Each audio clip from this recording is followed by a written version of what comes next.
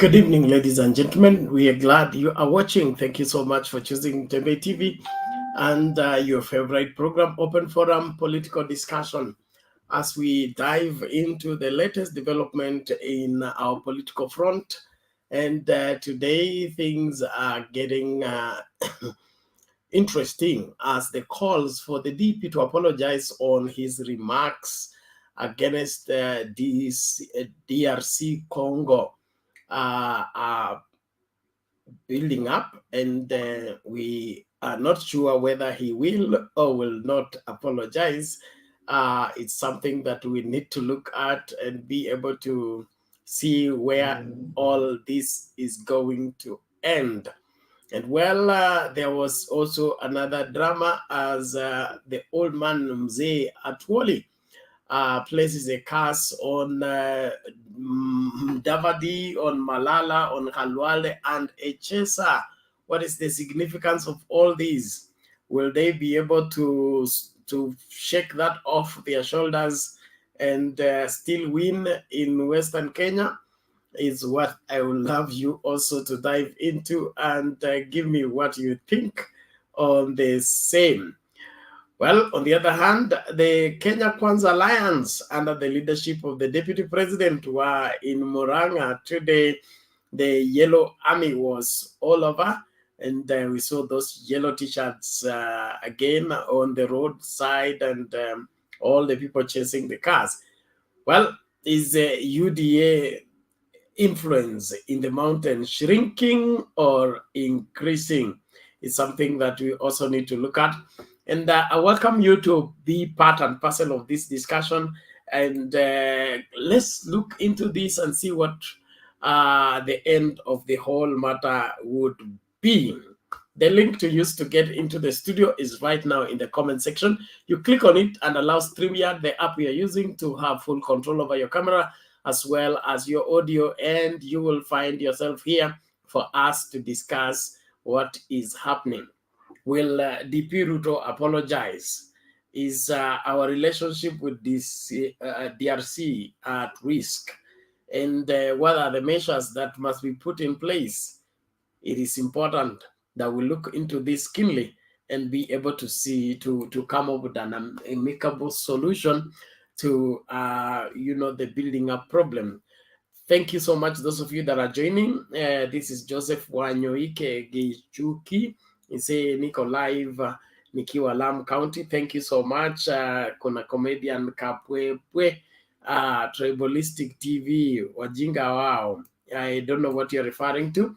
Baba Roy, talk about Colonel Rally today.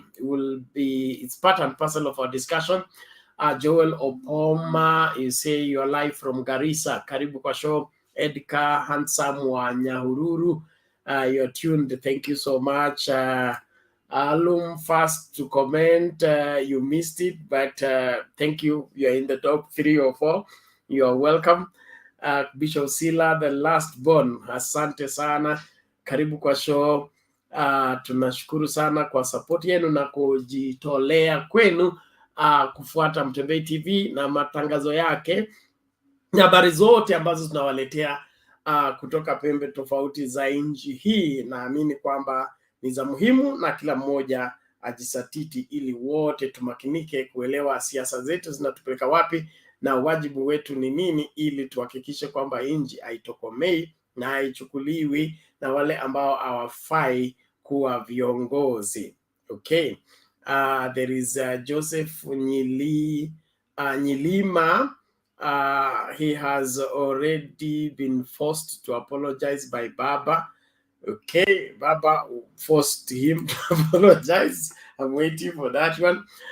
Brenda Richard, thank you for the show. Ted Fried, asante sana. Logan Paul Lele, karibu kwa show, asante sana. Geoffrey Musera, asante sana, karibu kwa show. Kuna John Kevin K, thank you so much. Kuna huyu anaitwa nani? Nose Zuluz Haziz. Hey, jina kali kweli.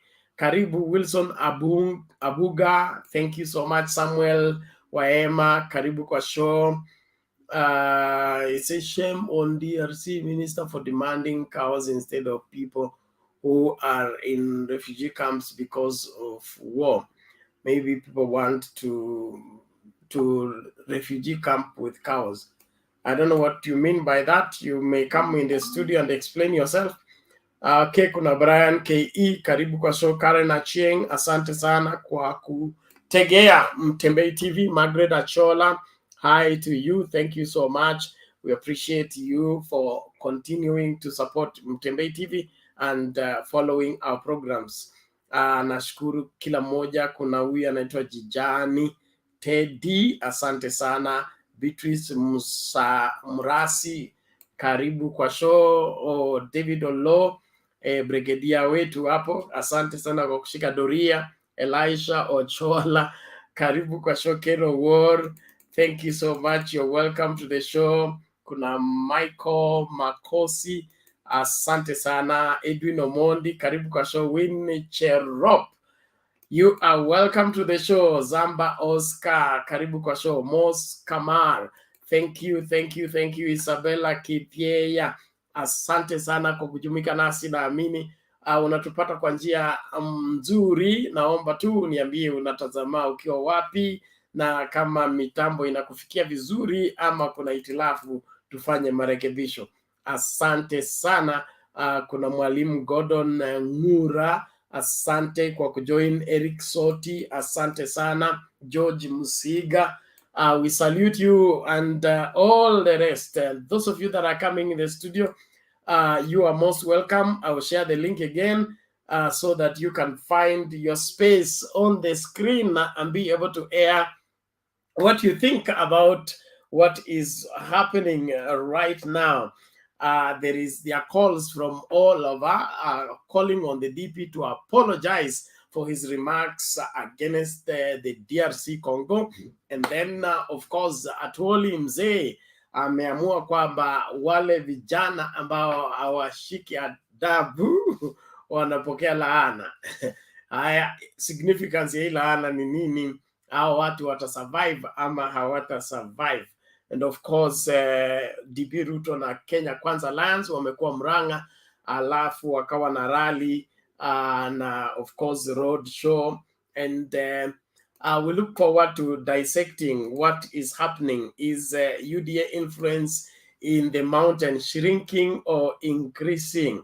Are they making good progress, or they are just in motion, And I want everybody to share their views, how you see what you are looking at, so that we are all on the same page in terms of being able to understand what is cooking with our politics. Jeron Chebo Chipsach, asante sana, na I think that one I've tried. Kuna huyu anaitwa nani, Salome Mbone wetu, asante sana. George Kagure, karibu kwa show, asante. Simon Mbogwa, asante sana, anasema Atwoli.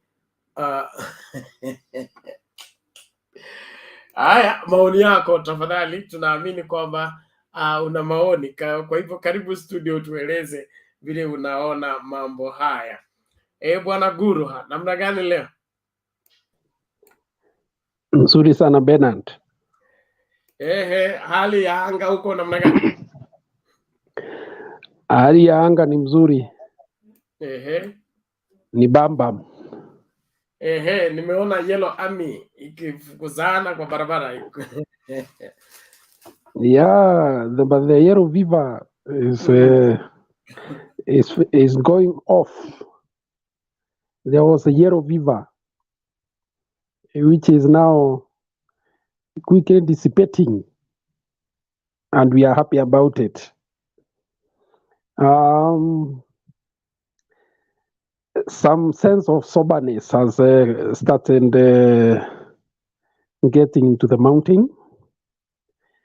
I think one of the best things that happened to this community is to be exposed very early to this year's politics. Because what now has happened is that there is a lot of evaluation going on, and I think whoever advised the deputy president to run ahead in campaigns made a big mistake, because actually people are even starting to question why a deputy would go against his boss and start insulting and criticizing the very same government and promising good things in the future. You know, ni kama vile mnakosana na bibi yako kidogo. The fact of the matter is that the people of Central have been annoyed for several things. They thought the economy is not doing well, and part has to do with the government tightening the loose ends in a revenue collection and also the imports section, which actually affected quite a number of traders, especially those dealing with electronics, and most of who came from parts of the mountain. The issue is that small traders, a number of them would get one container. They each import the different items, and then when the container gets to Kenya, they only declare one item and pass through the customs with the other types of products and make quite a killing in the local market. That went through for quite some time during the Kibaki era, but the KRA came strongly and sealed that loophole. And the obvious fallout was that those who are importing were no longer able to do so. And it's a big change because they would also have other, retailers coming to buy and go and sell. So by straightening and strengthening the systems, there are those who feel that maybe because Uhuru came from their region, you'd have looked the other way or you'd not have been as hand. But that is the way the government works. Unfortunately, the country belongs to everybody, and there is nothing else that can be done about it.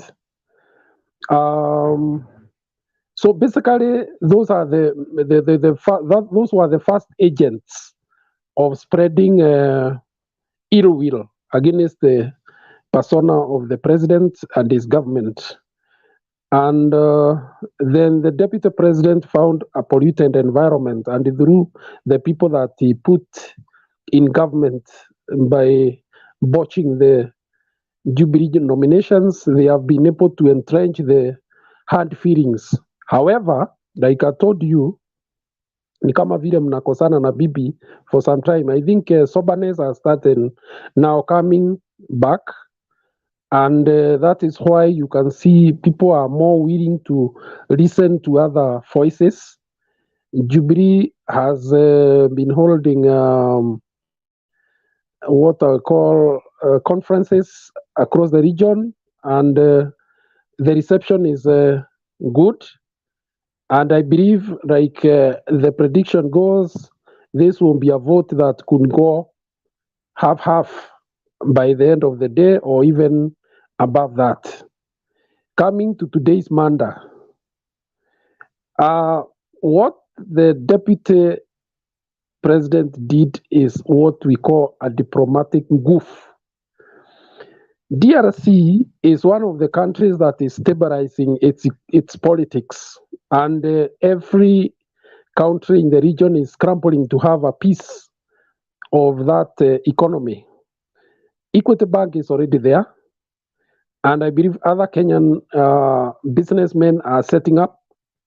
It is a country with a lot of resources, including the forests, where we can procure timber, and we have been doing that for some time. It is also a country with full of minerals, and those who deal with the minerals also have a chance. and so many other things. It's also a country where a lot of farming it can happen, and Kenyans, be who they are, it's not hard to find some of them going to hire out and lease land for farming and setting up other type of industries, in more so service industries, because we are one of the most developed service industry country in this region. Now, when the deputy president makes such a contemptuous statement to the leadership of that country, portraying them as people who do not know what they are doing, it is starting on the wrong footing. Perhaps it's also an indication of how narrow this presidential candidate is in terms of diplomacy. And a well-grounded president should be very well diplomatically grounded so that he can be able to assist his country to take up opportunities that exist in other countries.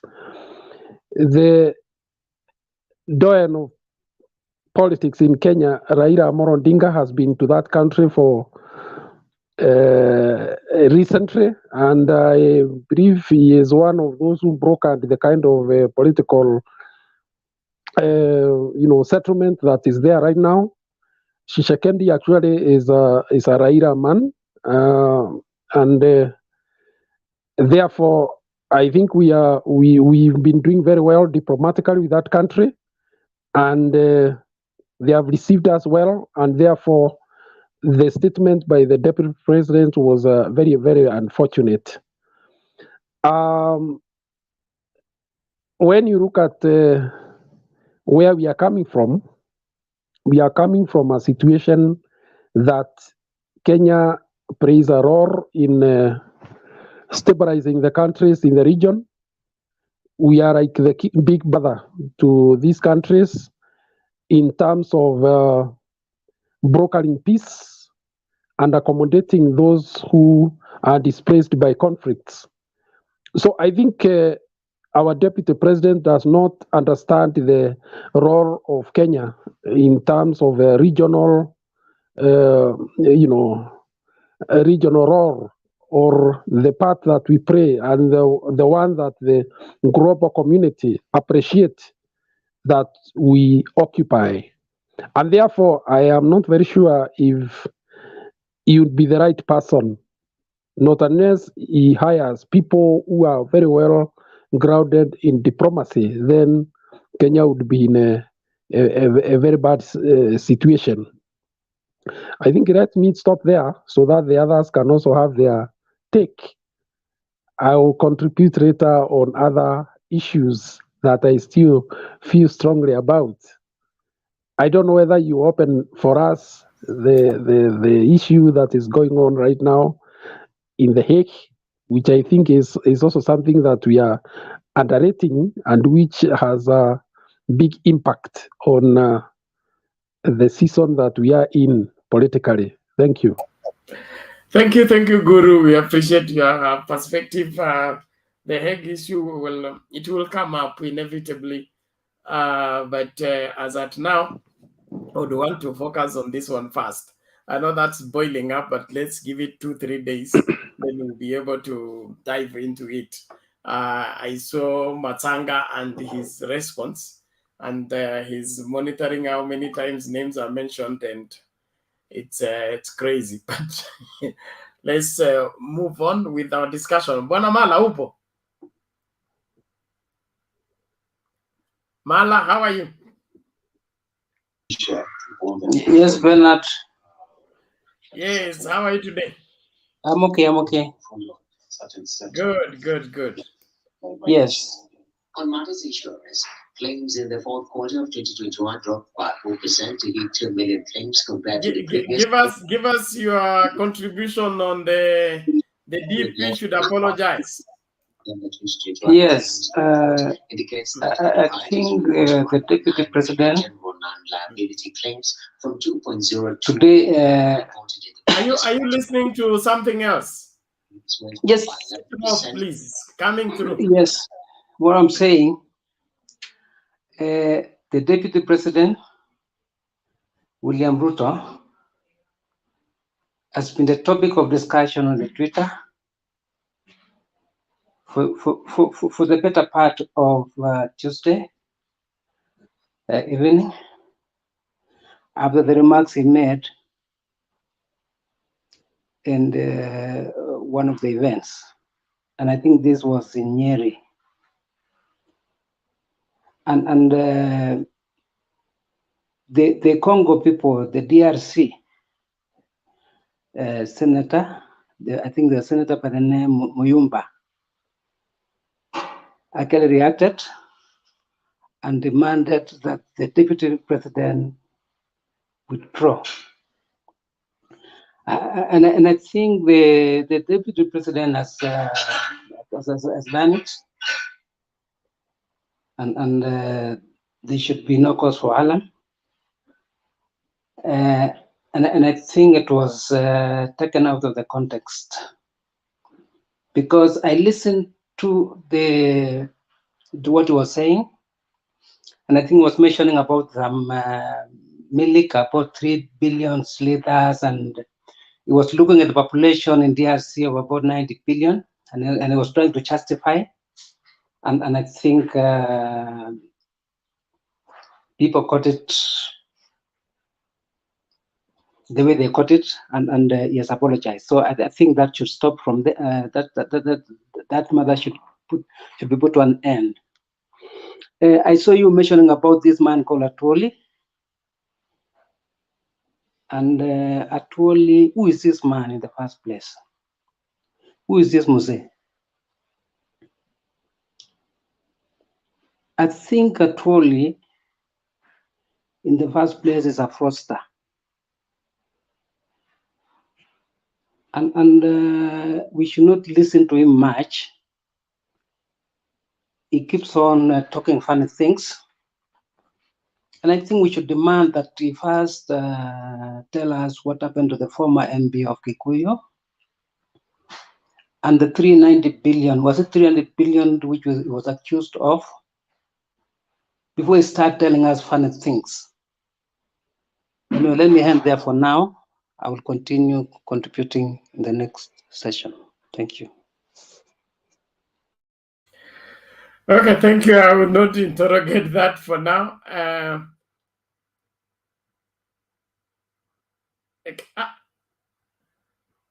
Bwana Kenywa. Yes. Ulitangulia hapa, naomba usalimie wananchi kiasi kabla niku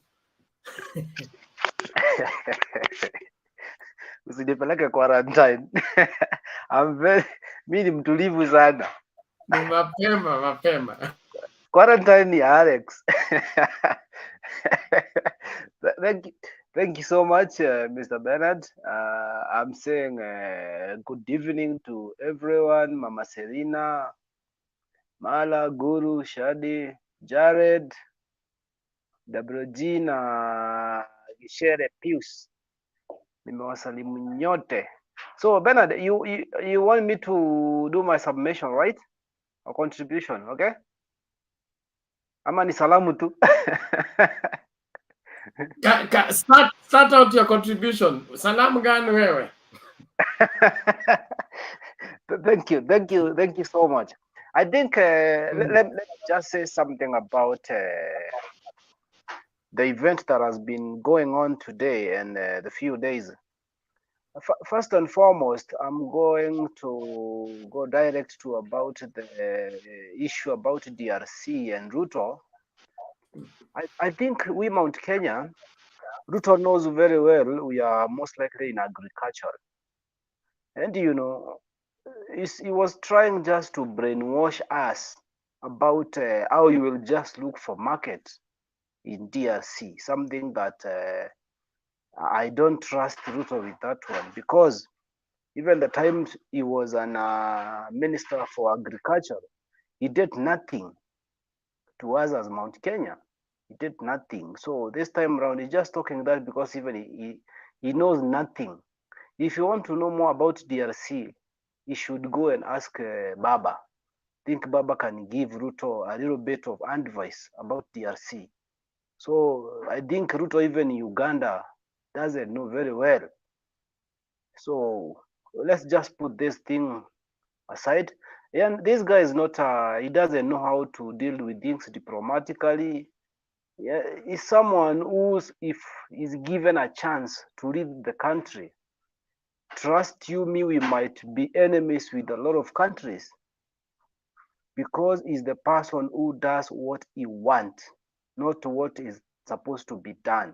He does what he wants. So about even if to say the apology, it's the damage is already done, and already everyone in the whole world have checked on that. And don't forget, in DRC, we have Equity Bank there, and the Equity Bank belongs to mabwenyenye, wenye Ruto wanaitanga mabwenyenye. It's from the mountain. It's there. And we Mount Kenya people, wale watu watufikirii, tulishangilia vile alisema hivyo, juu ya we don't think wenye hawafikirii. Mi nafikiria wenye hawafikirii walishangilia on top of that, because just imagine that's a new business has started there in DRC. Alafu they boycott the Equity Bank. Who will lose? We Kenyans, we are going to lose. Definitely, we are going to lose. So those are the things like Ruto want to fight every single bit of a rich people in mountain to make sure they don't have money. They are no longer rich. You know, there is one thing say, if you want to stay in leadership forever, make people poor. Trust me, you will stay in leadership for many years as you want, because the people are poor, so they beg on you in everything. And that's why this person even wants to kill devolution, so that you are from Darakanidi, you didn't support him, he cut off the taps that brings milk to Darakanidi, then you start going to State House to cry there. I think this is the person you should watch very much, and you should be very careful, especially we from mountain. Let me just go to another issue. Then I may say something. There is someone I talked about. Someone said about the way the government has done the life to be very hard. Vitu zote ziko bei kali. Do you know? So sometimes I've come to see this. If we stay and say we don't want development, infrastructure, we want food. Unga ikuwe pesa kidogo, sukari ikuwe pesa kidogo. At the end of the day, hata hizo vitu zitakosekana kwa duka. Reason? Because hakutakuwa na pesa ya kutengeneza hizo vitu. So I feel so sad when I hear people talking about things have been so much expensive, and they're expensive, and you can see the infrastructure, the way things are working. People should be balancing such things and understand a little bit, because like now we are not going to build another expressway. We have only that one, so we don't expect another time we come into Nairobi, we want to do an expressway. The same thing has been done. So for that purpose, I think people should think much. Let me go to Atwoli's issue about CAS. You know, Mr. Malala has just asked who is Atwoli, who is this mzee. I think this person doesn't go deep. There are people who listen to propagandas. Malala is a person who just listens to propaganda. Do a research to someone. Fuata huyo mtu. Atwoli ni mzee, si hawa vijana wanarukaruka huku. Do a research. Ni mtu wako na reputation. Then you'll come to know who is Atwoli. Don't just payuka anyhow. You know, some people, they may say this is a political team, that no CAS can come alongside you. But let me tell you the truth. Mistreat an elder and you'll face consequences.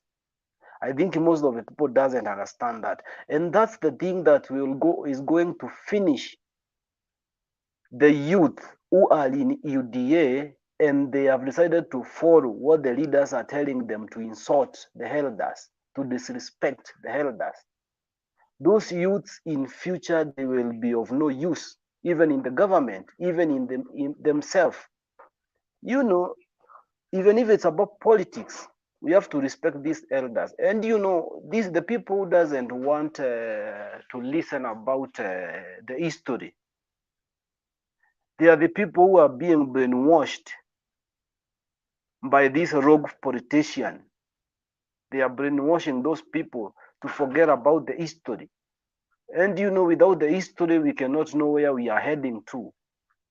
So mwenye anaandamani mzee Atwoli, wacha muandamani at his own cost, because I tell you, this will happen to akina ECHESA, akina, you see, Boni Arwale aliisha kitambo, alikuwa anarusha mawe hata Kibra. Huyo ni mtu aliisha. So you think why? Unaweza fikiria, watu wanafikiria ni normal. It's not normal. Most things are not normal. So for that one, people should take caution, even youth or leaders who are trying to disrespect the elders, because the elders, they know the foundation of this country. Those elders, they have influence nationally and internationally. I may say Mr. Atwoli, maybe he has like, not let me say even 2% of investors, friends in Kenya who are from outside. So that person, you cannot undermine that person. Mimi sina mtu yoyote wa kutoka nje. Watu wengine wanapiga kelele hapa kutusi wazee. Hakuna mtu hata ako na investor wa kutoka TZ amlete Kenya. Nobody. Ni mdomo tu. So those things are not good. They should take care. Let me talk about today's Muranga thing. Let me say Muranga thing. You know, in Mount Kenya, things are changing very gradually. Very gradually. Things are changing every day, every day, every day, every day. You can just confirm from Kandara, from where Alice Wahome comes from, the way things were. Wezi aminio ndiye mtu kuwa na be allowed mouth to talk ill about the government. You could thought that is the person who is holding the whole of Mount Kenya. Literal people didn't know that those people are getting off the way very slowly. In Muranga today, Ruto was there and he talked a lot. And the point I'm going to say here, you know, he is talking the same thing we have been knowing. The same thing he has been saying from point A to point B to Z. And you can just confirm about, now he has started drawing the ball about the corruption on Azimio. He has started already. Do you know, saying that the opposition can never lead the government, I would like to know, was Mudavadi in opposition? Was Wetangula in opposition? So how will they go to lead the government and they were in opposition? So the thing with Ruto is a double speak, and there have a lot of contradiction between Ruto and Brigade. So let them keep on, let them come on. As you can see, Jubilee has started to raise again. You see today in Kiambu what was happening. And I said it the other day. I said mambo inaendelea kuwa moto na hawatapenda. They will drink it hot. Sisi watu wa Azimio, we have done a lot. You will give me a little bit of time, I finish better. Sisi watu wa Azimio, tuko mbele. You see in Kisii Rand today, in Mombasa, there was a preparation. Baba is not even around yet. In Makueni, you see what was happening. Tomorrow, it will be in Machakos. And you can see a leader, a father. I said the other day, a father doesn't have to struggle as long as he raised his children well. The children will just do everything for the father. So it's Baba now. Baba can stay even in Dubai for a whole month. And trust you me, siasa yake tutaipiga mpaka ile siku atakuja. Thank you so much. I'll get another time to talk about something else. Thank you. Thank you, Bwana Kenywa. I appreciate your perspective and analysis. allow me to quote the scripture. Children are the heritage of God, and blessed is the man who has his quiver full of them, for he shall speak with his enemies at the gate. So the more children you have, as long as they are competent, they will deal with the enemy. You will just be seeing him at the gate. And I thank God that we are seeing that manifested in our time and day. Now, before we bring in Mama Selina, I want us to get the videos to play so that we get the picture of what you're talking about. There has been reports that the DP has already apologized. I'm looking for that information. I can't get it. If you get it, let me have it. But why should he be asked to apologize before he apologizes? So our debate is still on.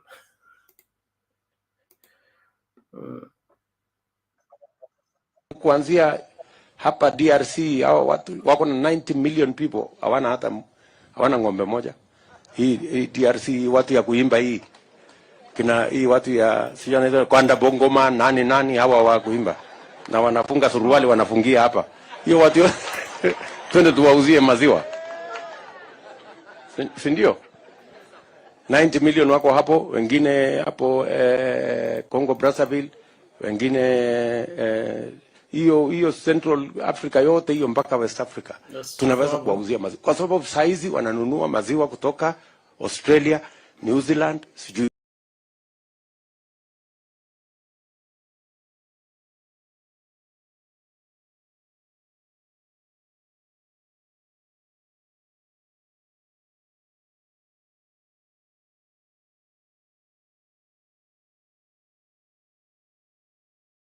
Apologies, we ran into a crisis.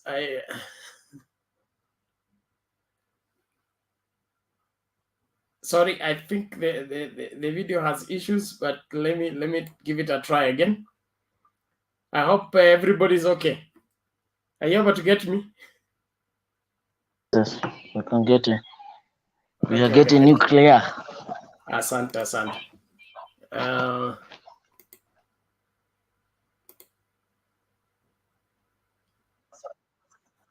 hapa DRC hao watu wako na 90 million people hawana ng'ombe moja.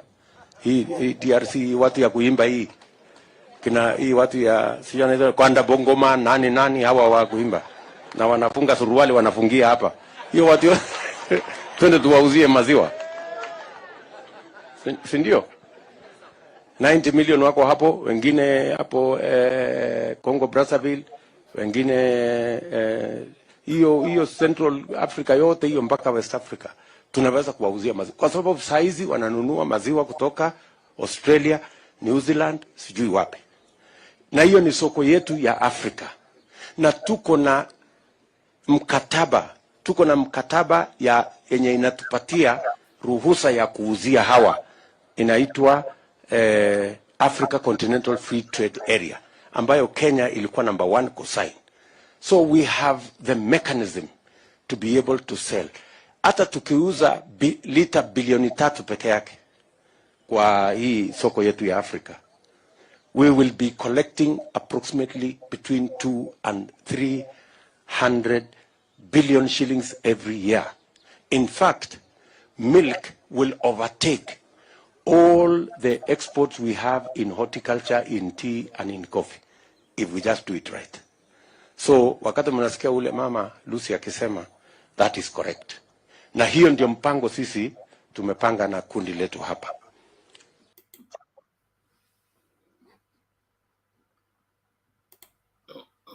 Okay, quickly we get this other one too.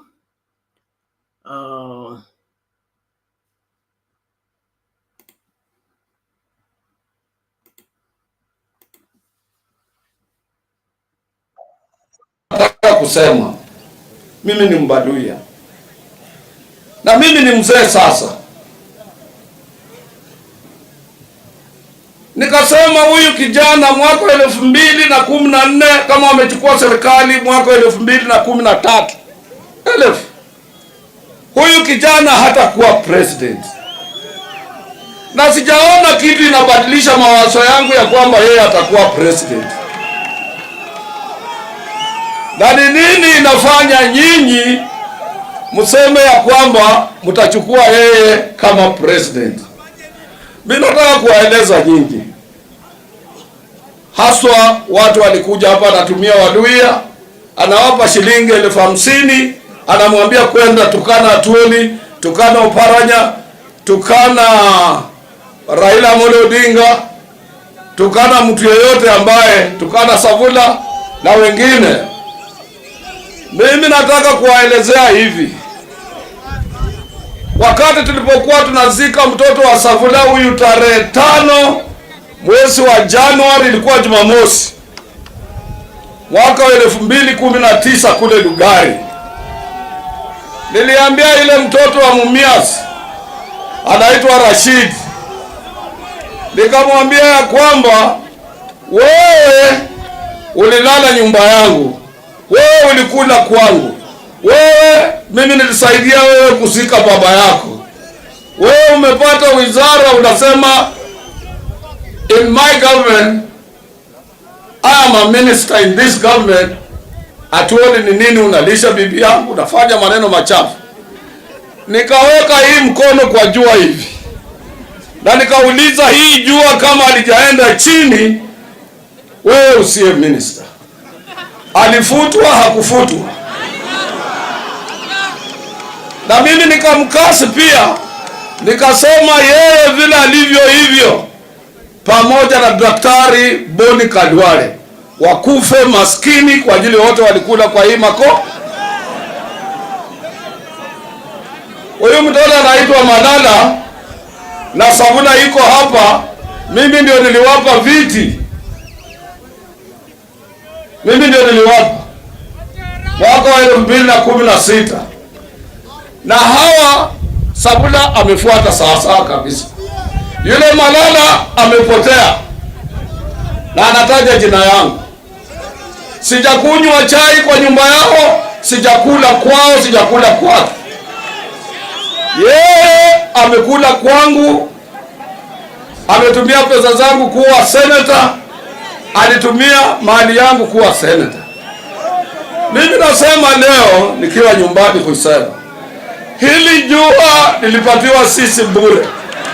Kama yeye akukula kwa hii mikono, achaguliwe. Kama alikula kwa hii mikono yangu, asiwe kitu chochote katika Republic of Kenya.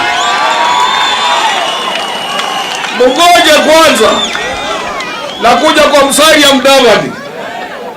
Musalia Mudavadi wa Muranga ngo mwana wa Ana, yeye nimemsaidia sana, sijakula kwake. Hata hapa kwangu nyumbani amekuja mara nyingi. Mama Jennifer anaingia, natengeneza chakula, mimi natoa vileo nini, anakunywa yeye. Na mimi nataka kumwambia nyinyi, dunia mzima, katika dunia ni msikie vijana, katika dunia ni mama yako ni mtu wa maana sana. Mama ya mtu ndio relative ya mtu. If you don't have your mother, you have no relative on the earth. Your mother cannot betray you. Mama yako hawezi kukuuza, mama hauzi mtoto yake. Na yule mtu anakuja kusaidia kuzika mama yako, to bury your mother, that is your relative number 1. Huyo ndio mtu yake. Raila Amolo Odinga, Uhuru Kenyatta, na Uhuru Kenyatta alitangaza hiyo matanga ikawa state funeral. Sisi zote tulijaribu kumsaidia kusindikiza mama Ana, kwa mali, kwa hali, kwa kila kitu. Kwangu amekula, mimi sijakula kwake hata kikombe ya chai. Yeye anasimama kwa platform anatukana Uhuru Kenyatta. Msikie kabisa, hiyo sio tabia ya Mbaluya. Hata hiyo sio tabia ya Goi na ndimi waanzilishi wa jamii ya Wamaragoli. Hiyo sio tabia yao. Na Musalia kusimama kwa platform, anaambiwa na Ruto, chukua hii pesa tukana Raila Amolo Odinga, chukua hii pesa tukana Uhuru Kenyatta. Hiyo na Uhuru Kenyatta alimsaidia kuweka Mama Ana kwa kaburi, kwa mali, kwa kila kitu. Akakaa huko mpaka usubuhi pale Mlulu. Mimi nataka kuambia Musalia Mudavadi, mkisikia Mama Ana pale kwa kaburi, she's not happy na siasa ya mtoto yake kununuliwa, kuanza kusimama kwa platform na kutukana wale waliofanya matanga yake kufana. She's not happy. Na wale wako katika kaburi huona, mnasikia? Wale wako katika kaburi huona. Kwa ajili Biblia takatifu inatuambia watafufuka enzi za mwisho, watakuwa. Hata kama si hivyo, sisi wenyewe tunajua hawafi. Sijala wandu befu bashiro kutia mkanisa abe inyengo bohupa inyengo babodanga nabo. Kabla watu wetu wachachukua dini, walikuwa wanaongea na wale wapendwa wao waliowaacha. Kwa hivyo hawafi. Na Musalia mumwambie kama iko hapa mtu mzee awache kupiga wale walimsaidia kusindikiza mama yake. Kwa ajili mama yake atamuita. Mama yake anaenda kuita yeye.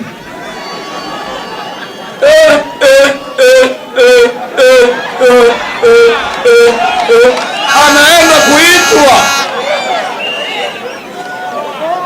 Ninamwambia mchana. And I don't want to curse him. Kwa ajili nilimpa kiti nikasema yeye ataongoza sisi kama jamii yetu. Lakini ile kitu nataka kumwambia anaenda kuitwa.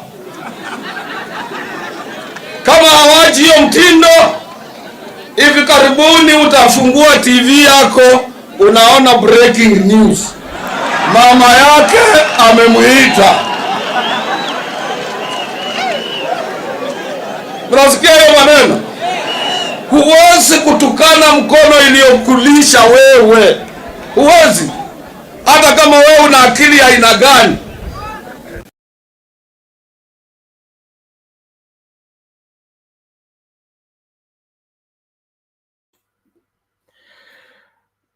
That was long, but I believe it serves the purpose. Mama Selina ametoroka. Basi tumsikize nani? Jared kwanza. Thanks, Bernard and the panelists. First, let me comment on the clip which we just finished with the Francis Atwoli. Much I like Francis Atwoli. I fully disassociate myself from the cause, more especially death is not something which we have to joke around. You know, it's only God who has a destiny of somebody. You know, if anything had to happen to Mudavadi tomorrow or the other day, even genuinely as it might be, people start associating some of these reckless talks. You know, I don't see what Mudavadi did that part that you can do that. As far as these other guys, I can understand, but saying about the death, no, I think that one might have gone too far. I hope that we don't live to see that coming through, because it can have even a ripple effect to something small can change a political scenery. Something can say, yeah, and then it changes all the dynamics. So that one I think is very unfortunate, and I hope that he thinks on those things. However bad it should be, no, it should not go there. You know, I don't want to wish even my enemy dead. You know, that one is out of the line. Coming on this other Khalwale and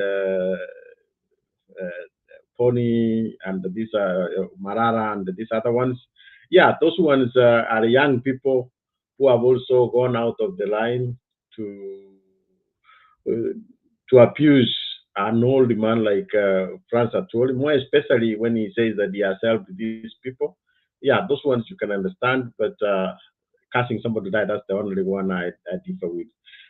Coming to what the deputy president did,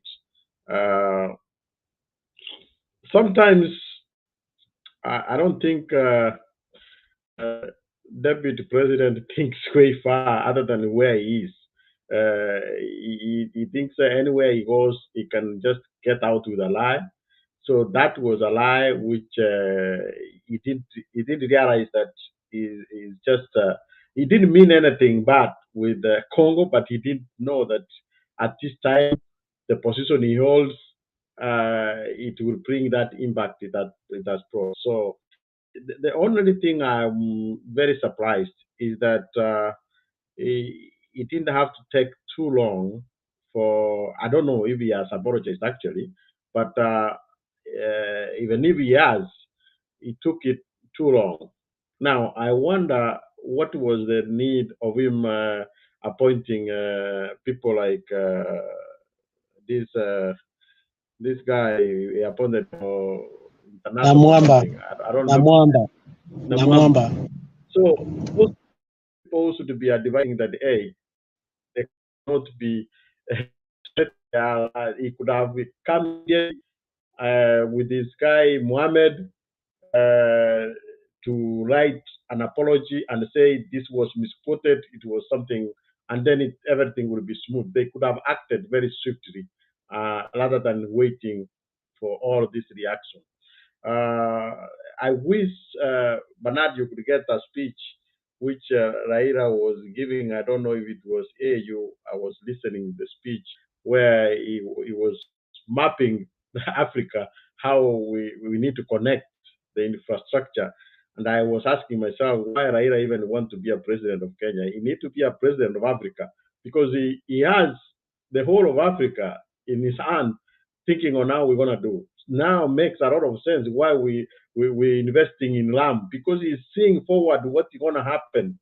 But you can see if we could get that clip and what Ruto was saying, you will see somebody who is understanding what the country needs and how it connects with the rest of the world. So it was very unfortunate for William Ruto, but those are mistakes because when you are used to just say anything which you don't even take to add, usually it happens that. But when everybody, usually people get structured on what they're going to tell. If you see Raila goes to a certain area, you already understands what you're gonna tell them, what they are the needs. In fact, he usually holds a meeting with those who matters from the area. They discuss what is the issues so that he can address those issues. But William Ruto, as a doctor, he has answers for everything, so he can answer anything which comes along the way. That is what is very disturbing. But we still, we have seen Kenya, Nairobi per se, bringing in Songo. So we should monitor these things. Let us not just think that we have got it. When actually you are ahead is when you want to make sure that you make less mistakes. So as Mio need to work so that they don't make mistakes because these other people will capitalize on it. If they continue making mistakes, let them continue making mistakes. Because there are things which I was thinking, for instance, if the Supreme Court rules in favor of PPI, even though we are for PPI, it might go to help Ruto, because if Ruto goes and says, Mudavadi, I'm going to give you a prime minister position, we're going to have to look on how to counter that from Western. So some things can happen. So it is not a dry still. So that's why we have to minimize mistakes, saying things which can come to others or things which derail us, when we are. But so far, I think the strategy of campaigning is working everywhere. You're seeing everywhere, which I don't know how Ruto will encounter that when we have somebody in coast, somebody in west, and somebody in where, and they keep going with these flower girls everywhere. So I think that's where it's gonna be. But we have to be very because for them, this was, people make mistakes. It is not that much. That's why you see when Sabina Chege says something, it becomes a big deal. When Ruto says something, what do? We say it's normal. That's what he does anyway. So for us, we have to make sure that we avoid any mistakes because it will be magnified so far. What I will say on that note quickly, that tells you also what I've noticed since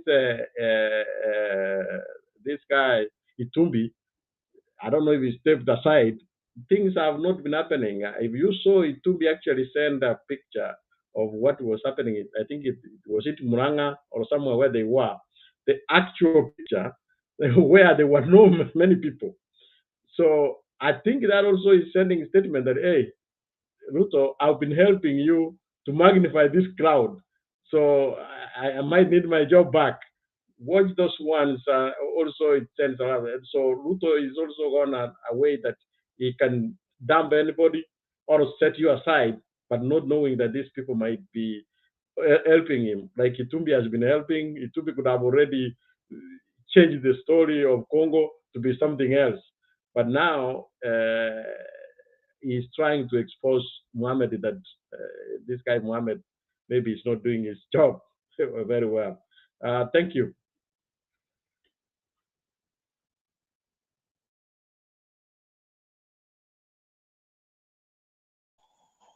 Alex, you want to respond? Yeah, I can respond. Bernard is not respond. Bernard is not here. Hiyo kazi tunaitaka. Bernard ameenda kidogo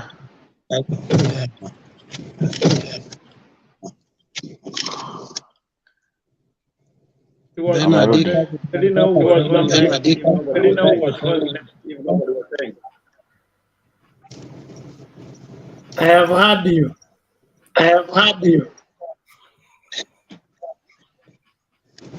Unemployment rate is too high.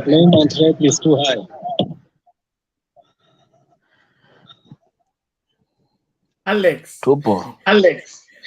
who do you want to employ?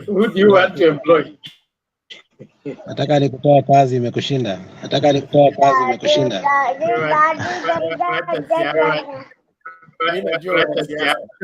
Can we mute reality echo? Everybody? Now, order everybody. Thank you.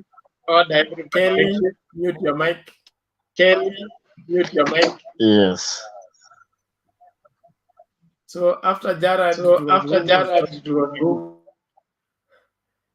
kuna mtu ana campaign kwenda quarantine Tukisema mute na mute, kama utaki mute ni quarantine. I think Mama Selina, she's still on phone. So let's get WG.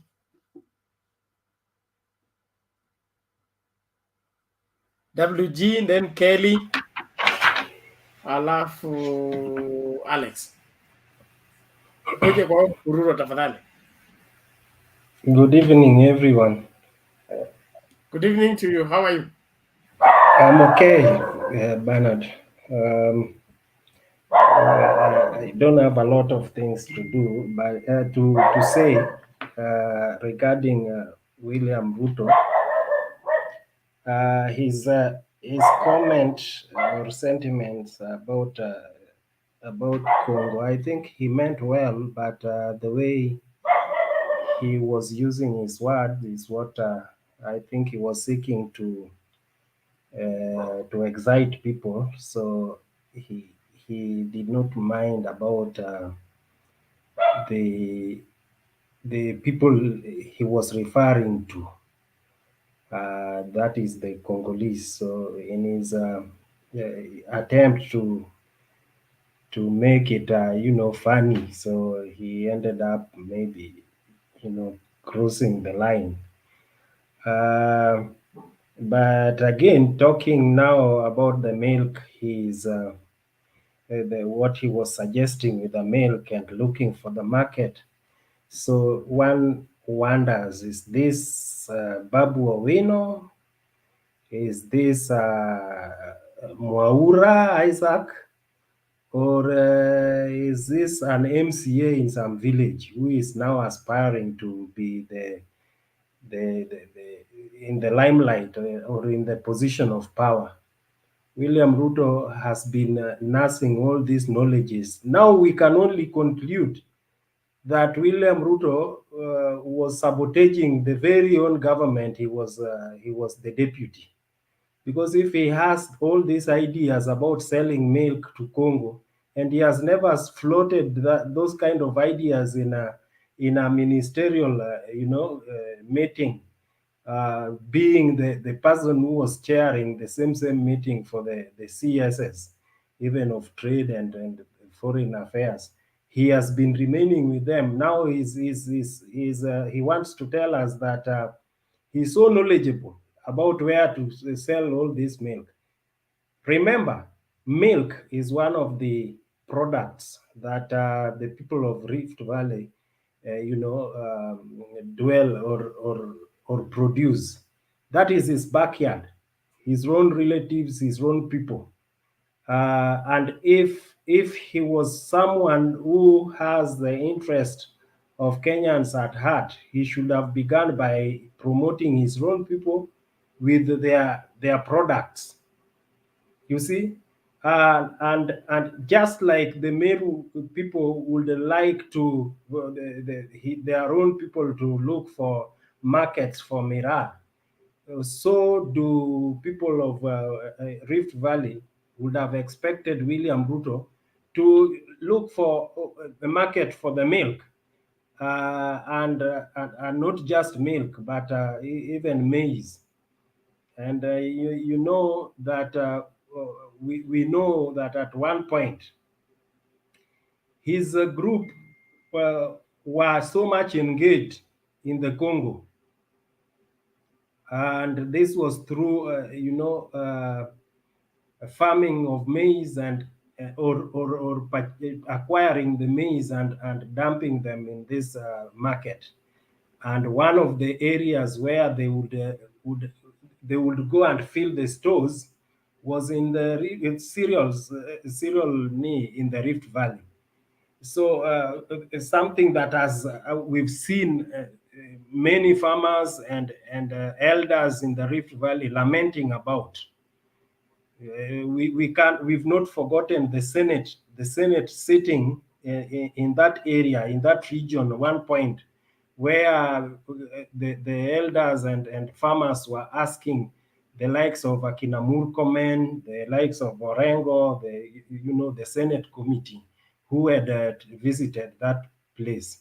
So William Ruto has been nursing some good idea, but for one reason or the other, maybe perhaps he wanted to sabotage Uhuru Kenyatta's government. So that is what we can conclude.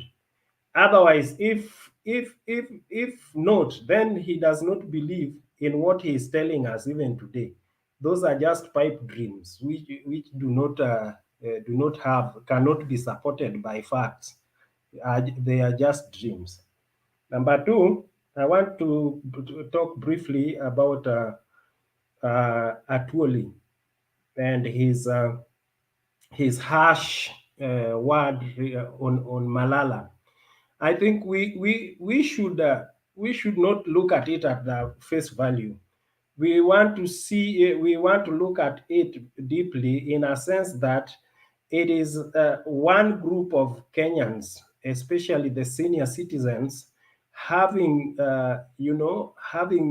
frustration on how careless how careless the young people are handling critical issues of this nation.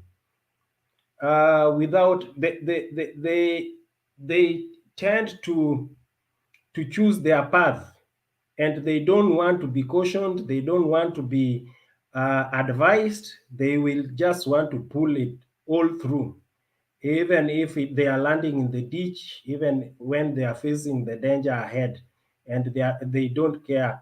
It is like they are just seeing today.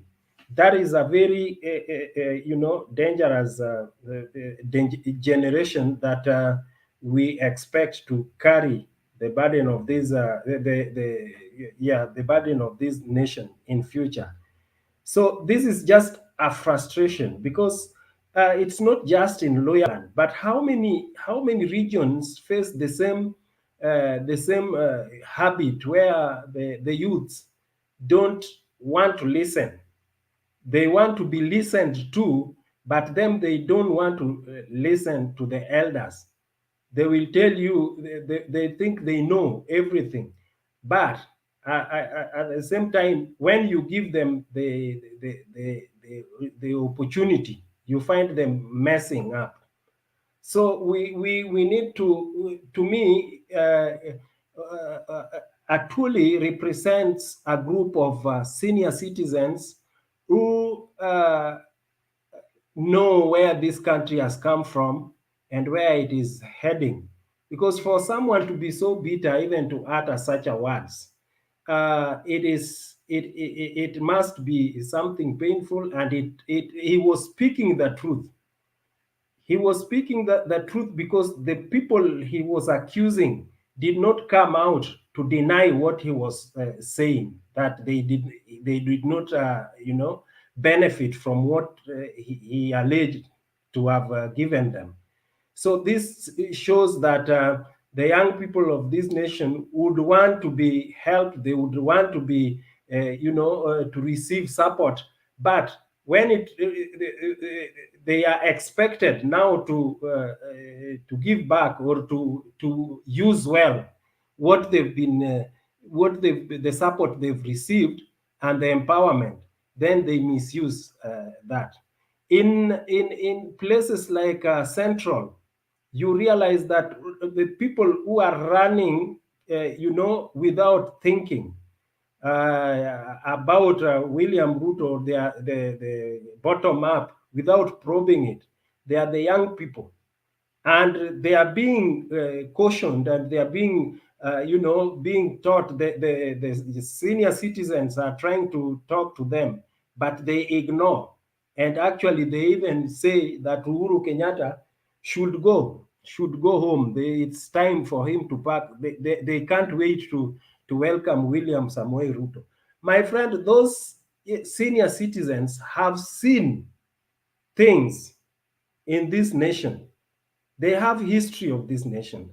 From the time it was conceived in 1963 or 60, when we got our independence, to date, they've seen people come and go. They've seen Ruto begin, and Ruto is here today.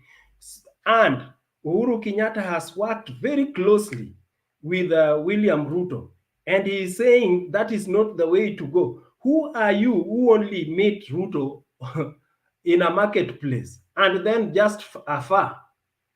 Who are you not to listen to these guys? So it's a frustration. That is what I read from Atwoli's reaction. It is a frustration within the senior citizens on how the youths are taking carelessly or behaving carelessly with critical issues on this land. So that is what I have for today. And if anyone has a question, maybe you can ask.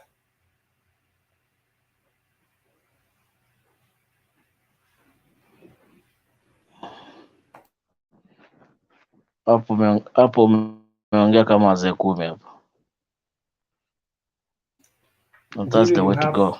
You are raising Kazi imeshinda mtu. Can I ask you something? WG, can I ask you a question? Go ahead. Thank you for your presentation. Mimi ile kitu tu ningekuomba tu kukuuliza, you began by saying that Deputy President meant well. So nilikuwa nikitaka kukuuliza if he meant well, according to you, how should a candidate or somebody who is going for presidential election, how should he talk to other countries? How should he refer to other countries? And how should he be? So it is kama sisi. So how can we be able to authenticate some of the information they say? Because when somebody comes and tells you that in the DRC hakuna ng'ombe hata moja, it is not true. I don't think that kwa dunia mzima kuna pahali hakuna ng'ombe, hata kama ni everywhere people keep cows. So according to you, how can a presidential candidate package his information so that he doesn't hunger so that you don't hunger and diplomatic thing like this one, and also you also keep away from lying to the electorate who thinks you are planning big things for them? That's my question. I think, Bananjiru, I said that if he means if what he was saying holds water, then it can only be said that he was sabotaging Uhuru Kenyatta's government. But I also ended up saying that I don't think he had facts while explaining this thing, So what I meant by meaning well is that he didn't mean to belittle the Congolese. He just wanted to make it some spices so that it comes out in a like a joke, WG. Yes. Don't hold brief for somebody you did not speak on their behalf or send you to speak on their behalf. International relations requires that when you are seeking the highest office, you must watch what you say. William Ruto breached the code of conduct in terms of referring not only to the Congo, okay, even the description of the Congolese, it was demeaning and diplomatic and uncalled for that matter, because where the people he was addressing were not from Congo. The meeting he was in was not an international meeting, okay? If he wanted to crack a joke, he should have joked with the locals. Why should you go and ferry people from the people that are our international trade, whatever, partners, then you make jest of them as if he is an enemy. He should joke about Sudi and this other, the boys they play with, but not another country and the whole country for that matter. And then you say he meant well. What well did he mean? Let me tell you, Bernard, yes. Some of us, when someone arises to speak, we normally, there's a point we get from him. And we would not like some second-class things to outshadow the main topic. The main topic which the vice president wanted to pass across is that he had a solution for the milk. But you see now, what is taking the center stage is his way of passing the information or the idea instead of the idea itself.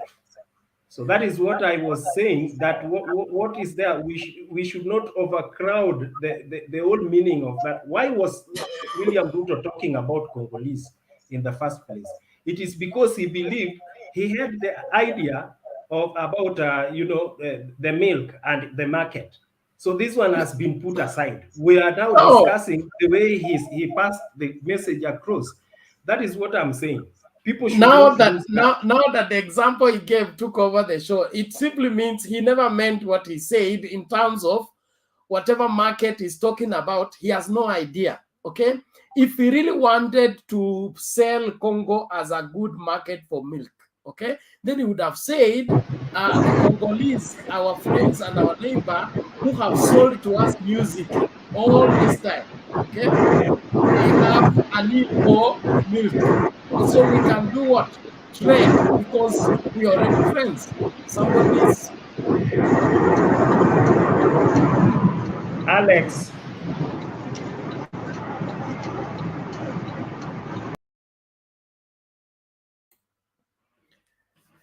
So when you're talking about international trade, there is always that striking of balance. Okay, we have consumed milk from Congo, or we have consumed music from Congo as long as we've been alive. Okay, we have discovered that they have need for milk, and so as dairy farmers, we can negotiate. Just like Baba was talking about, mtavembeleza suluhu tufungue nini market ya miraa, alafu nitaongea na nani pia afungue market ya miraa. You don't make jest of somebody you want to go and persuade to accept your product. That in itself disqualifies you from that particular office.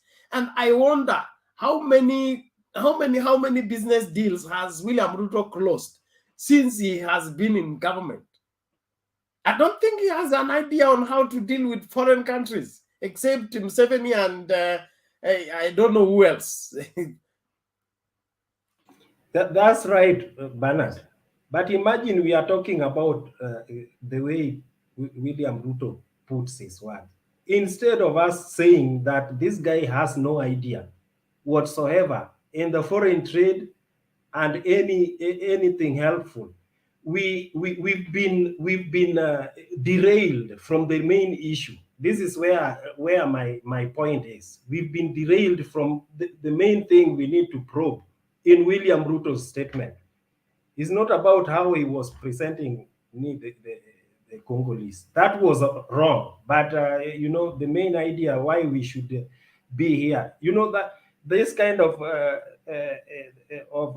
probe is left qua there's a category of people who should be talking about how William Ruto was putting what and how he was presenting his. We are here to probe the viability of his ideas and how it helps us, which according to me, it should be dismissed. Asante, maybe on my side, that is okay. I will not push that further, but Jared, you want to say something before we hear Kelly?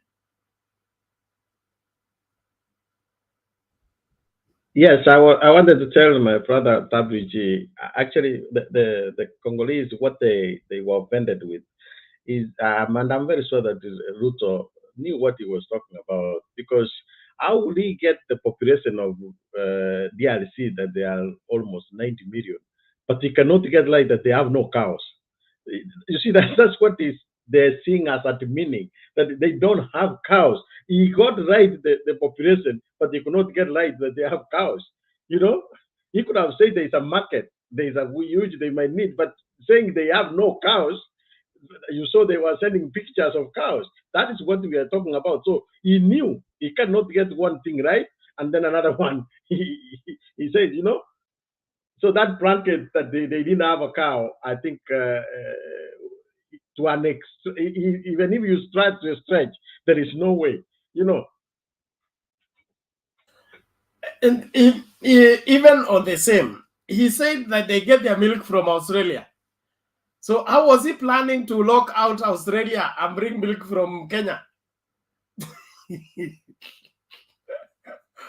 All the same, you don't trade with a country simply because it is in Africa and you're in Africa. If they prefer the milk from Australia, they will still get the milk from Australia and jump over yours. Just like you took your milk on the market, you don't have to force somebody to buy your milk. They have a choice. Probably the milk from Australia is cheaper. You're going to sell them at a higher price. They have a choice. So DP is blowing it in terms of exercising himself. The Bible says, don't exercise yourself in matters too high for yourself. The best thing for William Ruto to do, let him restrict himself in his area of politics. Mambo ya trade na hii mengine achie watu wengine wale wanaelewa hiyo masuala wauze, lakini akijiingiza huko anajilipua kila wakati. So free advice to him, avoid areas you cannot whatever defend for yourself. I'm a public speaker. In public speaking, the genesis, what prompted Ruto could have been the way Baba usually expresses knowledge on the continent, and wait a minute, and how he puts it, you know, how he wanted to show that he has grip of the knowledge and therefore and the solution, but he ended up you know, in his usual way of bringing it in a pact with lies and with wrong language. So that one completely ruined him. Naomba hivi because of time, Mr. Kenya, naomba nikunyime muda. Kuna watu wamekaa hapa kaza. We are going to the 21st May, 1 hour 20 minutes. They have been on here waiting. I want them to air their views first, then we go to the second round. Let's not turn this one into the William Ruto and his goose in his presentations. We move forward, and then the issue on the case of Atwoli. If you understand spiritual things, you need to be afraid. Like I am. Kelly, karibu.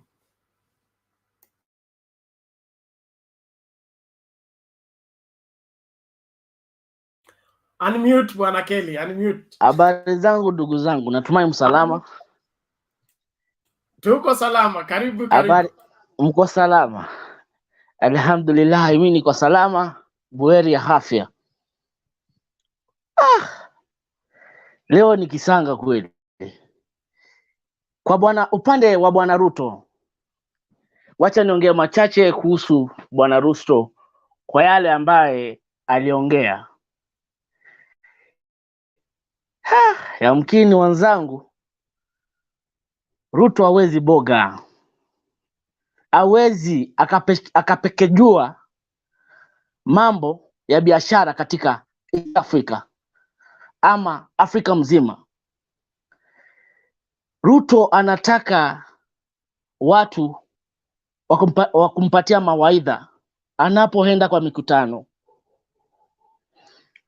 Ruto ametenga wazee ambao wako na hekima ya kumwambia chenye anapaswa kusema akienda katika mikutano. Katika upande mahali alikuwa na kampeni leo akiongelea mambo ya DRC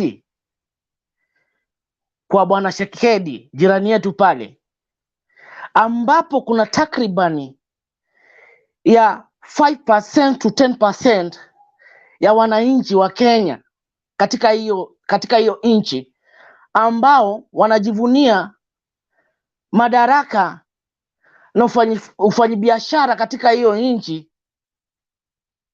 Walakini ukiangalia vile Deputy President William Ruto aliongea kwa njia ambayo si vema, inaitwa na Waswahili njia ya kejeli. Huwezi ukasimama kama kiongozi maarufu, kiongozi ambaye ni second in command, kutaja mpaka majina ya wananchi wa nchi jirani DRC kwa njia ya kejeli, njia ya dharau, kuwadhalilisha kiwango cha ajui vile yani Ruto ajui kile alikuwa anafanya. Unafikia mahali mpaka unasema kanda bogo man. na Kandabogoman katika hiyo nchi ya DRC is a veteran. Huyo ni veteran mkubwa sana katika hiyo nchi. Ni kama vile kumdhalilisha mwimbaji wetu ambaye alikuwa ni marehemu Daudi Kabaka. Ni kama kusikia deputy president wa DRC akiongea katika nchi ya DRC na kimdhalilisha marehemu Daudi Kabaka. Na tujiweke katika hiyo situation hiyo. Tumesikia mtu wetu amesemwa vibaya katika nchi nyingine na mtu ambaye ako second in command in that country. Ni nini ambayo kinaweza fanyika hapa Kenya? Kinaweza zua kitu kinaitwa ghadhabu katika wananchi. Na naweza shukuru sana huyu madam ambaye ni senator wa DRC. Aliona Wakenya wanaweza umizwa kwa sababu deputy president alikejeli watu wao na waliwadhalilisha. Tuangalie kitu in deep perspective.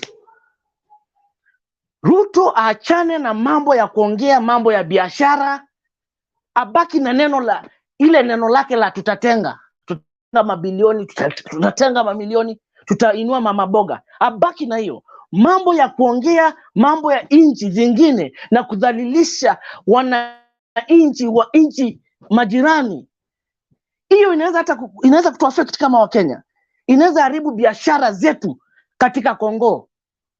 Inaweza fanya hata hao wanamuziki anasema ambao wanakujanga kuja kutumbuiza Wakenya huku tunafurahia, waseme hatuwezi tukatumbuiza Wakenya tena kwa sababu ya kile ambacho tulisikia na deputy president wao. Ama ikuwe wakati wanamuziki wetu wanatoka hapo wanaenda kuperform Kongo, wanadhalilishwa kwa kitu kidogo ambacho kilifanyika. Kwa hivyo mambo ya biashara aachie tu baba. Ukilinganisha baba wakati alikuwa Meru, alisema ya kwamba ndiyo miraa itafunwi DRC, miraa itafunwi Tanzania, lakini nitapigia ndugu yangu kwa njia ya heshima, nimuelezee na niuze biashara ya miraa, na nimuelezee vile tunaweza fanya ili exportation of miraa iweze ikatoka Kenya kwenda nchi jirani DRC. Na pia nitapigia dada yangu ambaye tunampenda sana, ambaye anaitwa Suluhu, niongee na yeye nimuelezee jinsi tunaweza panga vile tunaweza fungua biashara ya miraa katika nchi ya Tanzania. Unaona, biashara inataka heshima. Biashara inataka uheshimu wale watu wako katika hiyo nchi ambapo unataka kufungua hiyo biashara.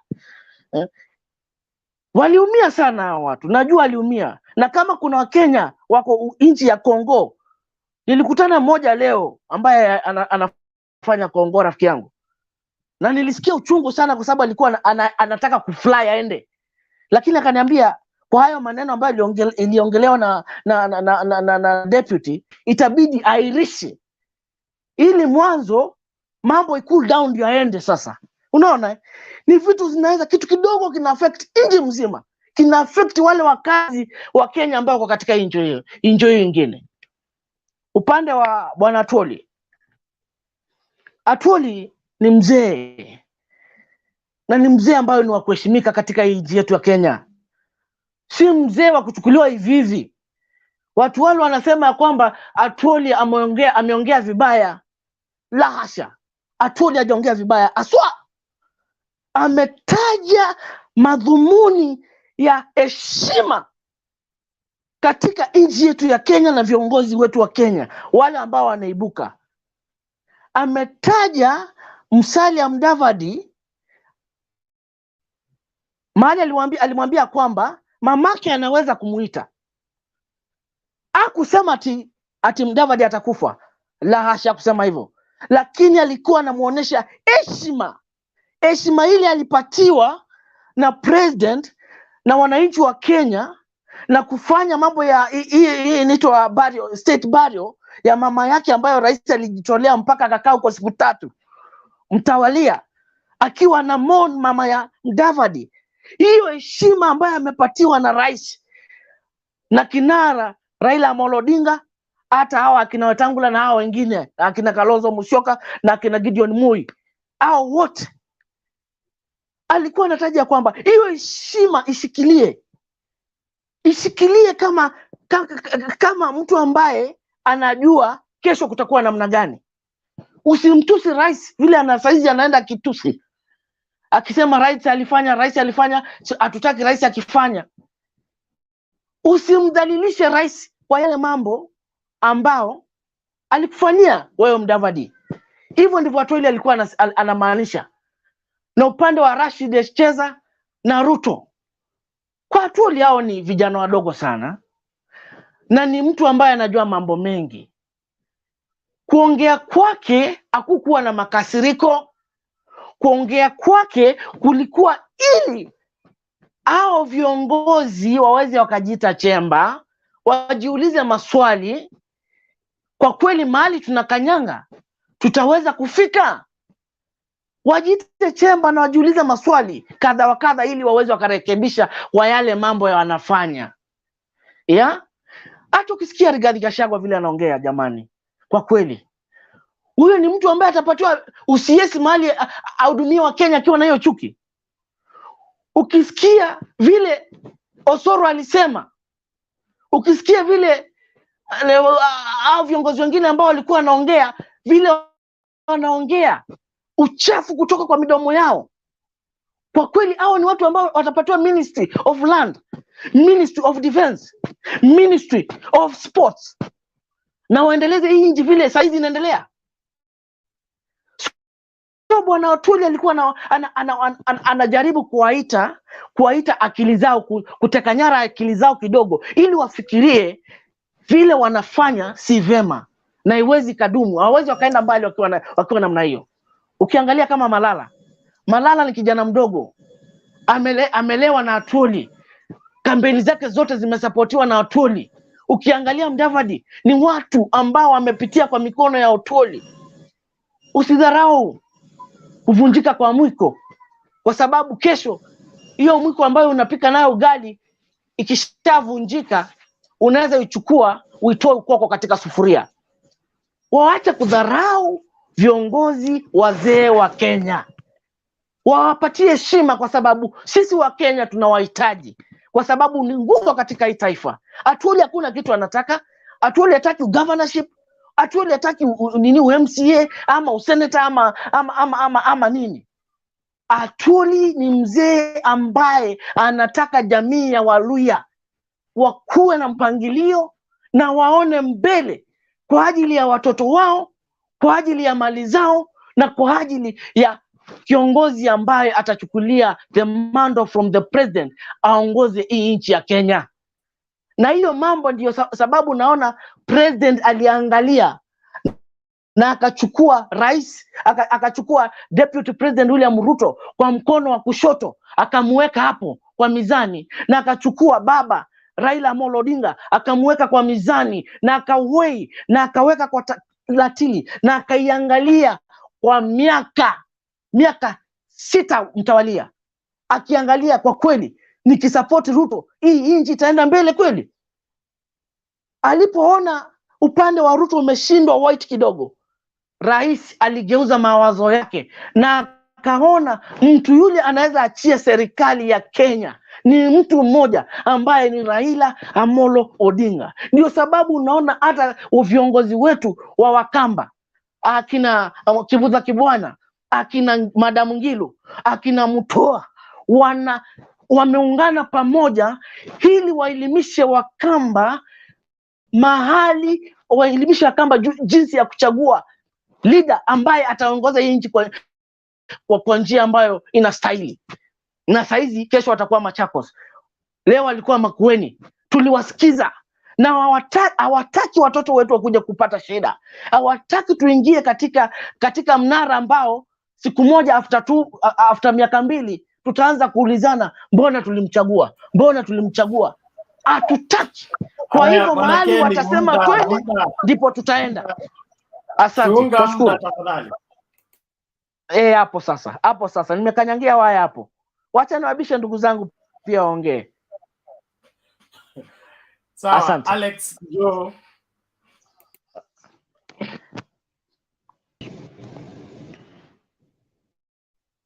Bernard na entire panel na washukuru. Namwona hapo Babu Bantu Warriors, namwona PK, namwona Guru, namwona Mama Selina, nawaona wote including Jared XD UDA militant, namwona huko.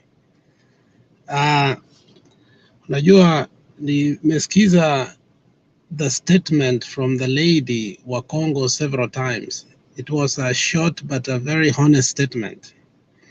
I took three things from that statement, because also as a diplomat of your country, when you are giving a rebuttal, it's not like rebuttal ya Mutembei. Unapeana rebuttal, and what you are asking for and from must be direct, simple, and clear. And I think that woman was very clear, very short, and he emphasized on three things. First of all, he told us the character of William Samoei Ruto. Alimuita kuwa is a contemptuous leader, is very disrespectful, and thirdly, is an arrogant leader. So those three words are very heavy words to use on a leader, especially a deputy president.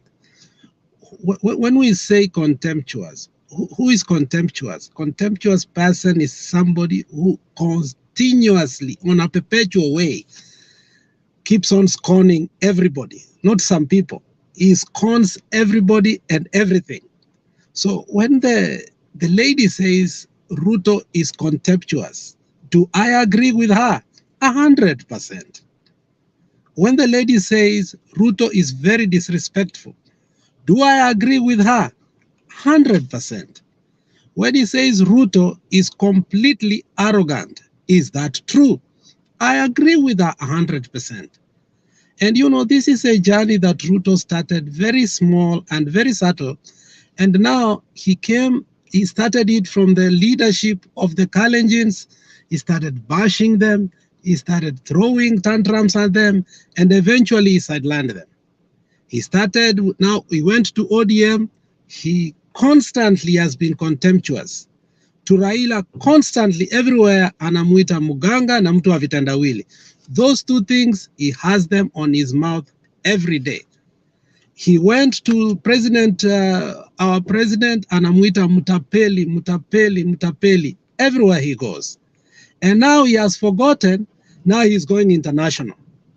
So you can see that this is a character of a president who cannot be fit to be a president. To a point that other people are telling us, now people from outside the country are telling us, because the woman went far and said, for a person who is running for the office, the highest office in Kenya, you know, that's what the woman said. You know, she told us who Ruto is, then he told us what this person can become, and then she ended up giving us a solution. And then she says, one needs to sharpen his diplomatic responsibility and public speaking in order to even vie for that seat. You know, when we are being told that the candidate we have does not even know that the position he holds as a DP is, you know, Ruto, as I've always said here, when I criticize Ruto, I don't criticize Ruto as a UDA chairman or UDA leader. It's because Ruto has forgotten his position as the deputy president of the Republic of Kenya. One thing that he took oath for, he earned salary for, and we protect him every day. Whatever he says, whether good or bad, nobody can even reach him. Why? Because he's protected by us. He's protected by the Supreme Constitution of our Kenya. So we must tell Ruto to stop being contemptuous to anybody in our country, not just to diplomatic leadership. Now, what is the impact of that? You know, when such things happen, what happens? It goes through a protocol. Usually we ask for an apology, which is very simple, on a verbal level. Secondly, it will go for a written one. Thirdly, if he doesn't do that, then we will withdraw. they withdraw the relationship between Kenya and them. So this woman just gave us something called a verbal thing that demands that Ruto should apologize. If he doesn't, because it was on the record, it's going to go on a writing. Thirdly, we are going to withdraw. They might withdraw, but I don't think they will go there because they understand who Ruto is. And you see, such kind of remarks are the ones you see everywhere where UDA rallies are. I have said it, and I believe this is very true, that UDA is a criminal enterprise masquerading as a political party. William Samoei Ruto is a criminal person in the manner which he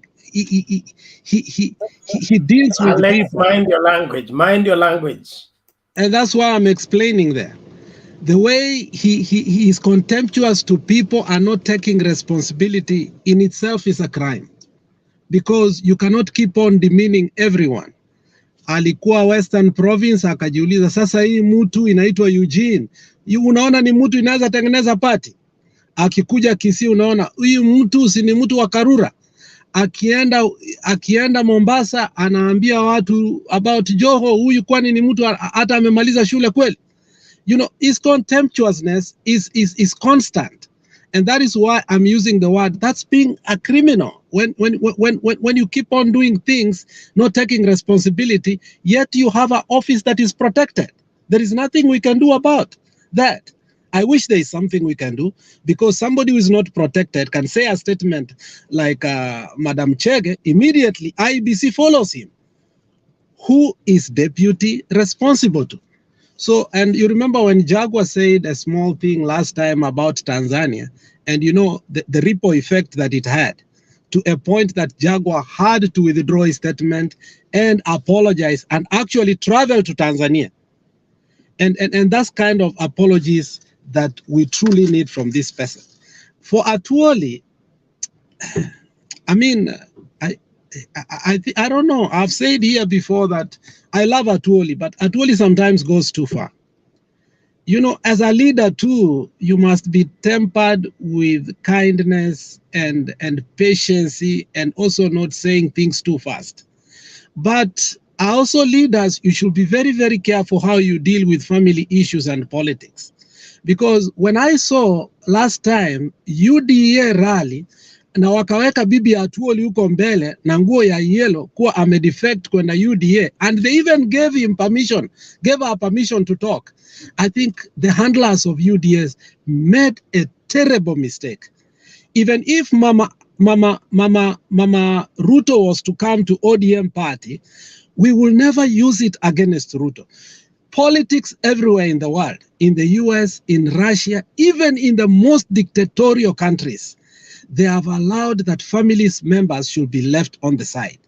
And I think this young man like ECHESA, he said statements about Atwoli's wife that, you know, you cannot even say, I don't know if you played that clip here, because sometimes you're on and off.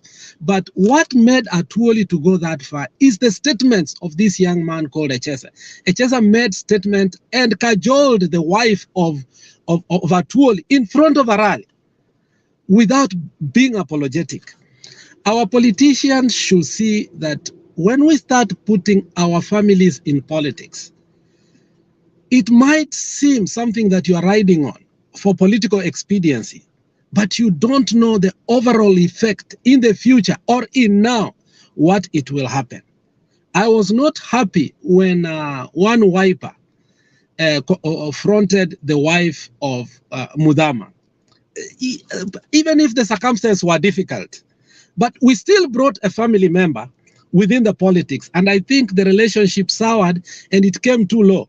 But I hope those two leaders went and forgave each other. My point is, Atwoli should be careful not to curse the leadership. The curses of our father do not go away. These two young men may think that it's just a joke, but they may be an example that's going to be very bad for the future of Kenya.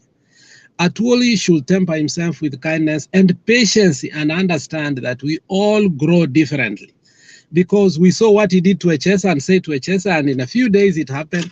I hope these young two men run to Atwoli and say, because they are very young families, and I hope Atwoli also should be told, bana, wewe ni mzee, usiongee haya maneno kwa watoto haraka hivi, kwa sababu haya maneno yatafanya hata sisi tuogope kuingia siasa kwa miaka yetu ndogo, kwa sababu there is a thin line in politics between criticism and respect. There is a thin line. Let's be honest. You take advantage of the smallest thing in politics to put your enemy down. And this thin line sometimes may evade us as young people. So the older people have an advantage in that for them, whatever they say, they get a pass. But for young people, whatever they say, it will be taken into account. So that thin difference, I know, is difficult for young people, and they should exercise it with a lot of, responsibility. And that is why I think it's evading these two young people. But Atwoli should know that his people are also growing, and these young men are growing. But for Khalwale has reached an age whereby he knows the truth. For him, he must respect Muze because he's becoming one or already has become one. For him, even if he gets the curses, I don't care. The guy has kids, he has grandchildren, and he understands the politics of how you should play. He must be respected himself, therefore he should respect others. Kama hawezi respect wazee, yeye mwenyewe ni mzee, so let the cause follow. My only concern is for people who are very young, who have kids who have not even gone to class 8, being cast. Those kids are going to be left orphans, and I think their future are going to be very bad. So, Bernard, that is all I have to say for today. Rebats. Thank you. Alex, the Bible says a curse without a cause will not land, just like a sparrow flies without landing. What makes a curse effective is when you do what makes the curse takes effect. Atwoli, being an old man and being mistreated by the young people, I think the young people have themselves to blame, because there is nothing new under the sun. If you are a proper, culturally brought up Aluhia, you understand that there is always a boundary when it comes to matters elders. Even when you have crossed the line, there is a way to silently seek redress and make your apologies and get those things finished outside the public, wherever, arena.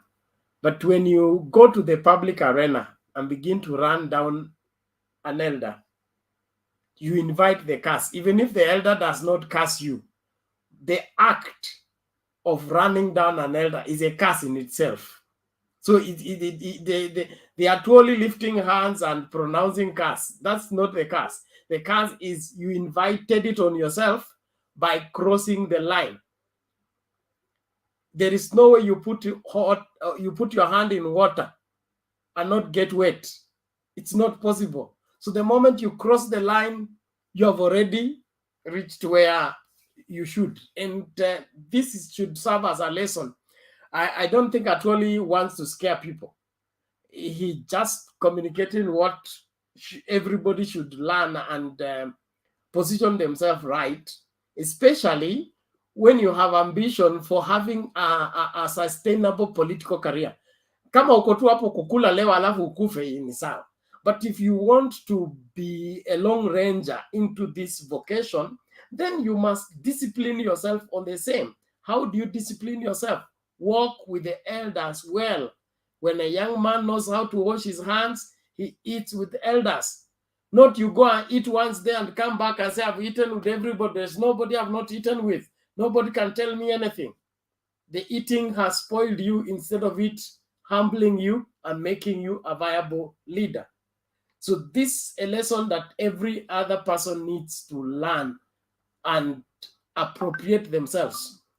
Our age groups have never changed. We may be in the city, others are in the village, but our age groups remain the same. Somebody who's old enough to be a father, he is your father.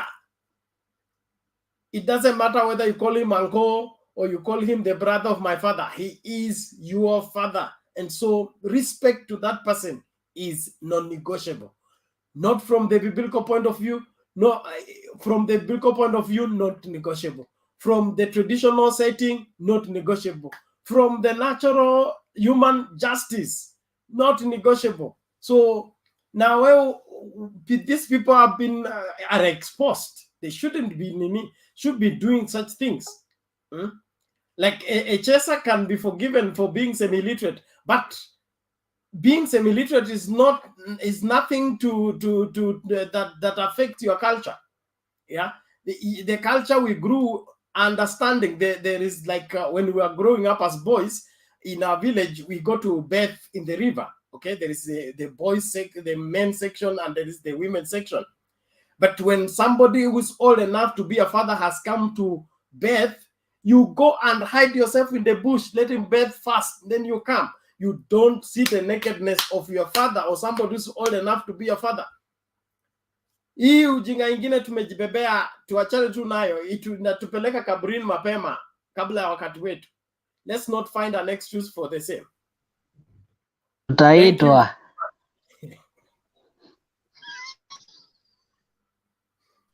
Alex, you are mute.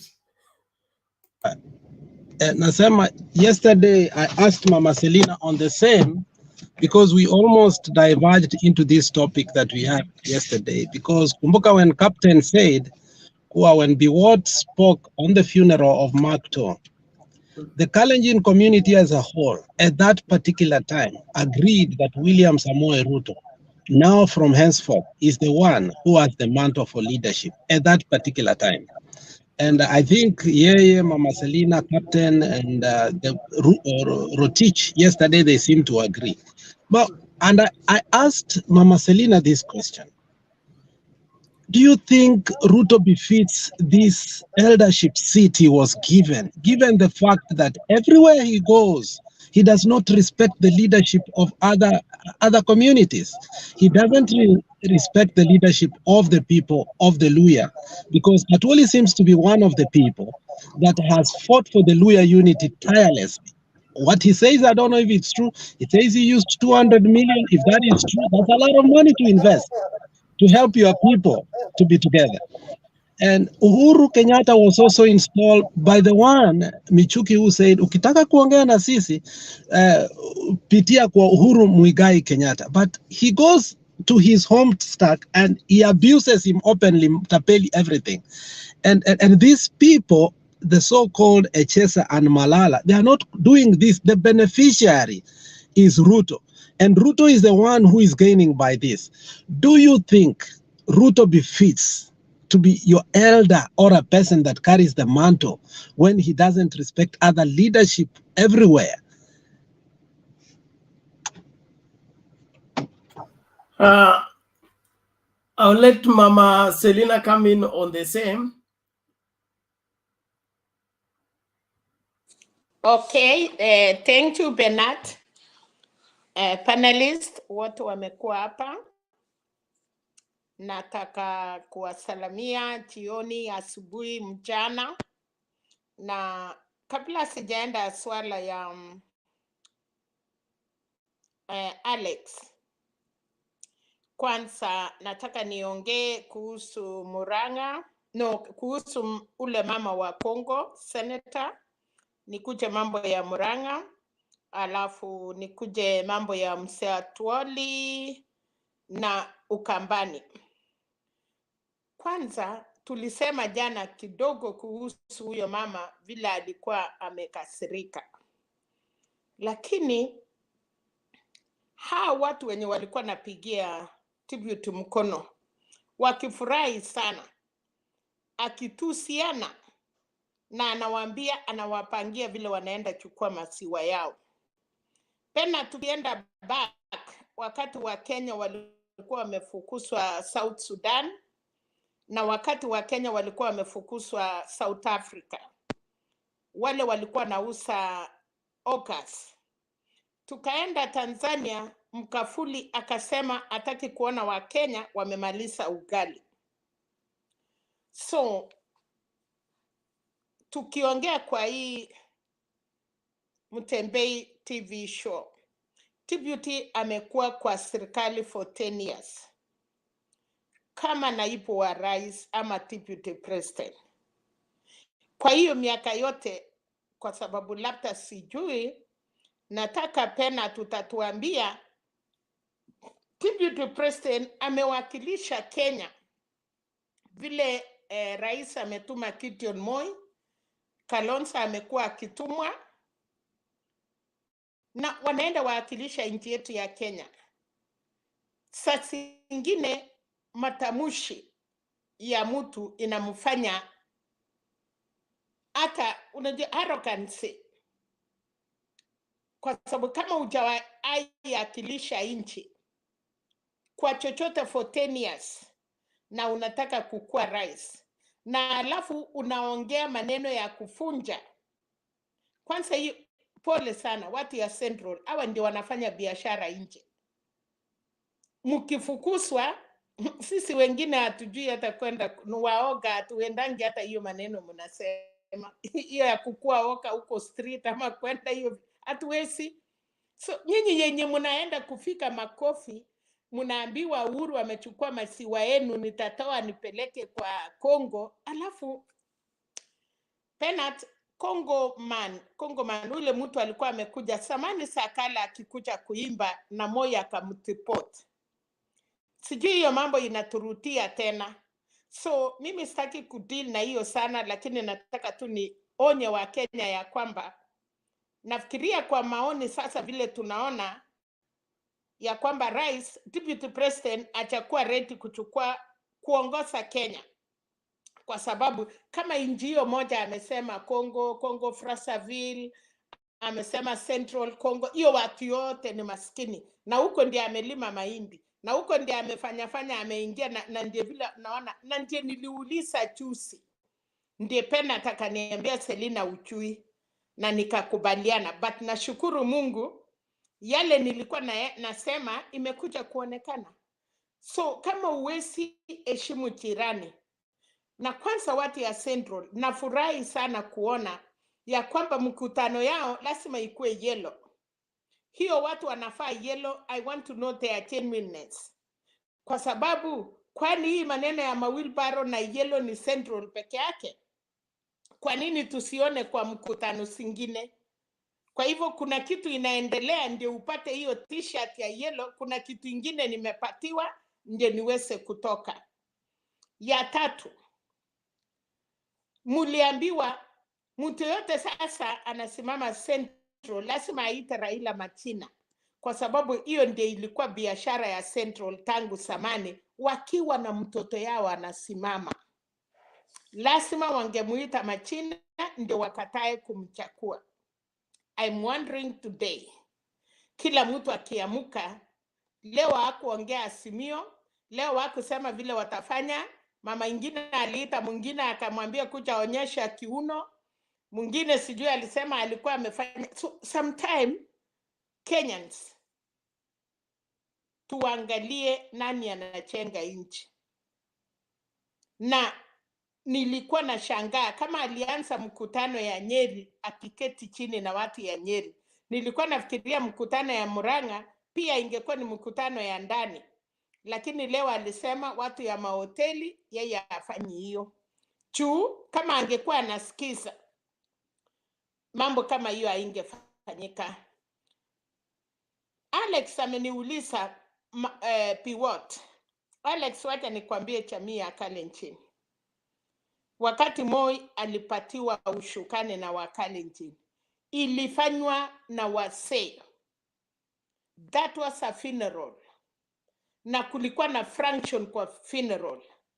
Lakini wakati ya kuteua Ruto kuwa kiongozi ya Wakalenjin, ingepiti jamii sote ya Wakalenjin wakae chini kama Kapkatet, wakae chini kama Eldoret Stadium, wasee wakuje sasa waelewane, waseme leo tumepatiwa huyu kiongozi anakuwa kiongozi yetu.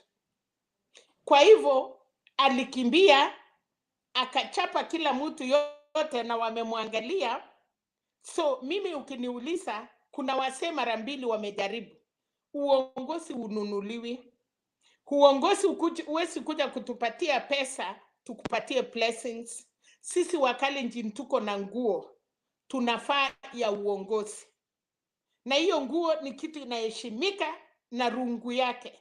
Na nikikuuliza saa hii Moi uliona akitembea na rungu, hiyo rungu ya Moi imeandiwa over nani? Umaiona Ruto na hiyo rungu? Umaiona Ruto amekaa chini akafalishwa na wasee? So wakati Piwot aliongea, kwa sababu nyinyi vijana amutaki kusikiza, alisema kila mtu ni bure, kila mtu ni bure, na akapeleka huko mbele. Ukijipeleka Wakalenjin wanakuona, wanakusukuma uende ukufe peke yako huko mbele. Saa hii hawezi rudi, na nimewaambia, mumeona wasee wangapi isipokuwa Makurumen, isipokuwa Sudi, hata Mandago anakuchanga na akili kwa sababu anashindwa kitu ya kufanya. So saa zingine ukijitayarisha, umepeleka kisu, umekikata, bahati mbaya ukachikata pipaya kwa sababu huwezi ona.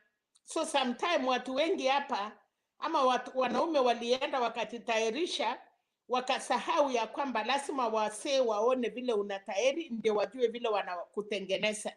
Ukisikia leo mkutano niliona ilikuwa Muranga, nasikia Tindi Nyoro anasema Raila inchini yake sijui hata sijui vile alisema. Naweza muuliza hiyo kijana ni K. Uwezi jua mwanaume mwingine ameisha nguvu ama ako na nguvu. Ni nani anastahili kujua wanaume wako na nguvu? Ni wamama ama ni wanaume? Ukisikia vile watu wanaongea, Kenya wachue serikali yao itaenda hivyo. If you cannot respect a person today, kesho ukiwa kwa serikali na uko na hiyo mapikipiki yote, amutakuwa kwa barabara na amutasimama. Na mimi nataka nipate challenge kutoka kwa Kamau. Nimeona Kamau, nataka kujua nani mwingine. Kwa nini Central ikiwa mkutano munaletewa munakumbushwa mkue yellow, na hata wenye wanakuja hizo mkutano wanakumbushwa pia kukua yellow? Mkutano ikiwa Baringo walikuja, hatukuona kofia, hatukuona mati. Central ni maskini ya nguo ama Central wananunuliwa na wapatiwe hiyo manguo ndio watokee? Lazima Wakenya waangalie. Nikimaliza nikaona mkutano ilikuwa ya Kafanas ya Machakos. Walianza leo mkutano yao Makueni. Angalia hiyo mkutano ilikuwa namna gani? Watu wamechaa, wanasikiza, wanarespond, na unaona message ile wanapatia watu yao, watu wanachukua. Hawakutumia matusi, walisema facts. Sisi kama Wakamba tunataka nini?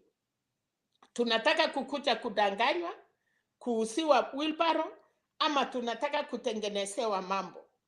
So nyinyi nafikiri na nusu ya Central sijui wanaona kwa nini kiongozi yenyu Uhuru Muigai Kenyatta akuwe mbaya akuwe mzuri,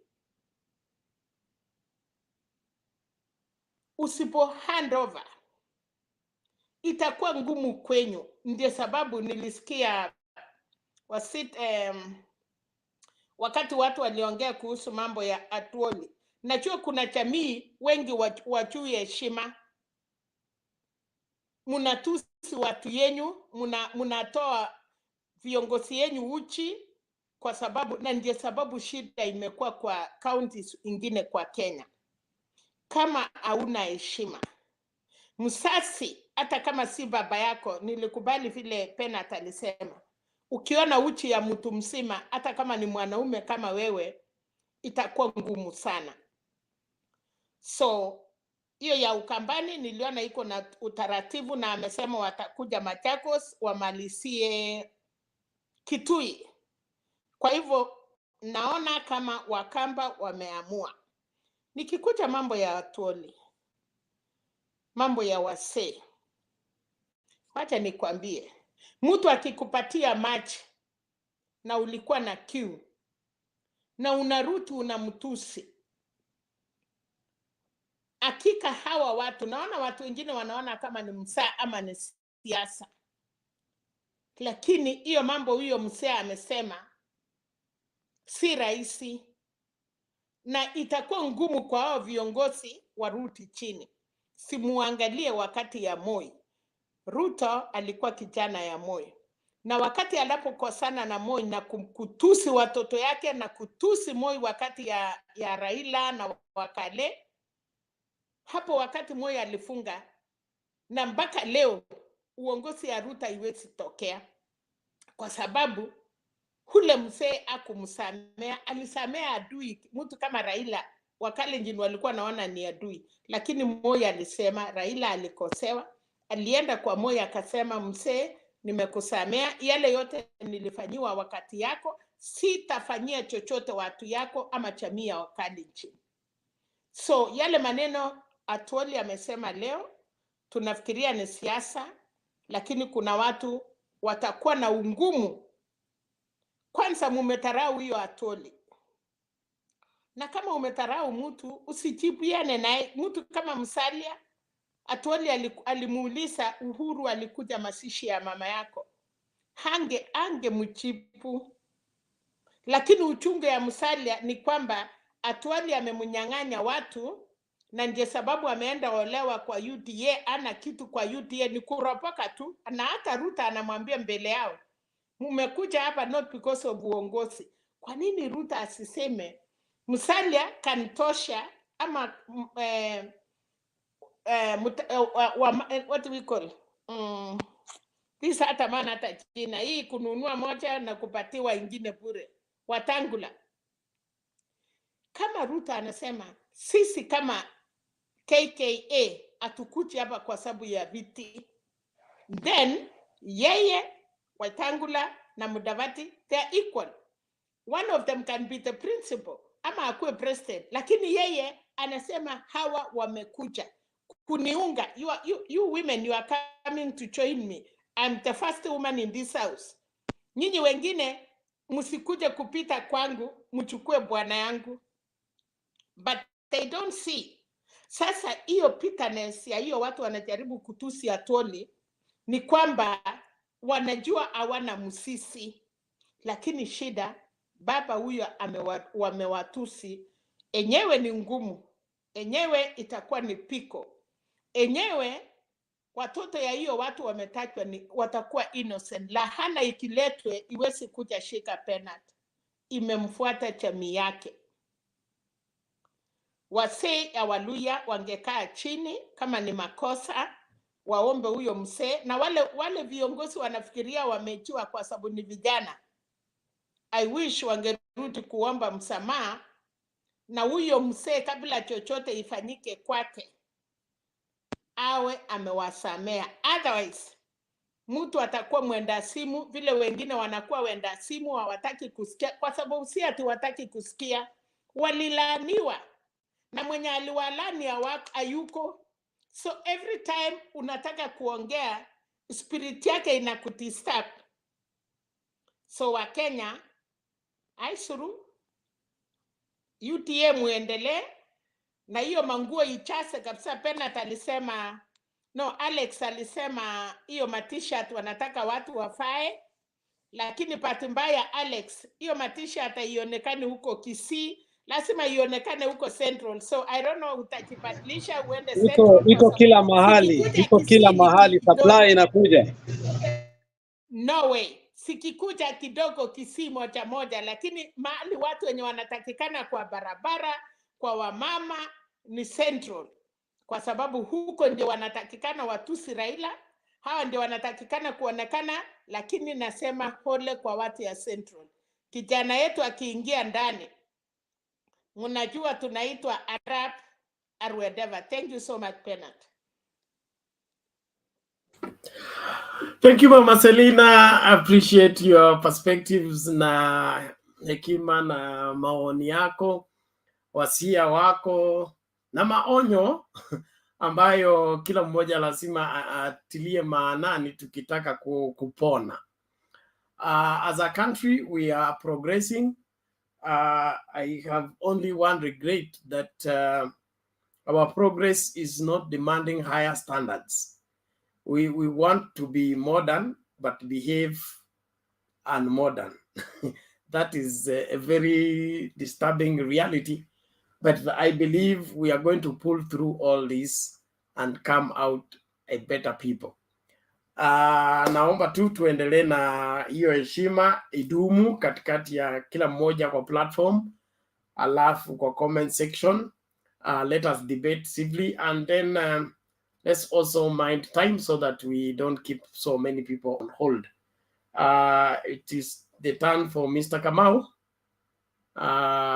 Bantu, and Thank then Omar. Good. How is everybody in the panel? We are good. We are good. It's good evening in Nairobi. Yeah. Thank you. I just wanted to comment something about what Mama Selina said. That it seems that the people who come to when Ruto comes to the Central Province, everybody has yellow. It is the intense mobilization that he does before he comes. If you ever see people in a rally with blended t-shirts and placards, then no, it is not something that is cheap. You know, the Kwambia, they have been promised something, they had actually been given something. It is not organic. You know, there is what we call organic attendance. Where people go to see someone because they love him or they associate with him. Majority of the people you see in those rallies are actually what we call in Kikuyu watu wa mongedo, people who are in the stage waiting for something to take home. And fortunately, when there is a presidential candidate, they are assured of 200, 300 shillings, and they can take that home. But that does not translate into votes per se. And therefore, the reason why yellow is so much in Central Province is, one, it is bought, and then two, it is because somebody believes that now he has inherited the kingpinship of Central Province, and he wants to use it to negotiate with other tribes and other parties. And Olewako, when you go and buy something for the hawker, from a hawker, you need to know that the price change depending on the demand. This time, he is the highest bidder because there is a lot of money flowing in Central Province to the young people, and that is why they are attending that, so that they can take the moment the price changes or the time changes, then people are going to troop back to where they belong. That is why I was telling Mama Selina that these are people who are bought, they are blended. They come there, everybody has yellow. It's not organic. You know, in Baringo, it was organic. They love their son. Whether you give me a t-shirt or not, I will come. Yeah, majority of people from Nandi, Kalenjins will vote for Ruto, not because of the policy, but because it is their son. And that is okay, because this is the country we live in, where people follow their kingpin, even when they know that it is not going to help them. In Central Province, what I know, I think at the moment now people are realizing that Mr. Ruto's intention is to use them in the negotiating table, so that he goes and says, you know, I have Rift Valley and Central Province. Nyinyi mko na nini? But it will come and dawn to him that surely he doesn't have anybody there. He has very few people who are actually fanatic and excited, because they think when you employ a thief, then all of us are going to be rich. What they don't understand is that there is no honor among thieves. If you steal with someone, eventually everybody wants to kill each other so that he can go with the loot. That is a problem we have in in this country. You see, we have a problem of indiscipline in this country. And when you talk about people disrespecting elders, it has started to manifest in a very bad way in this country.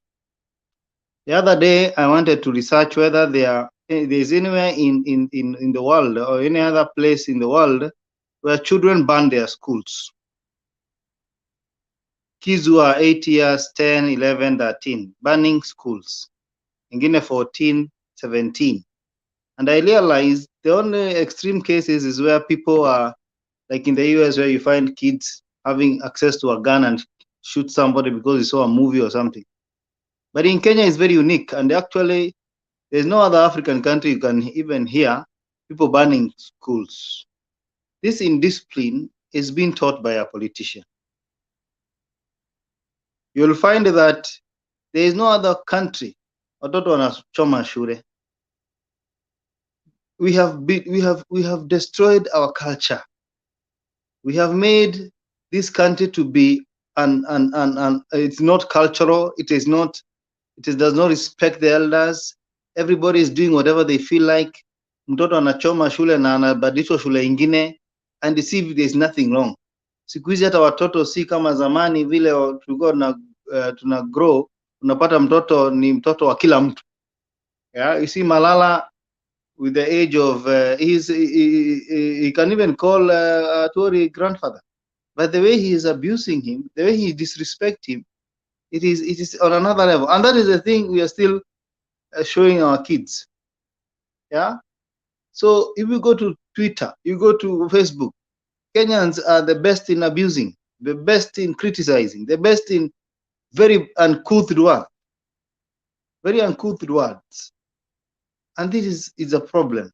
And until we get to a point whereby we return the culture of respect to our parents, respect to our grandfathers, we still have a problem in this country where you see a son killing the mother or the father.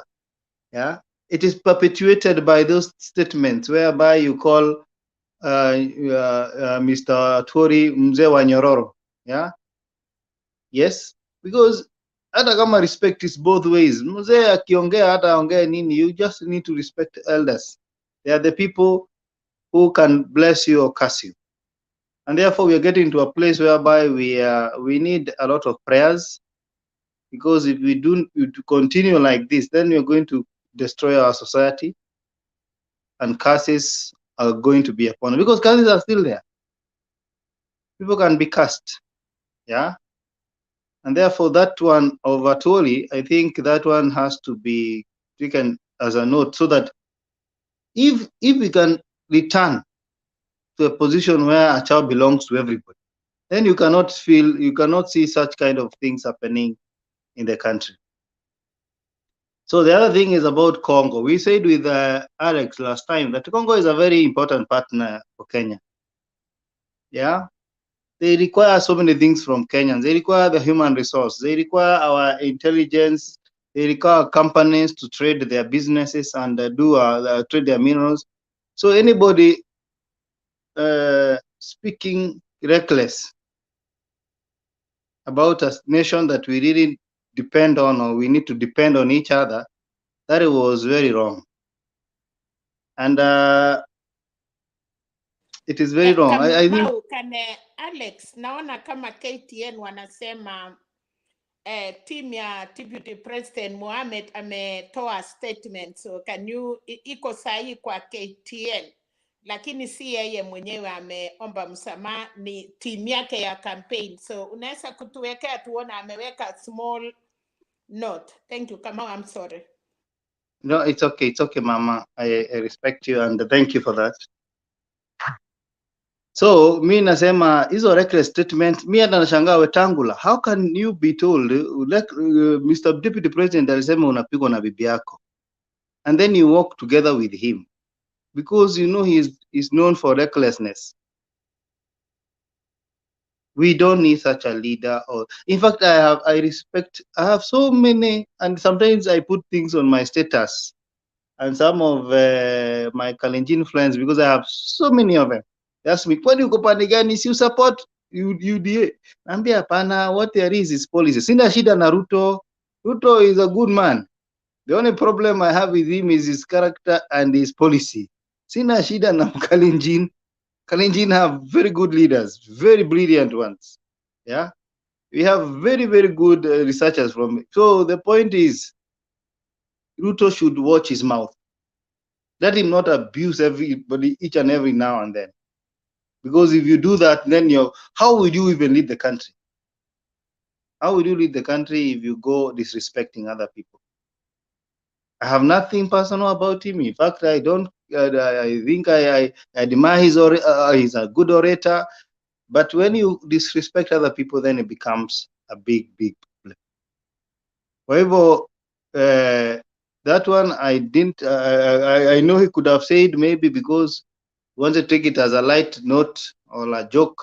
But you see, as a deputy president, everything you say, like the days of Moi word was low. And it is still like that where you are the deputy president. Whenever you say that Congo has nothing and it has no cows, then you demean that country. You demean that country, and it was wrong. It was very wrong. The Muranga rallies were okay. I think there was a lot of mobilization. There was a lot of abuses. But I can tell you, these things will amount to anything. You will not amount to anything. You wait and see on 9th August. When people now realize there's a difference between stories and the real thing. The only way to progress this country is through Azimio. That is the only way. In fact, when the deputy says that Azimio team cannot manage the country, I think he's referring to himself. He's the one who seems confused. Mara Kenya Kwanza, Mara UDA, Mara pesa mfukoni, Mara nini, which it is not making sense.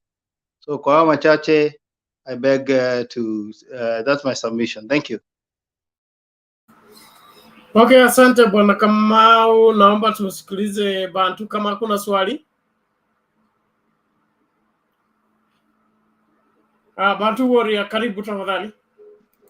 Bantu, unaweza nipatie hiyo nafasi yako tafadhali? Alafu niondoke kidogo. Okay.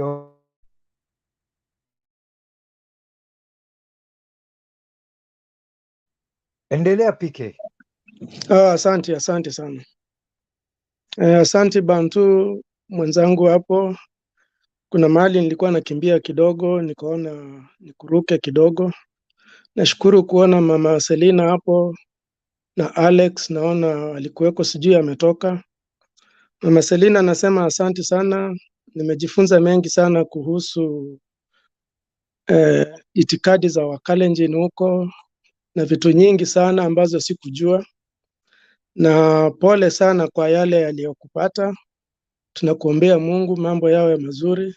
I hope everything is working out for you na jamii yako iko mikononi mwa Bwana. Nikirudi kwa mjadala wa leo, sijui kama Alex ananisikia. Kuna mama alikuja siku ingine hapa kabla sijaingilia mjadala, akaongea mambo mazuri sana na akataja kuhusu mahospitali za ng'ambo na hospitali za nyumbani, na hata ikanifanya niingie hapa haraka nione kama Alex yuko, manake sijui aliruka vipi huyo mama hakujibiwa na Alex. Kulinganisha hospitali zetu na hospitali za ng'ambo. Lakini anyway, hiyo ni mambo yaliyopita. Kuhusu mambo ya leo, kuna wakati nilisema hapa, hata Bantu anaweza kuwa shahidi yangu, kuwa mchezo ukifika hali ya juu, ile inatumika sana ni kungojea mwenzako afanye makosa. Na tukasema huyu mwenzetu ataendelea tu kufanya makosa. Sasa leo hii yale makosa amefanya ni kama vile mtoto mtukutu huanza utukutu wake nyumbani. Anafanya maziara hapa na pale, kama ambiwi vizuri, watu wamemzoea, akidanganya kidogo hapo nyumbani, ndugu zake wale wakubwa ama wale wadogo hawasemi kitu, mama hasemi kitu, baba hasemi kitu, mpaka inabidi akitoka nje jirani ndio atakuja amfunze. Sasa imebidi Sisi tumezoea kudanganywa, tumezoea kuambiwa mambo mengi, lakini imebidi sasa jirani ndio anakuja kutukosoa. Tuanze kuona makosa ambayo yanafanyika nyumbani, ambayo ni mengi chungu mzima, lakini yameguza huko nje. Sasa ndio tunaanza kuonyeshwa makosa, hata mengine tunayajua nyumbani, lakini imebidi jirani atuambie utukutu wa mtoto wetu hapa nyumbani, which is very sad. And on the same note, mimi nafurahi kuona watu wa Kongo wanapenda nchi yao. Sidhani nimeona tabia kama hiyo kutoka kwa our leaders. Sisi tumekuwa na mambo mengi yanakumba watu wetu, ama watu wanasema mambo mengi kuhusu nchi yetu, lakini sijaona kiongozi yoyote anatokea kwa ujasiri kuongea ama kujaribu kuprotect nchi yetu. Nafikiri hiyo ni somo kubwa sana tunafaa tujifunze kutoka kwa hao wa Kongo. Na vile vile nikiingia huu mjadala wa leo kuhusu hii mambo ya mafuta ya ng'ombe na maziwa, I think that was a very good political move that the DP was trying to make, because where he was speaking from, knowing that kuna mambo mengi sana yanafanyika kule, kuna kahawa, kuna chai, kuna mambo mengi. Kwa nini aligusia mambo ya maziwa? Na huko Kongo anakotaja kumekuwa na masuala mengi sana kuhusu mambo ya maize, na tumesikia, hatuna ushahidi, siwezi nikasema kwa uhakika, lakini tunasikia watu wengine wanapanda mahindi huko. Kwa nini amechagua kulenga swali la ng'ombe na maziwa? Ni kwa sababu aliyekuwa akilengwa sana, nafikiri tunamjua, manake ni mtu ambaye ana control biashara ya maziwa sana, na anaenda kumlenga kwake. Kwa hivyo ni kama message ilikuwa imelengwa kwa mtu fulani, lakini kwa bahati mbaya ule mshale ukapita ukamrudia, ikawa ni kama boomerang. Manake vile alikuwa akitarajia sio vile vile alivyokuwa akikusudia, ni kama haikulenga vile. Nikikuja kwa mzee wetu Atwoli, I want to believe Atwoli in his wisdom, na vile nimekuwa nikimwangalia, saa zingine yeye huruka mpaka kidogo, lakini huwa ana matamshi makali.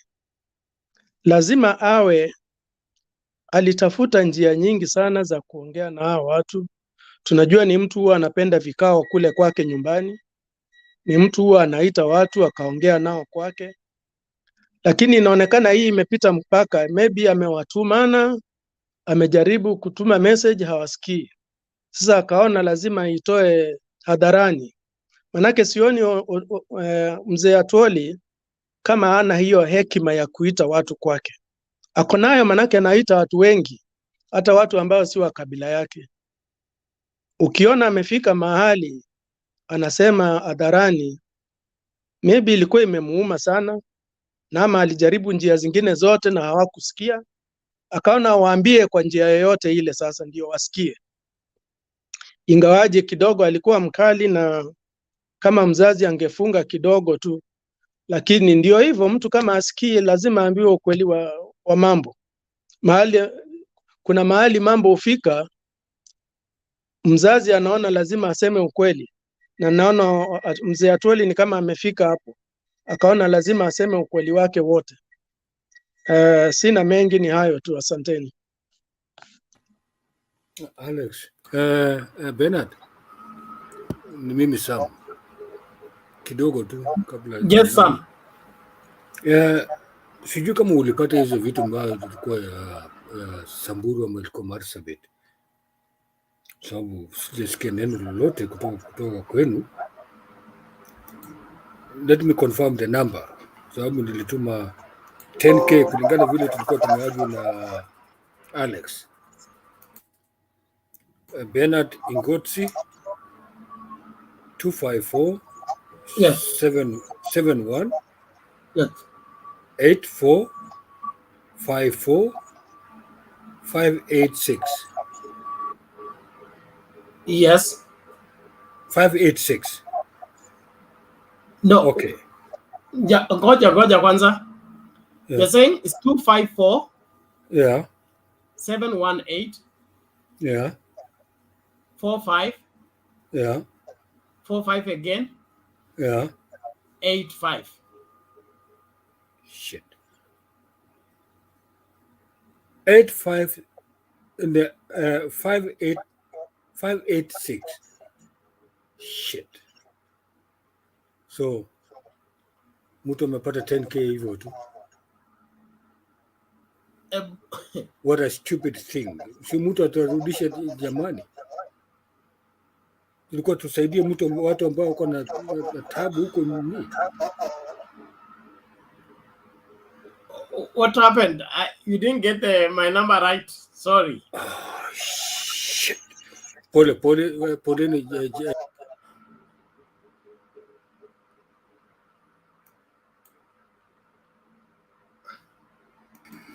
okay. Nene asherekewe ambaye amepata. Anyway, let me do it tomorrow again. Ambaye amepata, and I'm living outside Kenya. But anyway. So let us liars on your. Do I have your WhatsApp number? WhatsApp number isiko kwa nini? Kwa WhatsApp group. Okay. WhatsApp group. Then contact me on WhatsApp. Then we talk from there. This is okay. Thank you. Public. Okay, thank you. Okay, thank you. So kuna kitu nilikuwa nataka kujibu kabla sijani. I'm a little bit I'm not feeling okay. Nataka kujibu Selina na PK. Mnisamee msione kwa nini mzee ameenda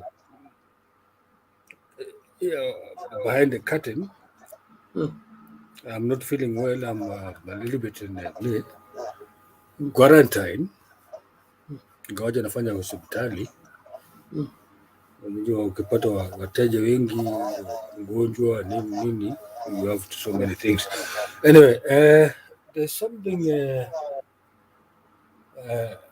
Madam Selina Sego ameongea kidogo. Let me try to thank you so much, Bi Selina, kwa kuweza kuongea juu ya Ruto.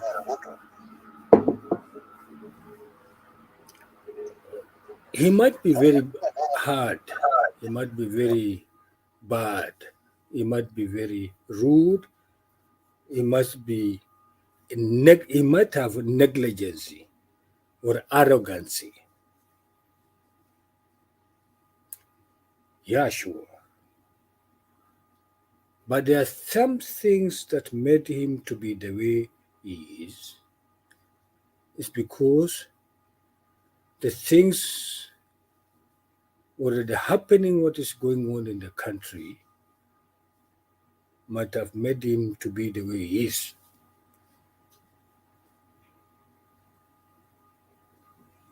Umeongea kidogo ambayo tradition. I am 60 years old man. I'm sorry, Selina. I'm 60 years old man. Mimi nilitari 1974. Nikiwa mdogo. I was the youngest. I'm sorry, sababu unaona wewe Bisego, you are a little bit arrogant. I'm sorry to say you are arrogant.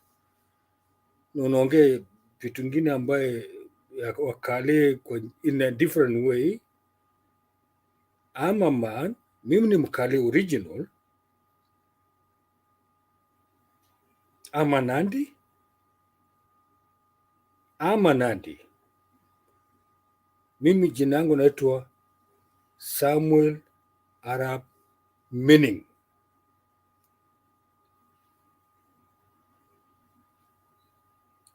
I'm coming now. Ngoja kwanza Kamau. I know what you mean it. Frau Sego. Sorry, nimeongea Kijerumani. Biseko, sorry kuongea Kijerumani kusema Frau Sego. Biseko. Kuna vitu vingine inabidi, mimi najua unatoka upande wa Keio. You are from Keio or Atugen. In reality, according to me. Anyway, kama mulikosana na Ruto, it's okay. It must be there. Sio lazima upende kila mtu, na sio lazima kila mtu akupende. Mimi mwenyewe sio lazima kila mtu anipende. Sio lazima niupende kila mmoja. Especially kama ni familia. Sio familia yote wanaweza kukupenda. Ama sio familia yote wanaweza kukuchukia. Kati watoto 10, pengine watoto 2 wanakupenda. Wale wengine wanakuchukulia tu kama mfano. Kinjengine kivyao. That's okay. But they remain your part of your family. Anyway, kulingana na ile inaendelea Kenya kwa saizi, mimi naweza sema vitu vitatu. Uongozi sio kitu ya kupatiwa. Uongozi ni kitu ya kutafuta wewe mwenyewe. You have to seek it. You have to sell it yourself to people. You have to narrate it, your policies. You have to convince the voters so that they can like it or they can reject it. In either way they understand it, your own way of narrating. Kusema Moi alireject Ruto. You are neither there, neither was I, or neither some of us who are here sitting tonight. I can say that. It's a very clear thing. So with that one, we leave it to those who knows more. The other thing, kusema kuwa leo kwa nini hii mkutano wa Muranga, kwa nini UDA wako na nini Muranga walikuwa na nini za UDA nyingi kulingana na ni kama wakikuwa wako maskini. My dear lady,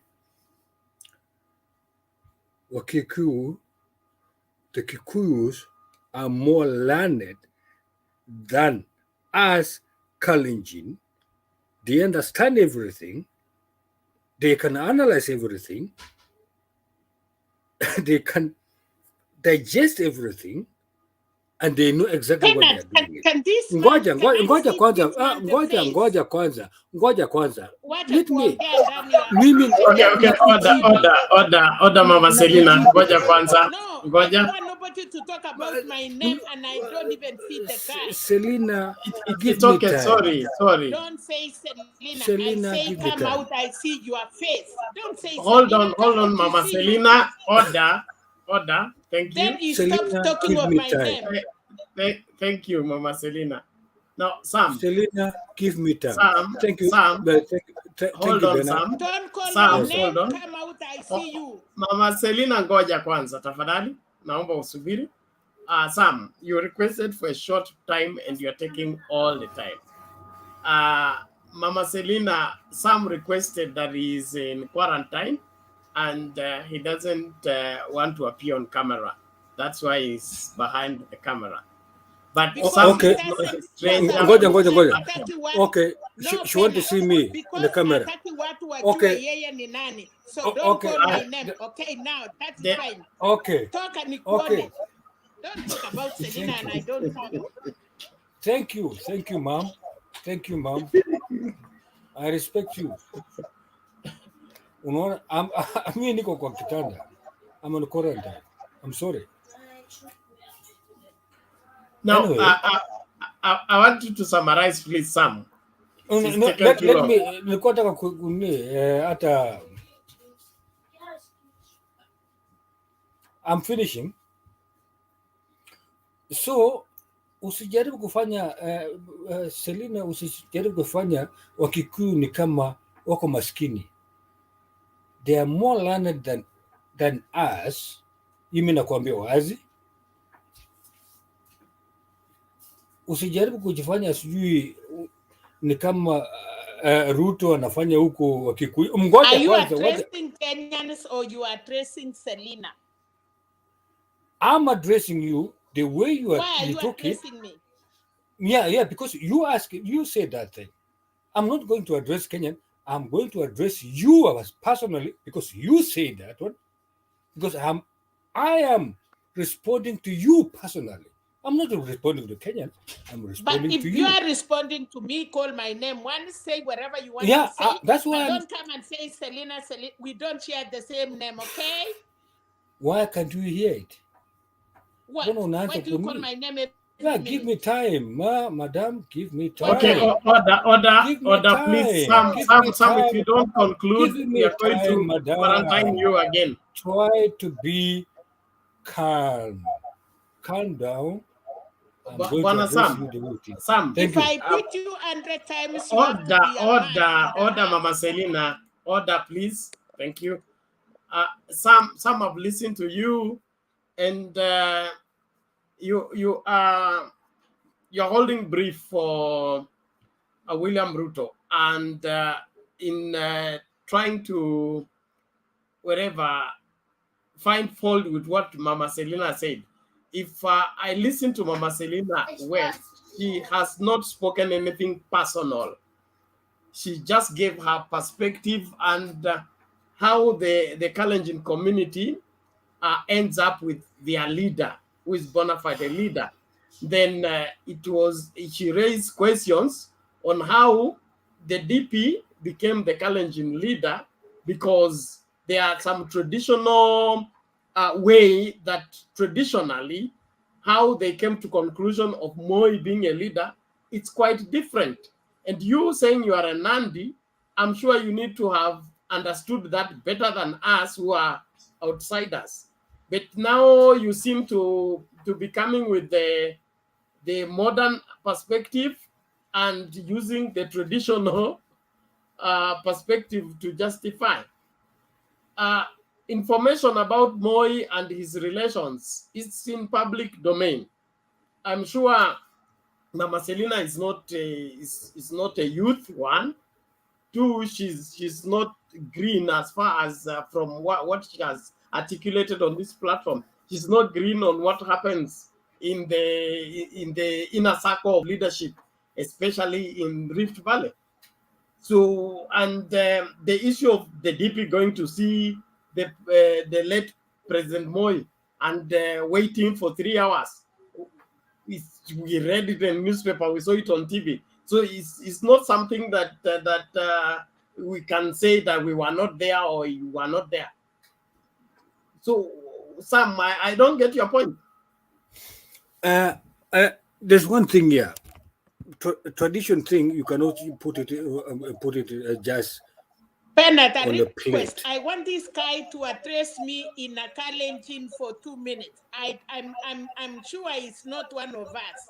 I want him to address me the way I sometimes address Captain, or I address the guy that he was here yesterday. Can you address me in a minute in a Kalenjin so that I can understand? I don't understand Swahili. I don't understand English. Please address me in a Kalenjin so that I know we are in one pot. Okay, thank you, Biselina. Mingalega yengu cha mujamwa. Konyit. Aktegset. Tegset ak konyit. Kogin tugugain de bendi ni agenge. Kanya mon kita agenge. Inye koi chepyoso ane ko muren. Ako mi kit agenge namwaun ra imuch kokase biik tugul chebo Kalenjin ole mite. Anyamwaun kit agenge.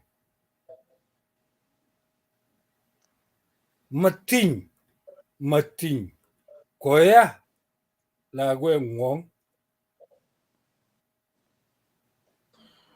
mami chi nemachame lakwet. Ngoja kanyamwaun kit agenge. Okay, forget it. Forget it. If you are not going to listen, Thank you. Selina, if you are not going to listen it, forget it. You are not one of us. Thank you. Sawa, thank you. Come and pretend umeishi kwa Wakalenjin, but you are not even a Kalenjin. So don't address my name anymore.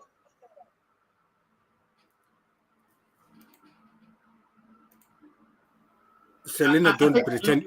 Selina, don't pretend to be a Kalenjin. Don't pretend to be a Kalenjin, Selina. Thank you, Sam. Thank you, Sam.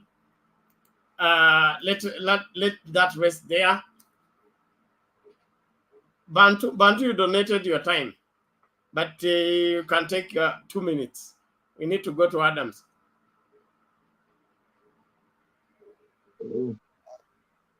Basi hakuna wasiwasi, nimechukua time yangu, naweza kumpatia Adam kwa kuendelea. Mimi nitakuwa niko hapa.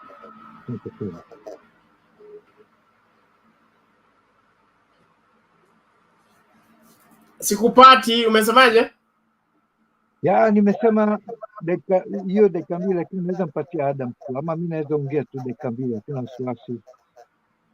Mimi si mtu niko na pressure, high blood pressure, siko na blood pressure. Kitu nilikuwa nataka kuongea, heshima nyingi imekwisha, si kwa vijana peke yake, hata kwa watu wazima pia, na hii inasikitisha sana. Na pia kuna mtu hapo bado maisha yake iko. Yaani heshima imepungua sana. Sasa ikiwa sisi watu wazima tunaongea vitu kama hivyo, hawa vijana tunaambukizia ugonjwa.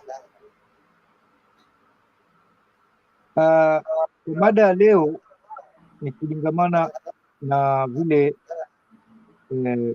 makamu wa rais vile alivyoongea, kama vile mada ambayo imeandikwa, ni kitu pia kuonesha si vizuri kwa mtu kuwa kiongozi alafu unaongea vitu kama hivyo. Na hii pattern imeendelea kwa muda mrefu sana, ambayo saa yote tunaongea kuhusu Ruto, yale mambo ambayo huwa anaongea ama vile vitendo ambavyo anafanya. Na hiyo sasa inaonyesha ile quality ambayo yeye yuko nayo. Huwezi kumlinganisha na Jaramogi Odinga. Hawa ni watu wawili tofauti. Na mimi naongea na vijana mara nyingi sana, sisi tumetoka mbali. Vijana, uamuzi ni wenu nyinyi hivi sasa, vile mnavyoona. Nchi iko mikononi mwenu, na nyinyi ndio mtachagua vile mnataka kuiendesha. Kama mnataka iende mbele, ama ibakie hapo hapo, ama nchi isonge mbele iwe mzuri zaidi kuliko vile iko. Hiyo ni choice yenu, mtachagua nyi wenyewe. Kwa sababu kuna ule msemo unasema, my mama told me don't play with the fire and fire will burn you. Mwisho wake moto utawachoma, na nyinyi mnacheza na moto, utawachoma. Hata utashindwa pia kununua credit ya kupigia simu pia. Mchunge sana ni yupi yule mtamchagua, na vile vile kiongozi, saa nyingine uongozi unapatikana pia kutoka kwa Mwenyezi Mungu, kama pia vile sisi tunaamini kwa dini zote pia kuna Mungu.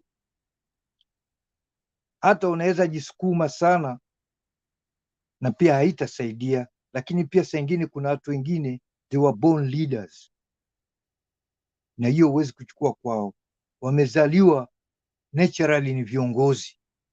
Na Jaramogi Odinga Odinga is a leader, is a statesman. He can communicate locally and internationally.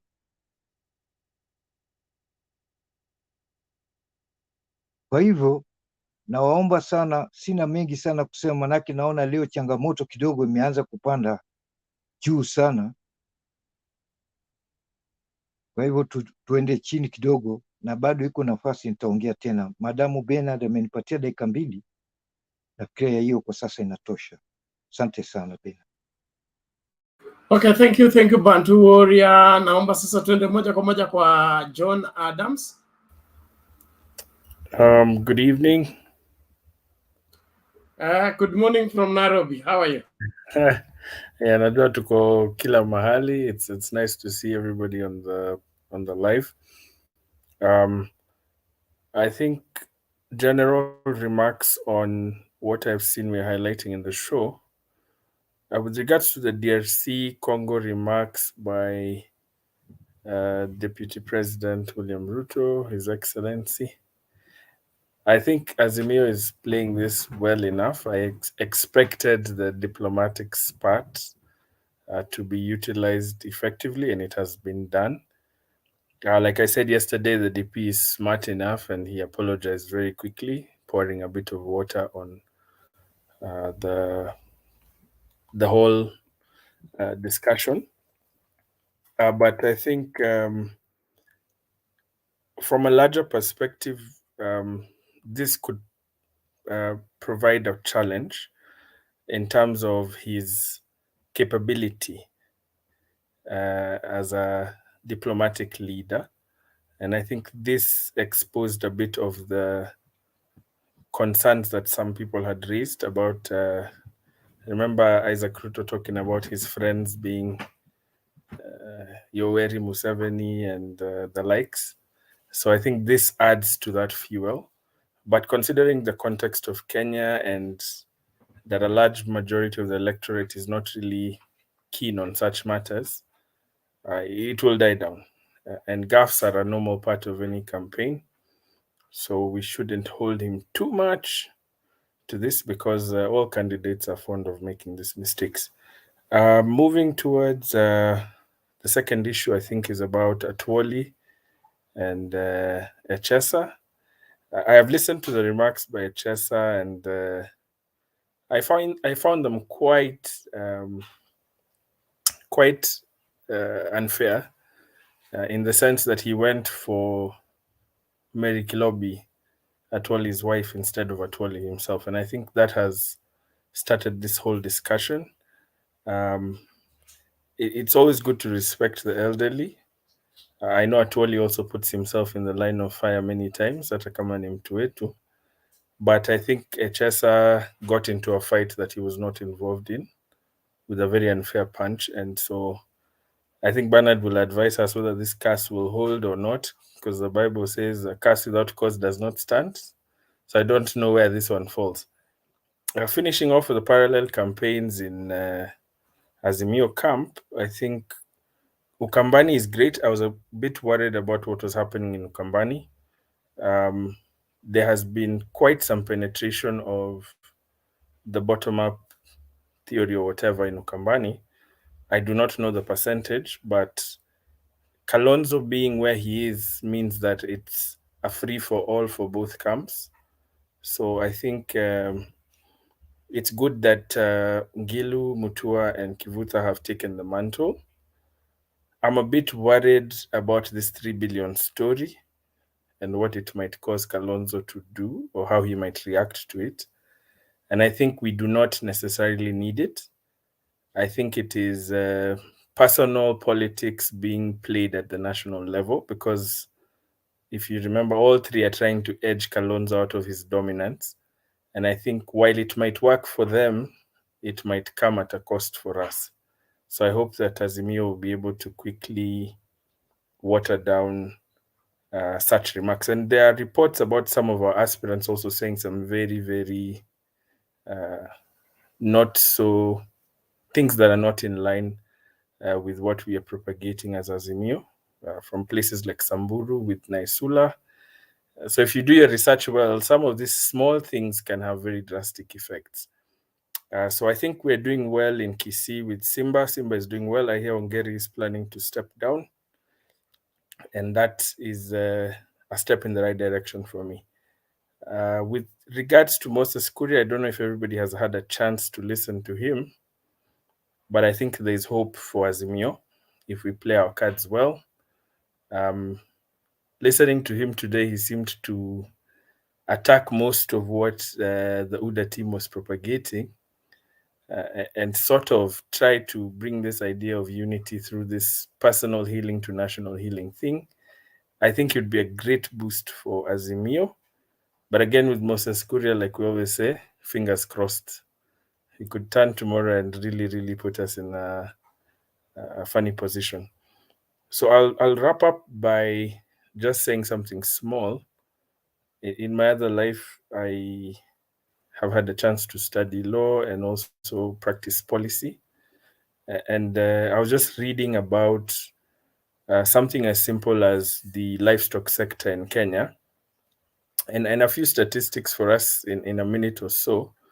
We have about 10 million pastoralists that depend on livestock farming in Kenya.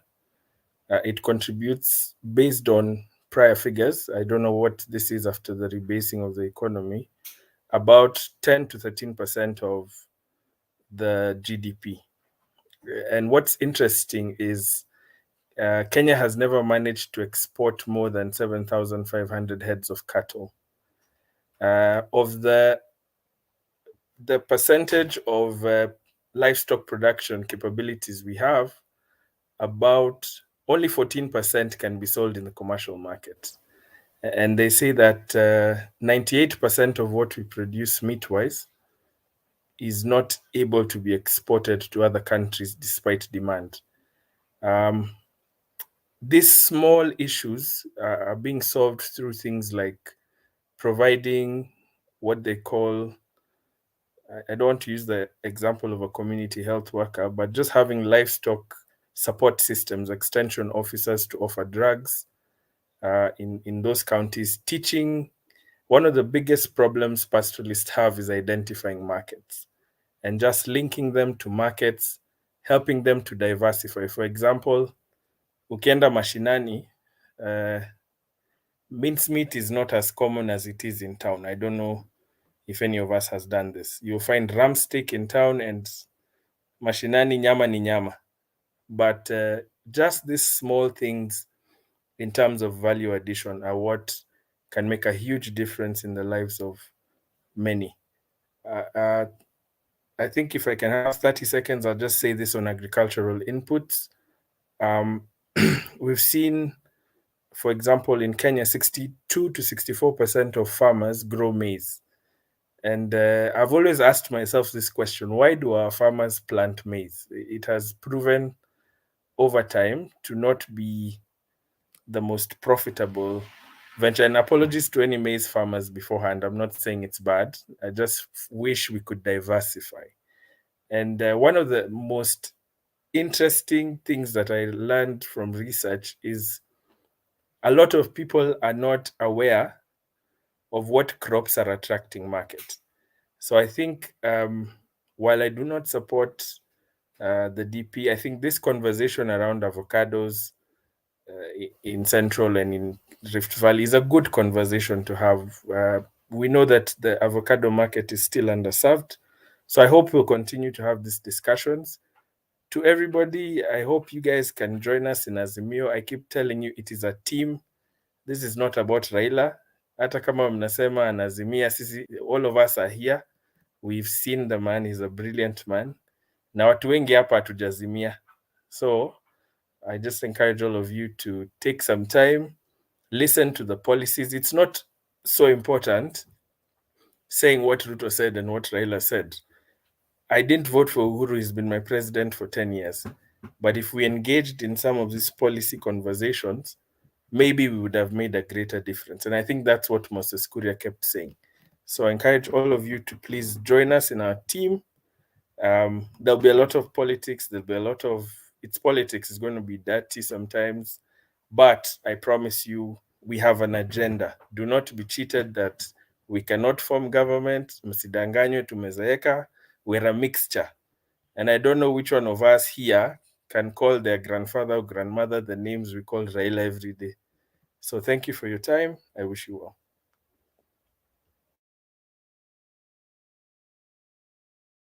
This morning, and I work with Madam Amani, who has spoken before, for the African Union in the field of infrastructure. We all now agree that the aid era impoverished Africa, and that what Africa needs today is trade and investment.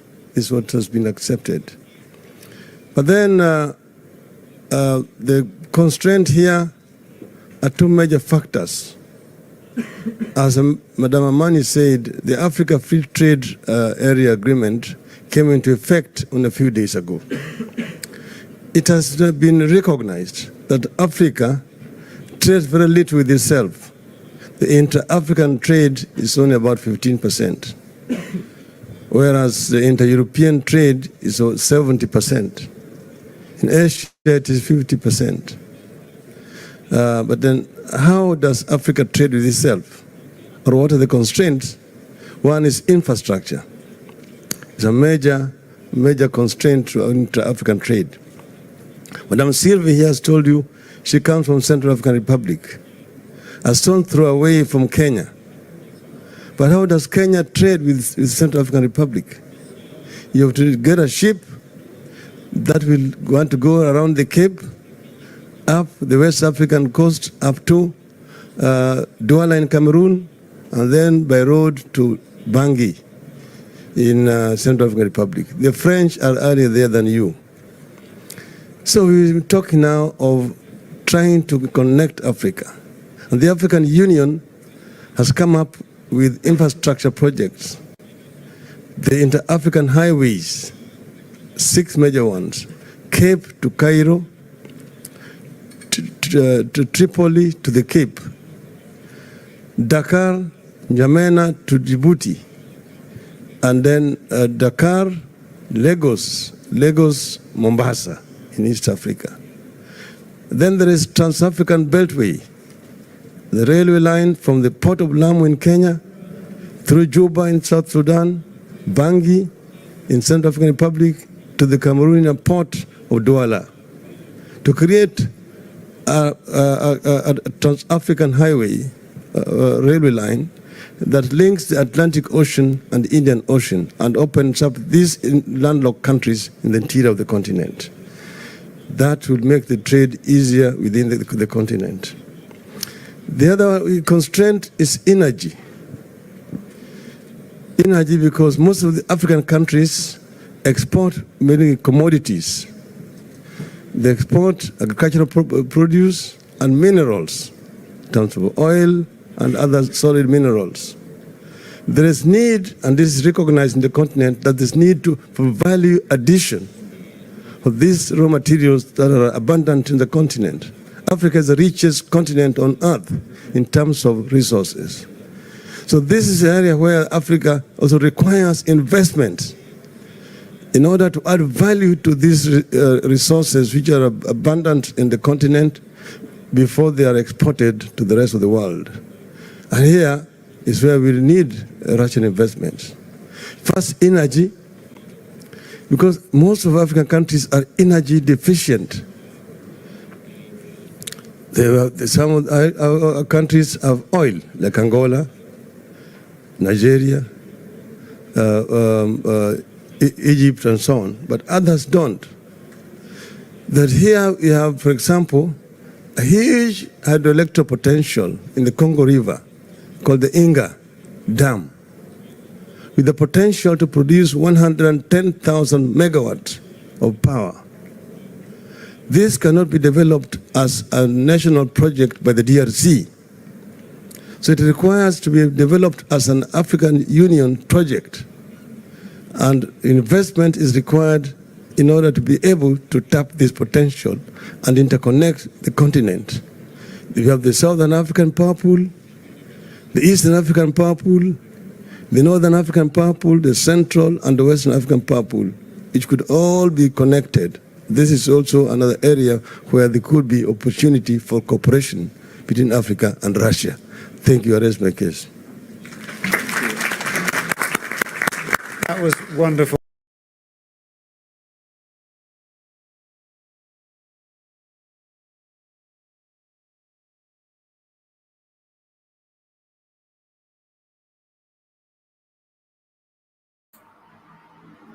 Sorry, I want us to go to Muranga. You've just come, relax. Tumsikilize Njiru kwanza.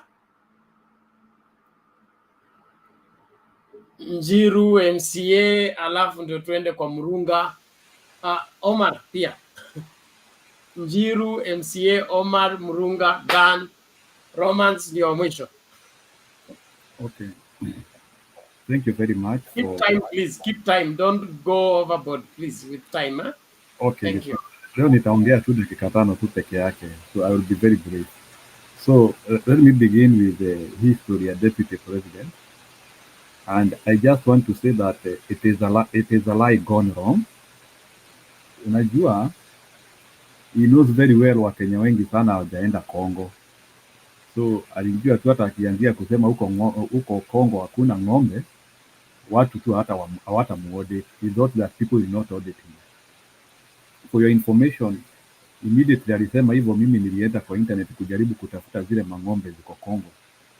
And for your information, ukienda kwa Google kutafuta the number of cows in Congo wako na 1.2 million cows. That is the status of the number of cows in Congo. So hiyo kitu tu inakuonesha huyu jamaa hata ana details. So the other thing pia inakuonesha is poor capacity to even negotiate for us. So si mtu ambaye anaweza negotiate na sisi. But Mr. Deputy President, it was not about mang'ombe Congo. So nimeanalyze this story further na najua shida ni nini. What he was trying to do is he is actually trying to attack the leadership of Congo, but sasa tu akaona sasa wacha atumie hii. For your information, the president of Congo, huyu Tshisekedi, is a very strong supporter wa Raila Odinga. So I'm not amused kusikia yeye akiongea vitu kama hii to Congo. So he is trying to attack those people, but sasa anatumia sasa njia zingine. Kuna watu wengine hapo wamekuja wakaongea na wakasema ya kwamba ni vile tu inaoneshana is nature ya kutusi watu wengine. So hii maneno ya abuses itaisha because is state of politics is populism ama fascism. So populism na fascism, you only gain momentum kwa kutumia matusi. So yeye tu lazima tu afanye hiyo verbal diarrhea so that he can continue keeping people in motion. So hii story ingine ya Atwoli, what I can say about it is that watu wa Western I think wameshindwa na kitu moja, ama some leaders in Western. Atwoli hata amesema kwa TV juzi that he is exiting politics, and I'm surprised that some of the people in Western cannot know that wameshindwa na kuinherit Atwoli. To me, I believe Atwoli has so much influence and so much knowledge. Na watu kama akina Malala ile kitu wangefanya, wangejaribu kutumia hii chance before watu kama akina Atwoli wa exit, at least waweze kusoma 1 or 2, 3 things. Because I don't think that Atwoli has a lot of time in the limelight too much. Sifikiri in the next 10 years tutakuwa ati tunaona Atwoli akiwa kwa mapodium anaongea. I think Atwoli yako kwa lineup ya handover.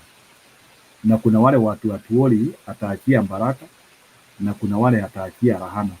Ni kama hata wazee ili wakati wamefika umri ya kuzeeka ama maybe when they are transiting, depending na vile watoto wake walimuhandle, kuna wale akiandika hata wili yake, kuna wale anasemanga huyu hata asipewe kitu na anasema huyu apewe hii. So Atwoli is just writing his will and the people don't know, and I believe Atwoli has good support from his people.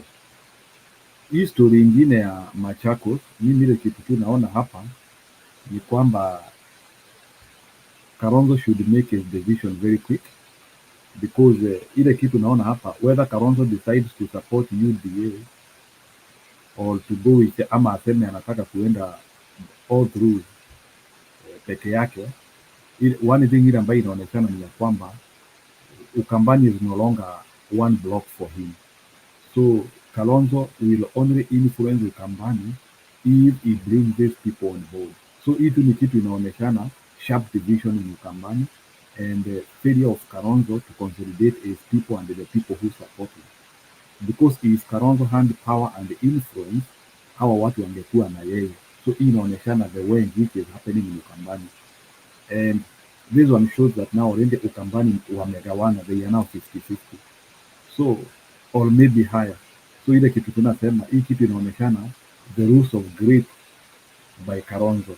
Influence yake inaisha with time. I don't want to go further than that. So, hii story ingine nilikuwa nikitaka kusema, hii ambayo akina Selina walikuwa wanaongea hapa, about Mount Kenya na vile matisha ni mingi sana huko. So, kuna kitu, ukiona watu wanapangwa na wanawekwa in a certain form, hiyo ni kuonekana. So hii, I just wanted to answer to Selina, hii ile kitu inaonekana ni kwamba politics in Mount Kenya or in Central is becoming difficult. So this is all what I can say, that siasa Mount Kenya imekuwa ngumu. Lazima deputy president aoneshane tangible result, aoneshane the way he is doing things, vile atafanya.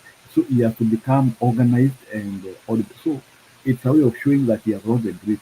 Sababu watu wanakupenda, people who will vote for you for just watatokezea ile kumera, they don't need all these suckers which ati lazima tuoneshane. So this direct indication ni kuoneshana that deputy president anajaribu kujitetea, and you can even connect it na vile alisema anataka miaka 5 saa hii. So it is panic. He knows that he is losing the grip, na ni kama yule mtu saa zingine anajishikilia kwa nyasi ili asibebwa na maji, lakini tu maji inabeba. So inaonekana tu he has lost the grip. Kuna ripoti nimekuwa nikisoma, by the way, there are some people who are doing research na nimeangalia, na Wakenya wanaulizwa between economy and unity, which one is your number one priority? Na saa hii Wakenya wengi wanasema to them, yes, they would want economy to be revamped na vitu vingine vitendeke, but in a percentage of 60 to 40, people say unity is more priority to them for now, and the economy came number 2, 40 and 60%. So hiyo tulikuwa nataka kuonekana.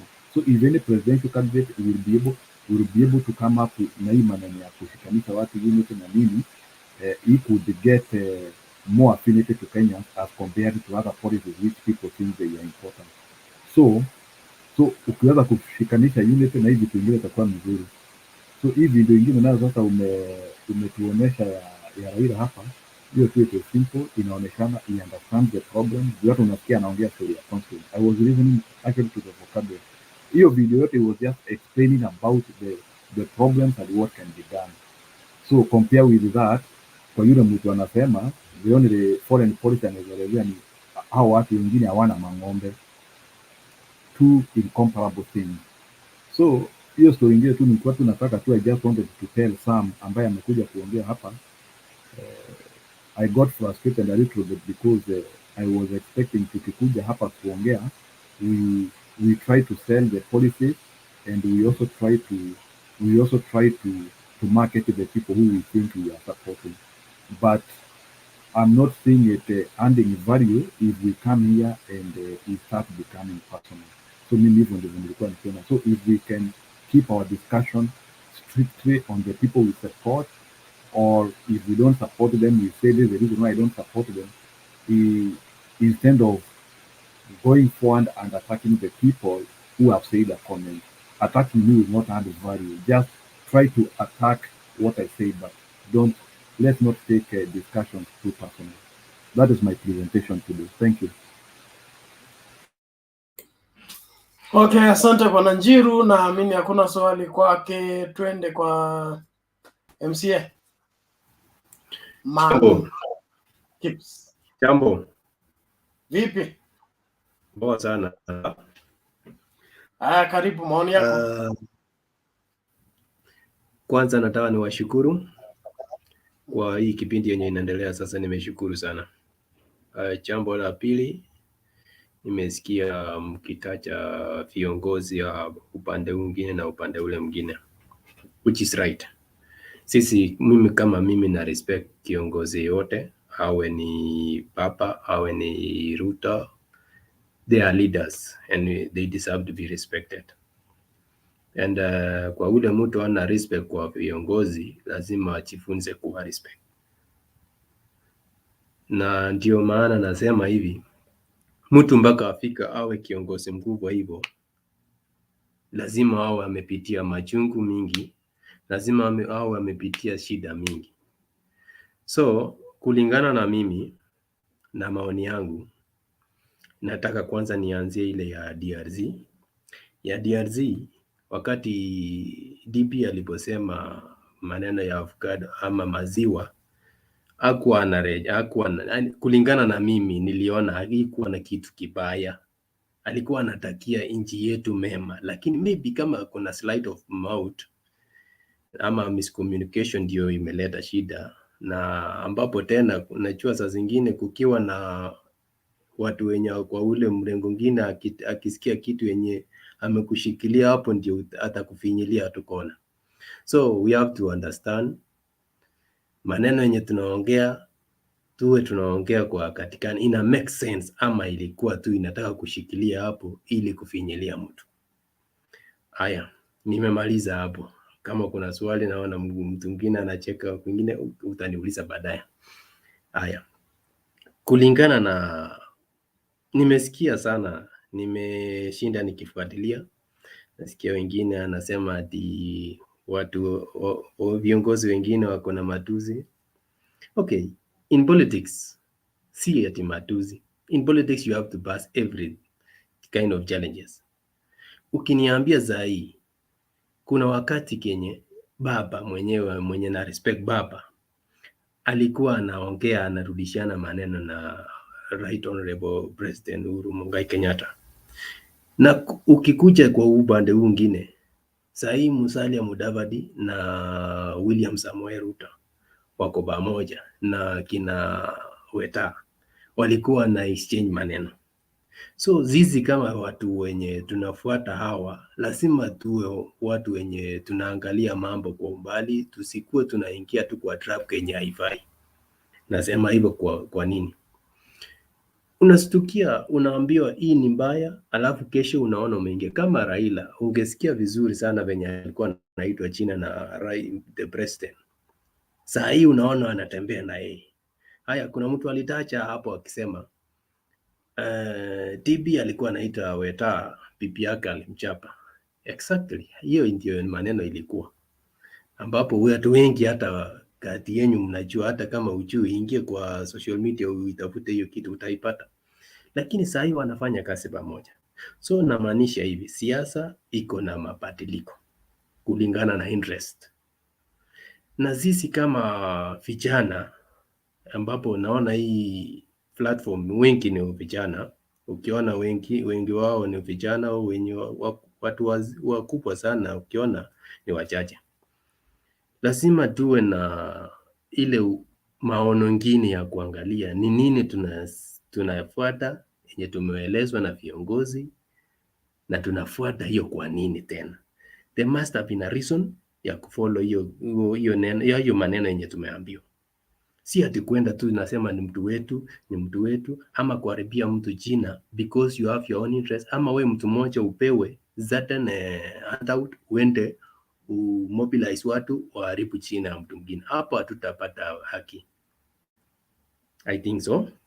Then nikikuja kuna mtu ameitaja hapo vizuri sana akisema afadhali peace ama economy.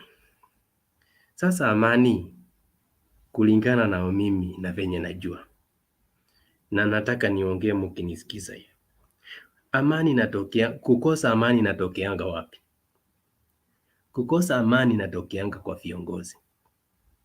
wenyewe hao viongozi wanaanza kukosesha watu amani juu ya kusema for their own interest, tuseme hajakubali kushindwa ama nini. The following day wanakuja na the same issue ati wamekuja kupatanishwa. So wakati unaambiwa tumekosa amani, tunatafuta amani, anatafuta amani, imetoka amani ilikuwa imeenda wapi? Hawa ni wenyewe walifuruka amani, ndio wanakuja kutafuta amani. Now we know very well this is the thing. Kama nyinyi muoni, lazima mkuwe mnaangalia kutoka hapo, because this thing naona kama kuna wengine wanasema ati afadhali amani kuliko economy. Economy inaendelea vizuri kama amani ijakoseshwa, na amani inakosea kutoka wapi? Mtu mmoja anaamua ama watu wawili anaamua kufuruka amani, then akuja anasema tunaleta amani. So sisi kama vijana tutashinda tukifuata watu wafuruka amani, ndio wakuja anasema ati tunaleta amani. Yeah, you should be very realistic. And then kulingana na mimi naweza ingia kategori nyingine tena, ningejibu kuna genye ningeongea, lakini kuna madam ametoka hapo, alikuwa hapo, I was to respond, ambapo sita respond, nita respond tu venye iko in a general way. Unajua sisi kama Wakenya kuna tribes, na siwadanganyi, hakuna siku yenye tribalism itaisha Kenya unless viongozi, tuseme kiongozi wa A and B akienda mahali, kiongozi A akienda mahali yenye kiongozi B azitache maneno yenye inahusu yeye, ama kiongozi B akienda mahali huko kwa kiongozi A asitache maneno inahusu kiongozi A. So hivyo ndio itamaliza ukabila. Lakini as far as kuna hiyo jeje za siasa, lazima irushiwane maneno maneno ya ukabila yesiisha. Na ndio nilikuwa nataka nisema hivi, kwa ndio huyo mata sikia, I think kesho nzuri mtaeleza kama unaona kuna shida mahali, tuseme it might be a personal, because if I see mtu akisema zizi kama wa Kalenjin ama akisema zizi kama tuseme tribes zingine, it is not making sense to refer to people in your own words. Kama haimaanishi hiyo, sema mimi kama mimi ninaona hii ni mbaya, na kwa nini unaona hiyo kitu ni mbaya. Na maanisha hivi, kulingana na venye nimesikia ikizungumziwa hapo na mtu mwingine, mtaona nilikuwa nimesema hata ni mzuri Selina amekuja ndiye asikie. Ninataka mimi ni Mkalenjin, yes. But ikifika maneno ya tusema, hata mimi sitaki kusikia kusema ninatoka wapi. Ikifika maneno ya kuongea juu ya mtu, we have to judge someone as an individual, not by tribes. Kusema utajua sisi Wakale,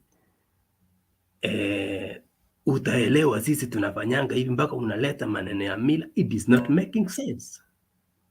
I want to say that one to dispute that statement in such a way. MCA Kamanu Kips. Yes. We are Kenyans. Yes, sir.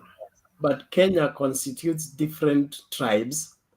Yes. Those different tribes have different cultural beliefs and cultural practices. Of course. That define them as a tribe or as a clan or as a people.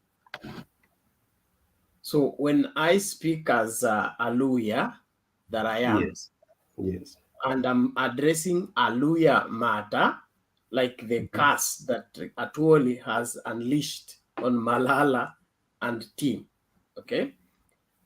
As Aluya elder, you get that? So that becomes an Aluya affair, but now we judge it based on the Luya cultural practices. So we say as an elder, he would have done this or did this, or as a young person, he would have spoken this. If he had a problem with Atwoli, he would have asked his elders or his fathers to accompany him. They go and see Atwoli with a gift, and then they look for way out. Now, that is not a Kenyan affair. Okay, Let me you respond. cannot make it a practice for all communities in Kenya. That It is applies good you only have on given me one time, community. sir. Hold on. Give me time, I finish, then you respond. Because if you interrupt me, you are consuming my time. Lisa, I'm making you understand the point that you're trying to prosecute. Okay? When we are addressing a matter that addresses a particular community, we judge that matter according to the cultural practices of that community, not to generalize, okay, with the rest of the community. There are things we do as lawyers that Kalenjin don't do, okay? The And so when we leadership want doesn't to have a scrutinize, community. when we want to, sorry? Leadership doesn't have a community. Leadership is a leadership. In the level of deputy president or the president or any minister, they doesn't have to consider the community they belong. They deserve to lead all people at that level they are.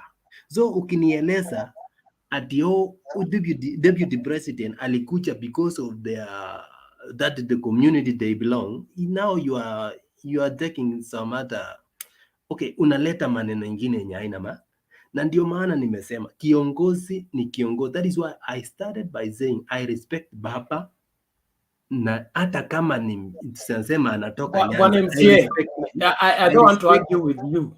Let me finish. There are different categories of leadership and levels of leadership. Wewe unataka kuwa MCA, I guess you are an aspirant, okay? Are you going to be an MCA in Kakamega? Sorry? Are you going to be an MCA in Kakamega? Of course, if I was there. If you are there, where are you going to be an MCA? No, don't worry. I will be fine in Nairobi. I will be fine in Nairobi, yes. But no I problem. mean, we want to know that, okay? If it's Nairobi, then we'll treat you when you come to ask for MCA. Let's say I'm in Makadara constituency, okay? Yes. We have Harambe Ward. You want to be an MCA in Harambe Ward? That is how we conduct our affairs in Makadara constituency and go about how we decide who becomes the MCA, who is the best among the aspirants. I think we have gone outside the topic. Being Nairobi, the topic being a was, I was responding. Area, sorry. We have gone outside the topic. The topic was, I was responding about how to treat people regardless of the tribes they belong. That is why, if you tell me to explain myself on where I can vie, or what do you understand by tribalism? Tribalism, okay, let me ask you. You said you are from Luya. Yes? Yes. Let us not argue. I was saying, nilikuwa najibu mada vizuri. Wacha nimalize statement because nita waste time. No, I want you to answer because there is an application you are applying that is not applicable. Okay? Which one? That I'm a Luya doesn't mean it's a crime to be a Luya. If you are a Kalenjin, yes, doesn't mean you are a Kalenjin. Being a Kalenjin is a crime. There's nothing wrong with that. There's nothing wrong with you talking Kalenjin. Nothing wrong. That is your identity. Yes. Tribalism is when you use your tribe. But I was disputing what Madam said. No. When you use your tribe, what Madam said. She that's said what is called tribalism, not having tribes. The lady addresses the multitude of people and referring to the tribe of Kalenjin to be ati sisi ni tutajua sisi ni wapaya akipewa DB nini kiti ya kuwa president. So that is now you are referring us to be watu wabaya. That is why I was disputing that point, that section peke yake, lakini si kwingine. Anyway, I think hayuko hapa, lakini mtaeleza, nimemaliza. So in terms of kumaliza na wajana hiyo tribe, hiyo naona unarudi hapo. Mimi niko huko nilikuwa na yes. Nilikuwa nasema hivi na si ongee Kiswahili ndio wasikie. Nilikuwa nasema kuambia watu sitaongea Kalenjin, nataka kuongea Kiswahili. Okay, yes. Order. Wacha ongee kidogo ndio arekebishe hapo. Ngoja kwanza, there is a problem. Can I speak? I think I came before all these people. Hold on. I said there is a problem because Mama Selina is logged in with 2 devices. We have to sort that out first. I finished. I have one now. Okay. Yes. Nikisema Kalenjin community, kwa nyumba ya Kalenjin tuko karibu Kipsigis, kuna Keyo, kuna Nandi, kuna Again. Kipsigis, Keyo, Nandi, Bogot. Sijui ni gani nimesahau. So nilikuwa nimesema tukiwa kwa hapo kama wa Kalenjin, T-Beauty aliambiwa na Piwot ya kwamba wewe umeenda huko juu. Sasa hii viti ingine ya chini wachia watu ya hapa chini. Alafu nikasema, umesema kukuwa kiongozi. Moi alichakuliwa na jamii ya Kalenjin na akakuwa installed na hiyo jamii yote ya Kalenjin kukuwa kwanza kiongozi ya wa Kalenjin, ndiye akakuwa kiongozi ya Kenya. Sasa umesema mimi nimetoka Baringo ama nimetoka Nandi ama Kericho, wewe unataka kusimama. Uwezi toka Eldoret, uende usimame Bomet na we ni Mkalenjin na uambie mimi ni kiongozi munichakue. Vile Penat amekuuliza. Unless uko mahali kama Nakuru, Nairobi, mahali ya kila mtu. Lakini hatuwezi kujificha kwa makabila zetu. Mimi ni Mkalenjin and I'm proud to be a Kalenjin. Lakini pia nikiwa Mkalenjin yenye nimetoka Eldoret, siwezi enda simama Elgeyo na niwaambie munichakue kwa sababu mimi ni Mkale. Kuna hiyo uwezi sema ati wewe bora ni Mkalenjin unasimama kila mahali. Kama vile mtu ya Muranga hawezi toka akasimama Nyeri. So mimi vile nilikuwa nimesema, mwenye alitangulia kusema huyu mama amesema hivi, nimesema hivi, aje kwa jamii yetu ya Kalenjin, T-Beauty President ni kiongozi. Na mimi nikauliza, akiwa kiongozi yetu ya Wakalenjin, Council of Elders ya Wakalenjin wako wapi? Nikauliza wale watu yote walikuwa na surround Moi, viongozi kutoka Keyo, kutoka Nandi, kutoka Kipsigis, kutoka kila mahali, wamshikilie, wako wapi? Nikasema yeye ni kijana ameshikana na vijana kama wewe, Makurmen, Sudi, sidhani kama kuna wengine hiyo kidogo. Nikauliza Sally Koskei, Henry Koskei, Sumbeywa, hiyo group yote ya wasee yote ya samani, kwa sababu hawachakufa, wako wapi? Kama sasa mambo ingine inaendanga mpaka watu wanarudi nyumbani, wana analyze, wanasema kiongozi kucha chini ama enda namna hiyo. Wewe ni kijana, naona ni Mkalenjin. Wewe unajua hata wakati wa Kalenjin wanaenda vita kwa sababu ni morani, hawakukuwa naenda vijana peke yao, wanaenda na wasee. Wakifika mahali wanamwambia leo haifanyi hivi, haifanyi hivi. So hiyo unataka kusema huyu mama amesema unless umesaliwa nje na si nje. Kama mwenye alikuwa anajifanya kuwa ni Mkalenjin, nikamwambia tuongee Kikale hili nijue yeye kwa sababu hata wewe ukiwa kijana mdogo kuna mambo huwezi kosa kujua, hata kama uongei Kikale, lakini kuna vitu unaweza jua, kwa jamii yetu hii na hii na hii na hii inaendelea. So saa ile nilisema nataka kusikia, nikajua ni mtu ameishi kwa Wakale lakini ajui, yeye ajui. So mimi nikiongea, tunakuja hapa kusaidiana, kuambiana. Kama vile nilisema Central, kwa nini nguo ya yellow? Na mtu akanijibu akasema mambo imepatilika Central, mpaka wafalishwe hiyo nguo ndio watokee, na hiyo nguo unafaa kama kuna kitu umepatiwa. Na nikasema Baringo ilikuwa imejaa, it was so genuine, hawakukuwa na hiyo makofia, hawakukuwa na hiyo nini manguo. Nikasema tunataka, na nikafananisha mkutano ilikuwa Makueni. Yes. Acha niendelee sasa, nimalize. Umeongea vizuri sana. na umetaja hapo kwa nini umeweka sasa vizuri zaidi.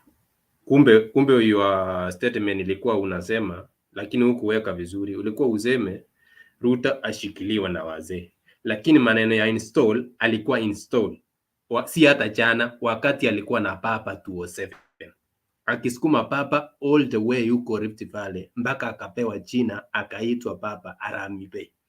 That was the only time Kenye Ruto alikuwa install na wazee wa Kalenjin wakashikiliwa akiwa na baba.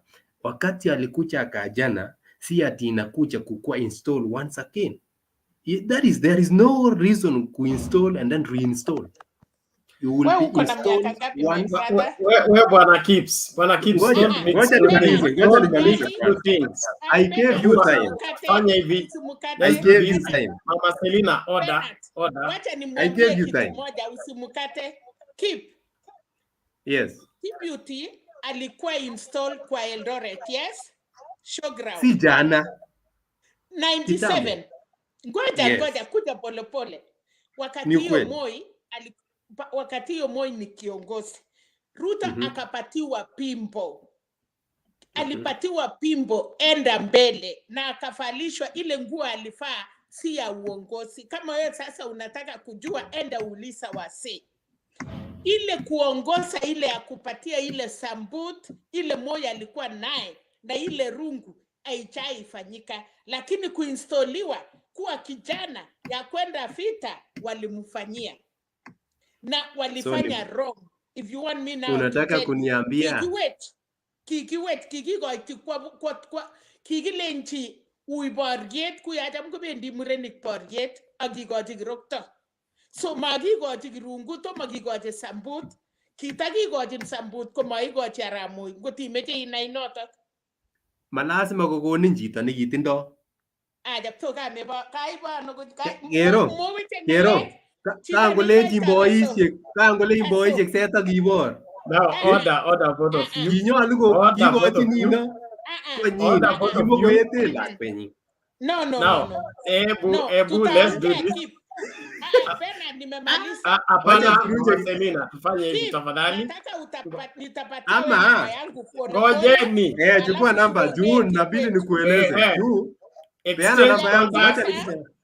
Tumemaliza kwa kile magimwae tumi sigegochi ge namba isheki siginet ke. Namba itenyo. Simagiserte ngale. Kaigase? Ka maisigewechi ke namba 07. Ameche sigona namba it. Order. Wacha nikupe namba hata mbele yao, hakuna shida. Haya, peana namba peana. Hapana, tutafunzana penalty. Nipatie namba yake si kwa ubaya. Mama Selina, fanya hivi. Kuna private chat hapa. Peaneni namba, mchukue namba hapo. Okay? Haya, lete namba kwa private chat. Type your number here. And then send. Private chat. Your name, then the number. Then Mama will pick it from there. Then she will contact you. Uone vile mtaongea masuala hayo. Thank you. Victor.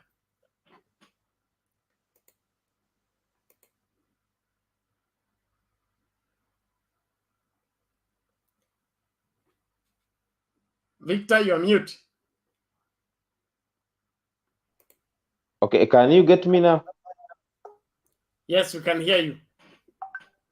Okay, I'm very sorry. I wanted to leave for some errands elsewhere, but I will say one or two things. First, in the issue of Atwoli and the cases, even as Maluo, there's no way a young man can see his father naked.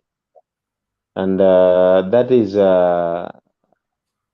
just the reality that is on the ground. What ECHESA said, you cannot say that Kilobi, you need some minutes with Kilobi. That is very wrong. So the issue of cases, let those cases do the whatever. If they can work, let them work. That is very bad. You cannot say, you cannot be used, because since I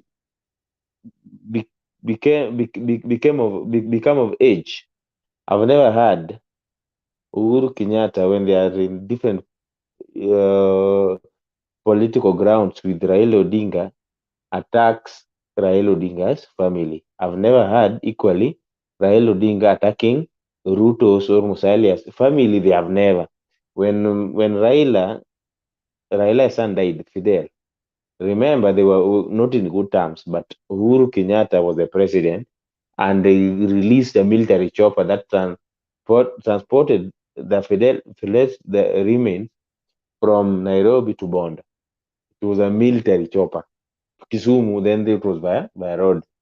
So, by somebody, a young man, purporting to know more and purporting to want somebody, an elderly, show, that is show. That is very bad. Let the cast goes on. Then another thing that I will say is that I've been here on and off. There's a problem.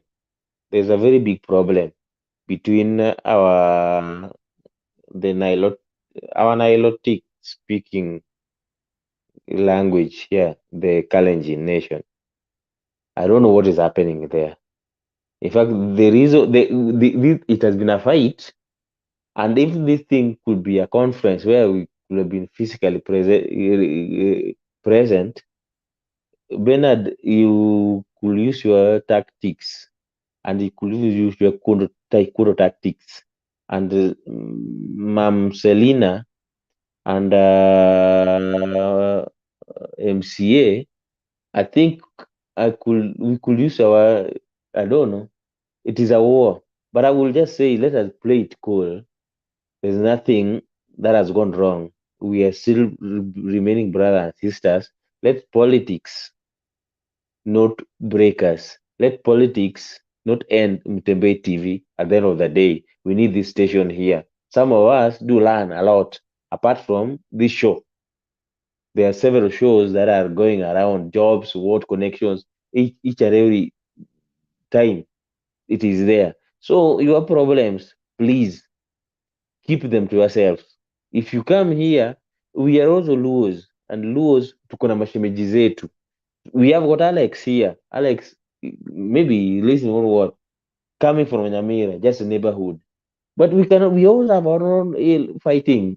We just fight, but we all know our forum where we fight.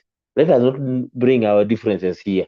And then if you happen to be, I'm most married to a Luo who was bred and was given birth and bred in Kikuyu, knows a lot of Kikuyus. So when she speaks Kikuyu, a real Kikuyu will know huyu amekaa tu amelearn. So if you are a Kalenjin per se, we umeenda tu hapo umekaa, we si mkale. Selena Sego will tell that this is not they will not agree with you. So let us know. You can know more than one language. You can know French. You can learn French in school. But you're not a Frenchman. If you go there, they will see. When you utatamuka S na T na R, they will know. Or you have just gone to school to learn that you are not a Frenchman. So what we do, let us just keep lanes. And then let us keep that brotherhood and the decorum that this forum deserves. The next thing, I have not seen Jakind. I don't know whether we have scared him, but he's a common figure here. So let us just keep Selena and MCA kindly. You look for your contacts in the private chat. Square problems. Next time that if you come here, let us not see this thing. That's my humble plea. Let us not see such an exchange. It is as if you are making us to celebrate too early, because maybe the valley has just cracked the way it has cracked, and so if it has cracked that way, then let us reap. We people in Azimio, we welcome anybody, everybody. We were in Makueni. Whether somebody is demanding 30 billion, I don't know what, I don't know. But there's something, Bernard, that I want to say. I want ICC to go slow. I need William Samoei Ruto in the ballot. Because if anything can happen the contrary. I'm telling you. And then maybe Williams,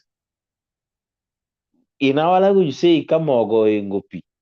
If the flour is more than, if the water is more than the flour, then he says that maybe Rigathi Gachagua to be the presidential candidate, or he says that Musalia Mudavadi be the presidential candidate. Then we have to go to the drawing board, my friend. I'm telling you. But the kingmakers in Kenya is only Raila Amolo Odinga, and that is the only person whom I know. So I'm only praying that Gisheru's case, ICC, I heard it. It was mentioned. Ruto's name was mentioned around 67 times, and it was confirmed by those who are watching K24 today. You know, we are in Kenya and sleeping in the morning. The morning that is so. What I want to say that I'm praying that let us meet Ruto Edebe. I rest my case. Thank you. Okay, thank you, Victor. And I hear you and understand you well. Probably there is something that you're missing out on the conversation between the elderly and the young people. If you've been on this platform for a while, you notice that there is this anti-history movement that wants to brush off everything from the elderly because they think they don't understand the kind of generational change that has taken place.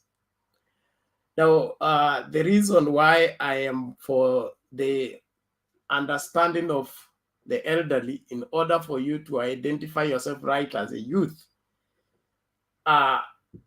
it's important because you can't jump from the tree and you started nowhere. If you can't get your roots, you can't be anything, anywhere.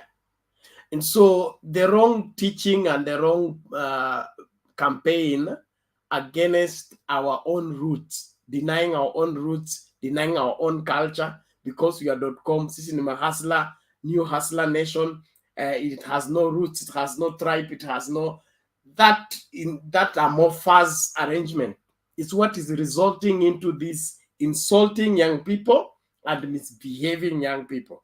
So on this particular platform, we would want to get people back to their roots in understanding. And that's why we appreciate people like Mama Selina and Jakindube, wale ambao wanatuletea historia live, kwa sababu waliishi wakati huo, si eti walisoma kwa kitabu. Wewe ulisoma kwa kitabu, okay? Mi historia nimesoma kwa kitabu. Hawa watu waliishi wakati huo, okay? So wakikueleza vile mambo yalikuwa, unaelewa vizuri and you appreciate better. And so when we give indulgence for them to switch the language, it's not against, if they begin to go against our rules, we will always stop them. But of course, we will also need everybody to understand what's going on, because this is watched over and over again after the show is over. But I understand you very well. And I also want Can I just say something? Can I say something? Just a word, please. Please, just a word. Okay, I was not insinuating that Mama Selina maybe the dialect. No. What I was insinuating, never argue with an elderly person. Mama Selina, I've been following this show. In fact, since I realized this thing, this show that is existing. So I would only, for the first time, there's a Kamze, Sam, and Mama Selina diverted your issue ya Kalenji. When I realized maybe this somebody just lived somewhere, he avoided engaging him in the local dialect. Then the other guy, the MCA, then I think Mama Selina with her wisdom realized this is a Kalenjin. Let me engage him. So I was just trying to protect these our two wise men and women here, because we have really learned, I personally have really learned a lot from them. So I was just asking that if you want to engage these people direct, there's a time, Alex, I don't know whether he's behind the curtain or what. And then yesterday, when he was saying that maybe the elders go to sleep, and then if you heard how Jakindu came in, and then it was lively. I was just laughing, and I could not even, in fact, even it was just good. So that's the way, the very way that we should look to protect our parents, and we should take care of them. So it's it was okay. I just get your a good point, sir. challenge. Thank you. Your word is now Thank you, become Bernard. a book. It's okay. Thank you. I get your point. I just wanted you to appreciate that this is not necessarily a local disagreement, although we have local disagreements, but this is a generational disagreement. People have been brainwashed to think that the elders cannot offer anything. They can go and get whatever they want on themselves. So we are bringing them to understand that if they go on their own, without the blessing of the elder, without the support of the elder, they will not make it. It doesn't matter who is their teacher or who is escorting them to where they are going. Thank you very much, Bwana Victor. Naomba sasa tufanye hivi. Kuna watu ambao hawajasema chochote. Naomba tuende moja kwa moja. Kuna nani? Kuna Dan, kuna Babu na kuna Romance. Kuna Romance na Muranga. Sasa watu wengine wote zip mpaka hawa wamalize tafadhali, lakini ninyi mkiongea msiibue maswali, sema tu maoni yako moja kwa moja. Dan, 3 minutes. Okay. Asante sana kwa huo muda umenipea. Nilikuwa nataka tu kuuliza, siulizi lakini nataka kuambia Wakenya in form of questions. Like hii maoni ya naibu rais anaposema ya kwamba maybe amegundua kwamba Kongo hakuna ng'ombe, na pia amegundua kwamba China avocado inauzwa 150, na pia amegundua kwamba avocado inauzwa 250 ama 200 euro. Na tumekuja tukaambiwa tena ya kwamba alikuwa analaumu kwamba handshake ilifanya Jubilee kufanya kazi. But hivi karibuni wale wako katika serikali, Charles Ketera amesema kwamba the handshake never affected how ministers were working. And wale ambao wanafuata watu ambao hawana maoni lakini wanataka wachukulie tu na wapigie kura, wanapoambiwa kwamba unajua akienda Mount Kenya wana avocado bwana China ni 150 na huyu jamaa anaenda kutupea, na hii muda wote kwani hakuwa anajua China avocado ilikuwa bei ya juu. Hakuwa anajua kwamba Kongo hakuna ng'ombe, hata kama kuna ng'ombe hakuwa anajua kama Kongo kuna ng'ombe, na baada anasema hakuna ng'ombe. So ni nini ambaye anafaa?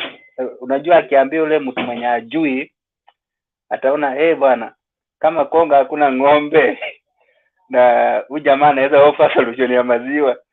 So unajua huyu jamaa atakuwa na yenyewe atakuwa anawasaidia, but in real sense it's nothing, it's amounting to nothing. And it's just a way like najua ukiambiwa hivyo na you are not informed, na kuna mtu anaweza kuambia reason wenye mtu anasema, then you just end up punishing other people for no reason.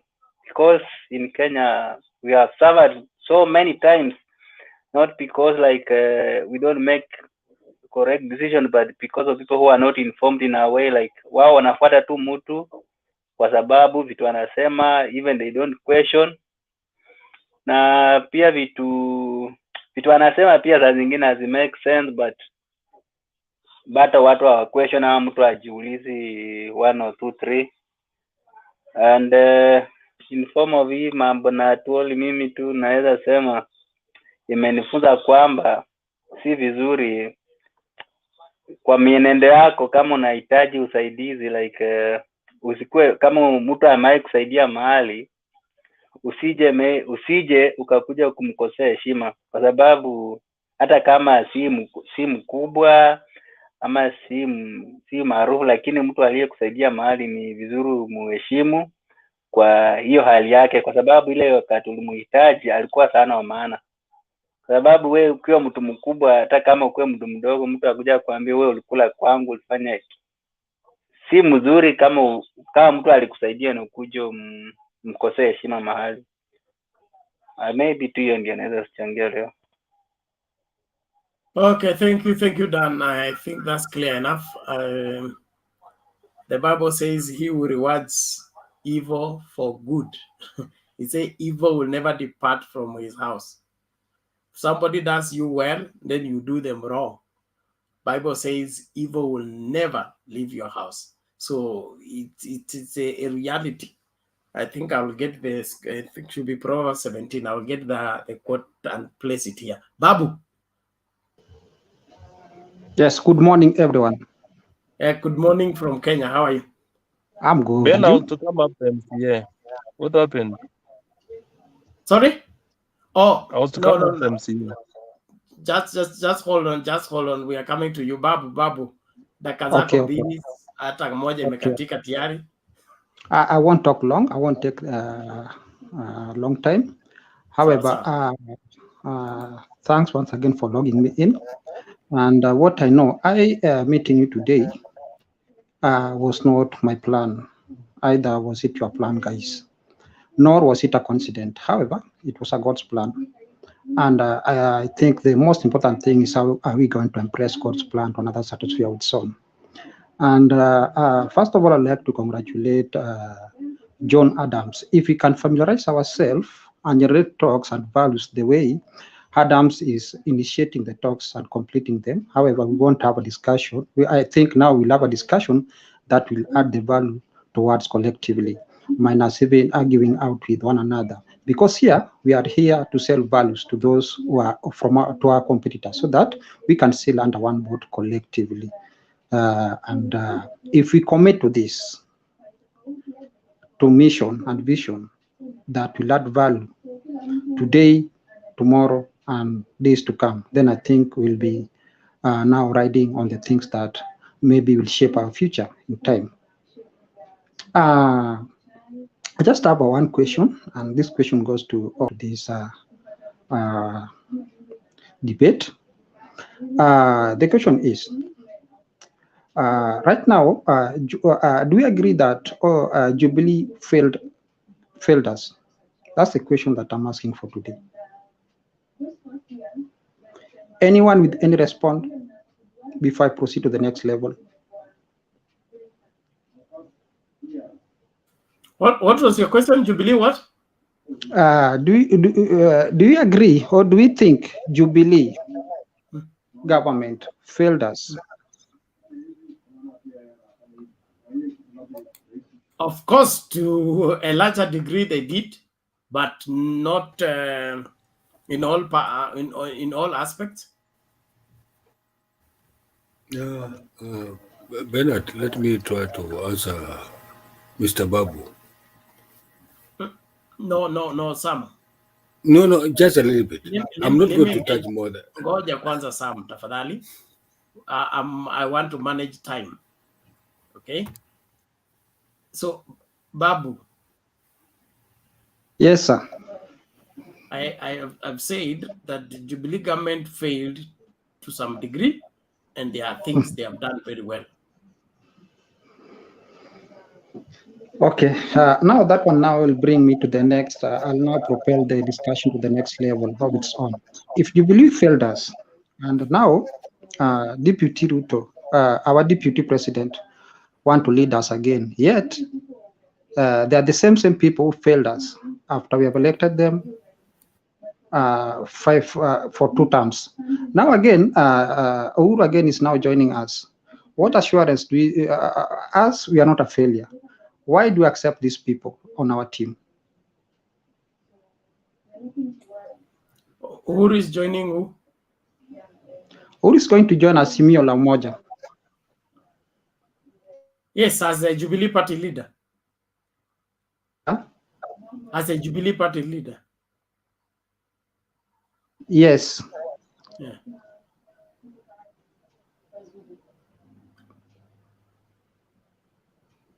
The guy is doing very well. He is asking a very right question. Anauliza, mbona mnakubali tena Uhuru aingie Jubilee Azimio na aliwafail? the dynamics of leadership in this country are such that they don't take an individual to fail. We have systematic failures. We have sabotage. We have lack of political goodwill. You cannot say Uhuru is failure or Ruto is failure. But based on what was expected by their submission when they campaigned and what they actually did, their score is below average. They did very well on infrastructure, but the economy, no, did poorly. There are things that are still crawling, so we can't group them that way. On the other hand, the Azimio team is not, we can't say it is all new people. It's now another formation.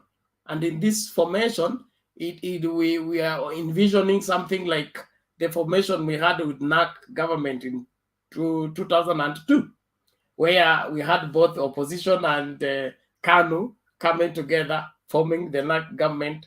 And in the process, the performance of that government was better. So it all is a matter of management and governance. Did you come about here? If that makes sense. Yeah. However, I would like to maybe I would like to pick like 2 to 3 from different people. So maybe I gain more knowledge regarding that. Okay, Bennett, can I a little bit try to interject it a little bit? Interject or add the question, respond to the question for 1 minute. Respond to the question. Just a few words. And I'm marking you 1 minute. 2 seconds have already gone. Thank you. Babu, the Jubilee, the Jubilee government failed us. One, they never completed whatever they never tried to do whatever the agenda for they wanted to do it from the first place. Two, due to 2017 October, I think 2018 January. I'm not sure, unless somebody can correct me. I may have talked about due to whatever could have happened, which could have happened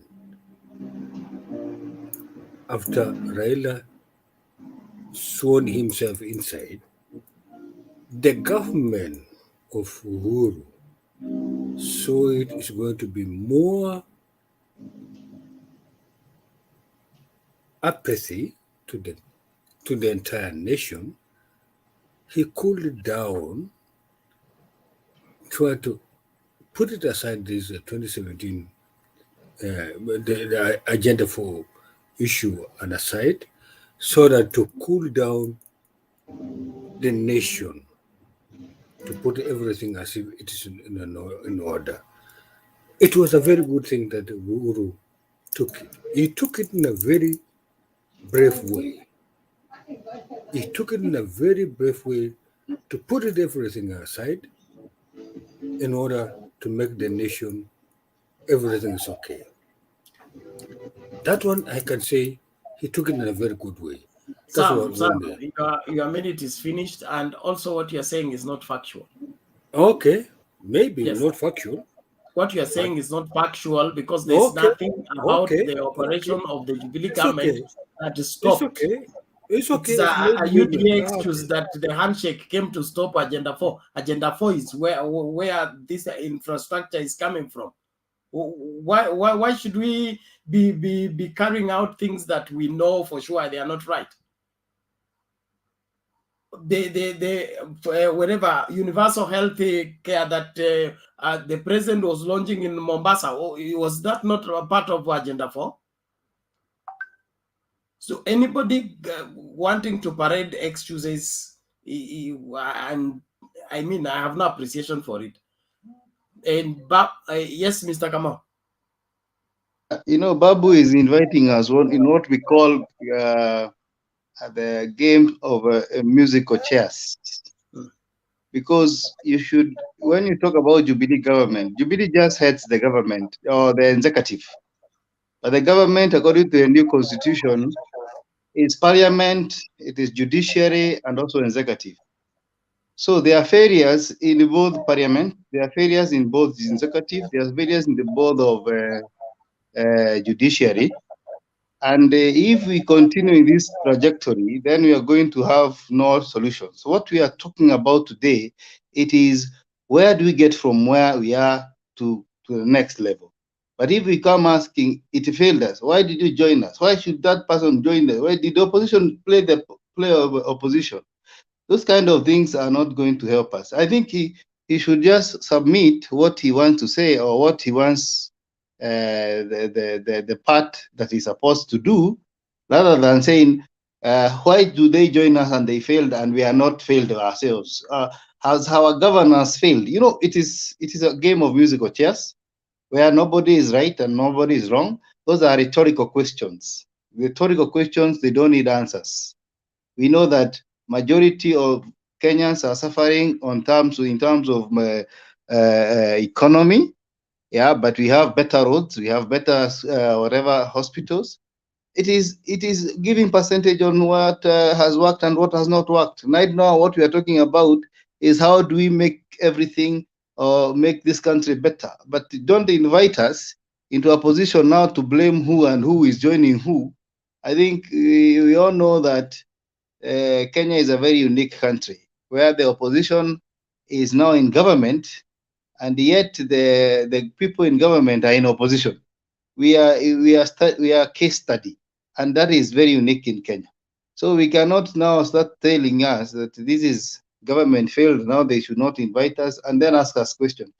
Give us your submission. Tell us what you want to see after August 9, which Uhuru did not do. Yeah, just that. Just come out.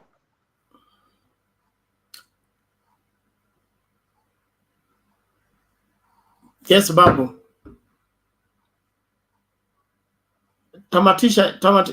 It's Babu speaking. Babu umekwama.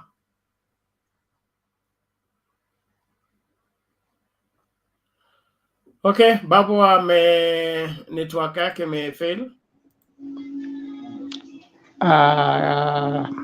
Kimani, I don't think whether you have heard me. The reason why I was raising that question, the reason why I initiated that question is because they're the same questions that I was asked when while we were debating somewhere. So I thought it could have been wise also to share with you so that I can get appropriate feedback. So by the time also I'm having a discussion with other people, I'll able to give them a pitch that will give them the value of the debate. But that one is not the topic that we are here, as I'm seeing on the line here. Bwana Mulumbu, relax. Thank you. Babu, I appreciate your line of questions, but in my opinion, they leave you very limited options in terms of getting answers, and that is why you may not take off, because every new government comes on a new slide to do what they need to do, as much as they need to finish the project that are started by the previous government. So it is not absolute when you're comparing the Uhuru leadership and probably the Raila leadership. We say in leadership that an army of sheep led by a lion can win against an army of lions led by a sheep.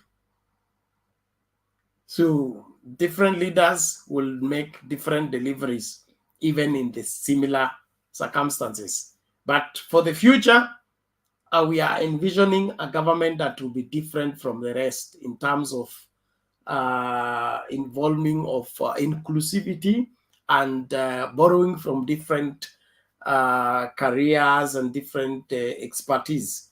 With that, we are sure of earlier delivery and less failures.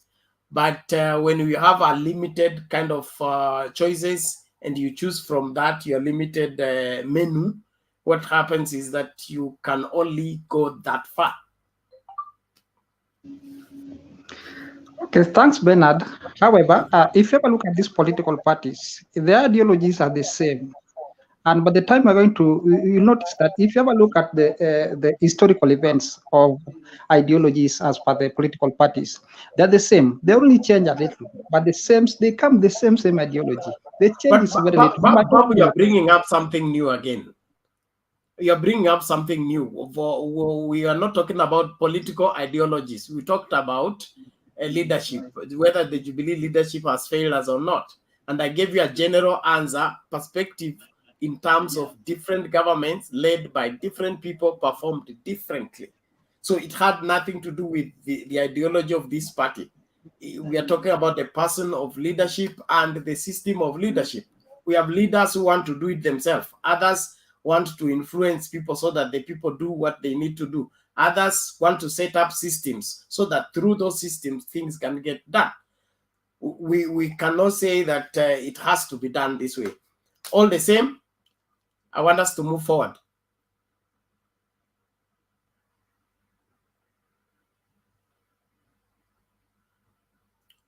Bwana Romans, come in.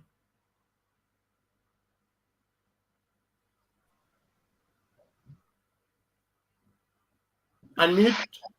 Yeah. Hope you are getting me now. Yes, sir. Thank you very much. I think it has been time because of moving around here and there, but I thank God for joining you today. So nikianza kuongea, I think in this platform, when we talk, I think someone should make a suggestion rather than asking question. Na kama nikuuliza swali, I think unaweza toa suggestion yako alafu mtu atakujibu baadaye saa zile yeye pia anatoa yake, ili tupatie pia wengine opportunity kuongea. Na nikijoin tu na ile maneno alikuwa anaongea juu ya leadership of our country, I think we as voters also, we do fail in Kenya. There is a tendency in Kenya whereby voters do sleep and they wake up near to the general election. And that's why even these leaders take advantage of that. Unapata tukishapiga kura, tunaenda tunarudi kwa nyumba, tumesahau kila kitu. Election period ikifika karibu, that's the time we wake up again and we say this person has not worked.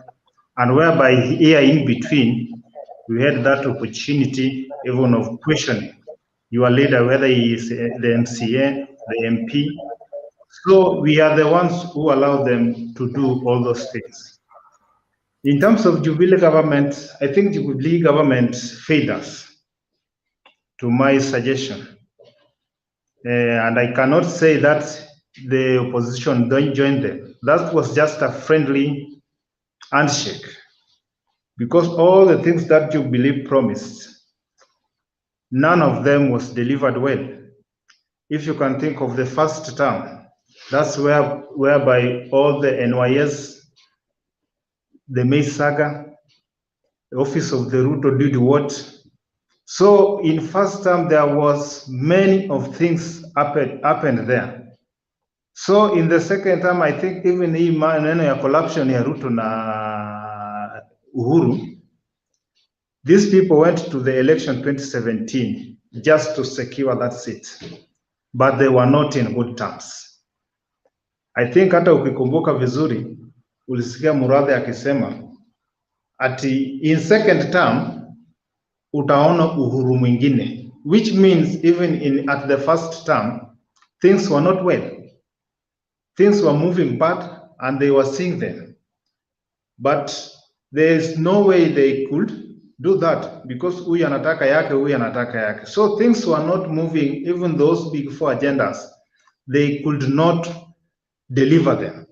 So in the second time, I thought this is just what Uhuru saw very well, that I'm going to be seen like person who has failed Kenyans, and I'm the overall here. I think that's the main reason why he brought Raila on board, ili ampatie ile nguvu. Sasa akifanya kitu, asipate ile opposition from his deputy, ili apate numbers. In case hawa watu wanataka kufanya kitu against him, they will not have that chance. So the main handshake, see at the handshake ilikuja ati kusave Kenya. No, the things were not going well in the government, even at the first term. So if I say we as voters, there's somewhere we do fail, because ukiona alafu voting ya Kenya pia, it is regional. It is regional irrespective of irrespective of who you are. Ukituseme, for example, when in Mkale, you see the other time here, Sosion was nominated by ODM, but because of the local where he is coming from, lazima aende ajoin UDA, hata kama ni mbaya anaona tu huku the leader here is not good, but because of where he is coming from, lazima tu aseme hii na hii ni kulingana na ile penye anatoka inakaa. So now that's how we always vote. We vote even leaders which are not competent, they are intelligent, even we know very well of their past experience. Let's take like Waiguru. If I asked you why was Waiguru elected as governor, you will just say that he was elected because of Jubilee. But in terms of leadership, I'm a past experience yake penye alikuwa anafanya kitambo, everyone knows what she did. But she was elected because of the regional, because of the party which dominates their region. That's why where we fail as voters. That's why hiyo ndio unapata hata saa zingine kwa hizi ministries za government. Mtu anapatiwa kazi kama mtu tuseme in terms of sehemu yenye inataka lawyer.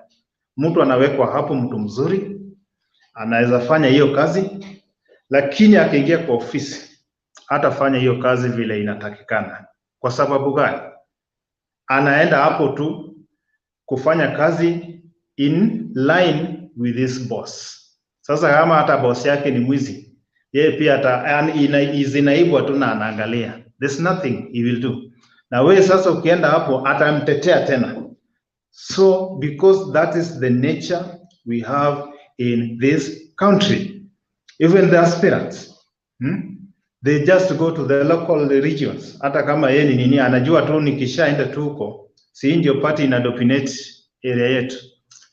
Ni bora tu nimeshika hiyo party, nimepewa certificate, I know I'm going to win. So that's the nature we have in this country, and we as voters, that's where we always fail. After electing bad leaders, we do cry. Oh, this and this and this and this. And that time we had that opportunity. We don't use that opportunity very well. When I come to the nature between UDA, political arrangements and the Azimio, I think in UDA regime or in UDA group, I think these people, they lack lots of traits, even in the terms of their speaking, how they brought up their speech. They wrote their speech with a lot of mannerless things. They don't have respect. Hata kuongea, inafaa watu wanaongea, ni unaongea nini? Lazima ushow maadili na unyenyekevu, na unajua chenye unasema inasikizwa na watu wengi, na hii kitu pia inafaa ikuwe kitu inatoa heshima. But they speak with lots of propagandism. Yesterday, is it yesterday or yesterday but one? I heard the Nyeri speaker was talking in Citizen TV. He was arguing some statement. Ati Jubilee imepromise watu wa kutoka Central, ukisimama na hiyo chama utakuwa sponsored, pesa utapatiwa ya campaign nini nini. Akaulizwa, where did you get the information? Alishindwa kusema. Yeye ndio anasema ati kuna link ingine ilitumwa, si ati una apply. Yani they have lots of propaganda. That's why they are so opportunistic. Wakiona tu kitu kama ulisikia maneno ya Sabina Chege, it is politics. Politics, they say manner of things. Sabina Chege kitu alisema, uliona vile wanaichukulia kwa uzito kabisa, but wanasahau Moses Kuria also said the same thing in the past, kwa sababu Moses Kuria is on their side. They don't take that one with a lot of, yani hawaichukui na uzito ingine, because Sabina Chege is on the other side. Lazima hiyo kitu sasa waipigie kelele kabisa nini, but if the Sabina Chege was on their side, wangekuwa wamenyamaza. So those kind of politics in Kenya ndio kitu inatuua kabisa. Sasa uliona hata sahi hii madili ya hizi nini vile sahi vitu zinaenda. Uliona tu jana anaitwa nani, senator wa Vihiga, George Kaniri. George Kaniri is a very old person, ni mtu mwenye amekaa kwa siasa sana. I think his first seat was in 1996 or 1997. So it is someone who has been in the parliament from that time up to now. Na leo alitoka akasema because of this and this, na ni mtu mzee tena ni mtu mkubwa. I think it's the age of likes of Orengo, those who have been in politics for a long time. Alitoka huko akajoin Azimio, akasema because of this and this, things are not going well here, and this group Mudavadi joined, it is not a good group. Why? Kwa sababu wanaona vile watu wanajitoa kwa mlingo wa siasa, vile wanaongea si vizuri. So aliamua kutoka. Now I see Mudavadi and Weta are going to suffer a lot, because if you see even the governor at Vihiga is an ODM. If you see the governor Busia is on this side. If you see the governor Kakamega is on this side. ANC only have one senator from Vihiga. What does that one show you? Mpaka kwa Mudavadi mwenyewe governor si wake. And right now those leaders also wanamtokea wenye walibaki. This show you that this group is not a good group, and they have a lot of propaganda, and they have lots of insult, which is not good. I think mtu akiongea inafaa ongea tu na heshima na ile kitu inasikika kwa Wakenya wote. I think that's the way we should do it. Ndio maana unaona hata Ruto ile kitu hata aliongea kuhusu Congo nini. I don't think ilikuwa kitu mbaya, lakini vile alitoa hiyo maneno haikuwa maneno mzuri, because it's someone of high rank. Akitoa kitu inafaa aangalie jinsi ya kuitoa, anaitoa aje na itasikika aje, because he has to respect even the seat. Yeye ni deputy president, kila kitu anasema inakuwa followed not only with Kenyans but the outsiders also, the world, even the Africans, even those. Please. Yes? Conclude, please. I conclude. So, it's okay. Let me give you time. I'll come later. I think I had a problem with the charger, but I've gotten one, so I'm still around. Okay, thank you. What? Sam. Yeah, thank you. Make your submission now. Okay, thank you, Bernard. Roman, I heard you talking so many things. Yeah, sure. There's one thing I would like to answer.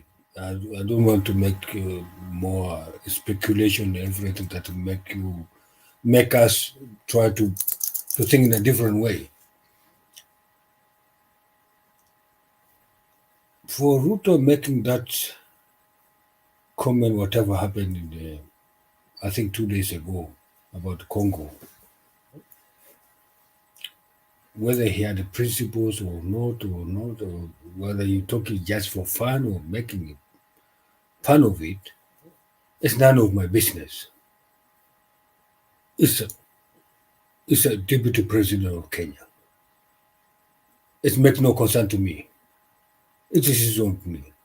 If he made a mistake, it's his own thing. So, gentlemen, there are things sometimes we would like to make ourselves to be put in the forefront of issues that make no sense. The things which is happening now in Kenya, I'm going to general. I'm not going to talk about whatever is down there, whether about Kigali or me. I'm talking the whole issue of Kenya.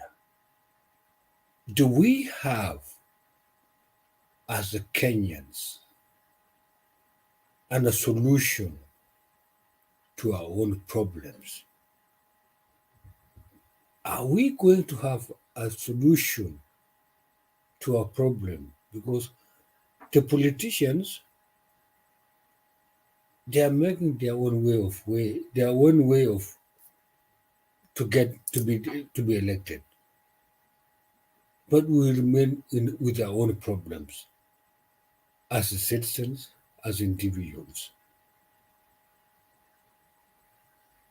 Can we have our own way, you and me, and those we are together?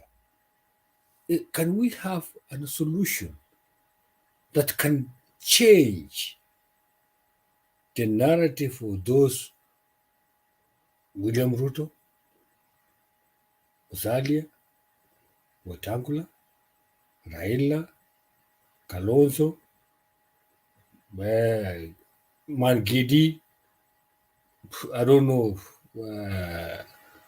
those whoever wanted, Kagime or Kagame, sorry to say the name, Kagame or Kagema? No, Sam.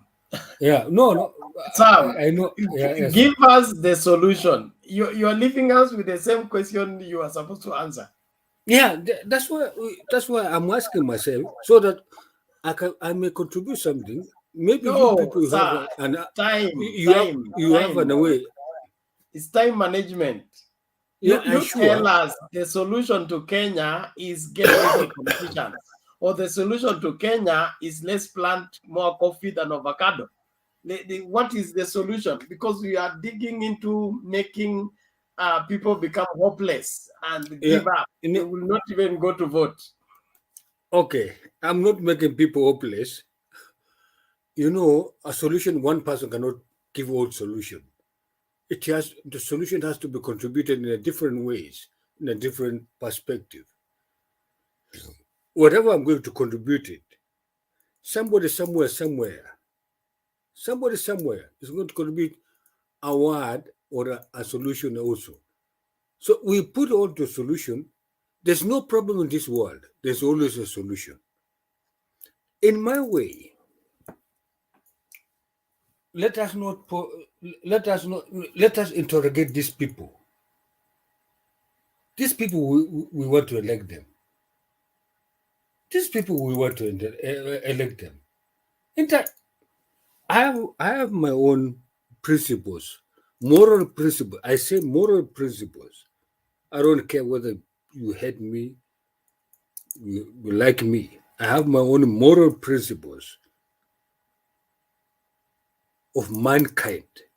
I don't want to care. I don't care whatever you talk about me. I want somebody who can put it on the table. I say one thing. Is there no solution? Are they going to give a solution about those people who are down? The bread is 85 shillings or 120 shillings. I wanted every county, regardless whatever, every county, not even every county, maybe 30 counties in the whole republic have factories to produce bread to every county, so that the bread can be about 35 shillings. That somebody can afford it. Whatever in this place where I'm living, the bread is, I can say, is equivalent to 45 shillings. 45 shillings Kenya shillings. In this country which I'm living, the bread is 45, and the people here, they're about 86 million people. The country is smaller than Kenya. The country is smaller than Kenya. And they produce bread every, they call it provinces. Every provinces, not even the province, every city produces bread, not even the cities, every town produces bread to its own people. So, to me, I say, I just want one thing. I don't want anything. The living cost of Kenyans, because we, those who are outside, we are sending thousands of shillings. We are sending thousands of Kenya shillings to help those who are back home. It seems as if we are only working for those who are back home. We are not working for our own kids who we have here. It's really embarrassing. It's really embarrassing. I'm sorry to say, ladies and gentlemen, it's really embarrassing for us, those who are living outside. We are working for you, those who are living in Kenya. We are not working for ourselves, for our own kids. Sam. Thank you. Thank you for your submission. Let us end there, because where you're headed, I don't see us coming alive from there. Let's end it there. Thank you very much.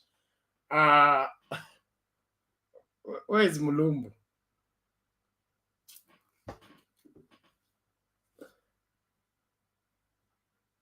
Unmute, sir. Okay. Good morning, good morning, good evening. Bernard, mute Sam, Bernard. Hey, good morning from Nairobi. How are you, Mr. Mulumbu? I'm okay, my man. I thank you for the day. I've been able to see you guys there and to see what's happening. I thank you so much for driving that program so that our fellow Kenyans can learn. We have a long way to go, because most of us, they still don't know themselves. They look at that as if they are not Kenyans. I don't know, because they were born this Kibaki era. That's why they don't know anything. When they speak as if they live in another world. They seem that they are not coming from Kenya. But we people who are there during Moi time, and then Kibaki time, here I come now, Ruto time. We feel sometimes so much offended. If you young people, you can't look forward where you go, where you're coming from and where you're going. But that's how sometimes life is. You have those one who drags you back and those one who takes you forward. But if you let those who drags you back to exceed you, then the country may plan to where it's not supposed to be. Sasa nikirudi kwa mada ya leo, kwa sababu bado unapata watu wameelimika vizuri, mtu akija hapa anakuja na mada ingine, na kuna mada imeandikwa hapo vizuri, yafaa endelee nayo, atuambie kitu anaona. Yeye anakuta na vitu vingine tu. Sasa unashindwa kuelewa huyu mtu anaelewa ama haelewi. By the way, kulikuwa habari ya Ruto vile aliongea, na habari ya Ukambani, na habari ya Atwoli.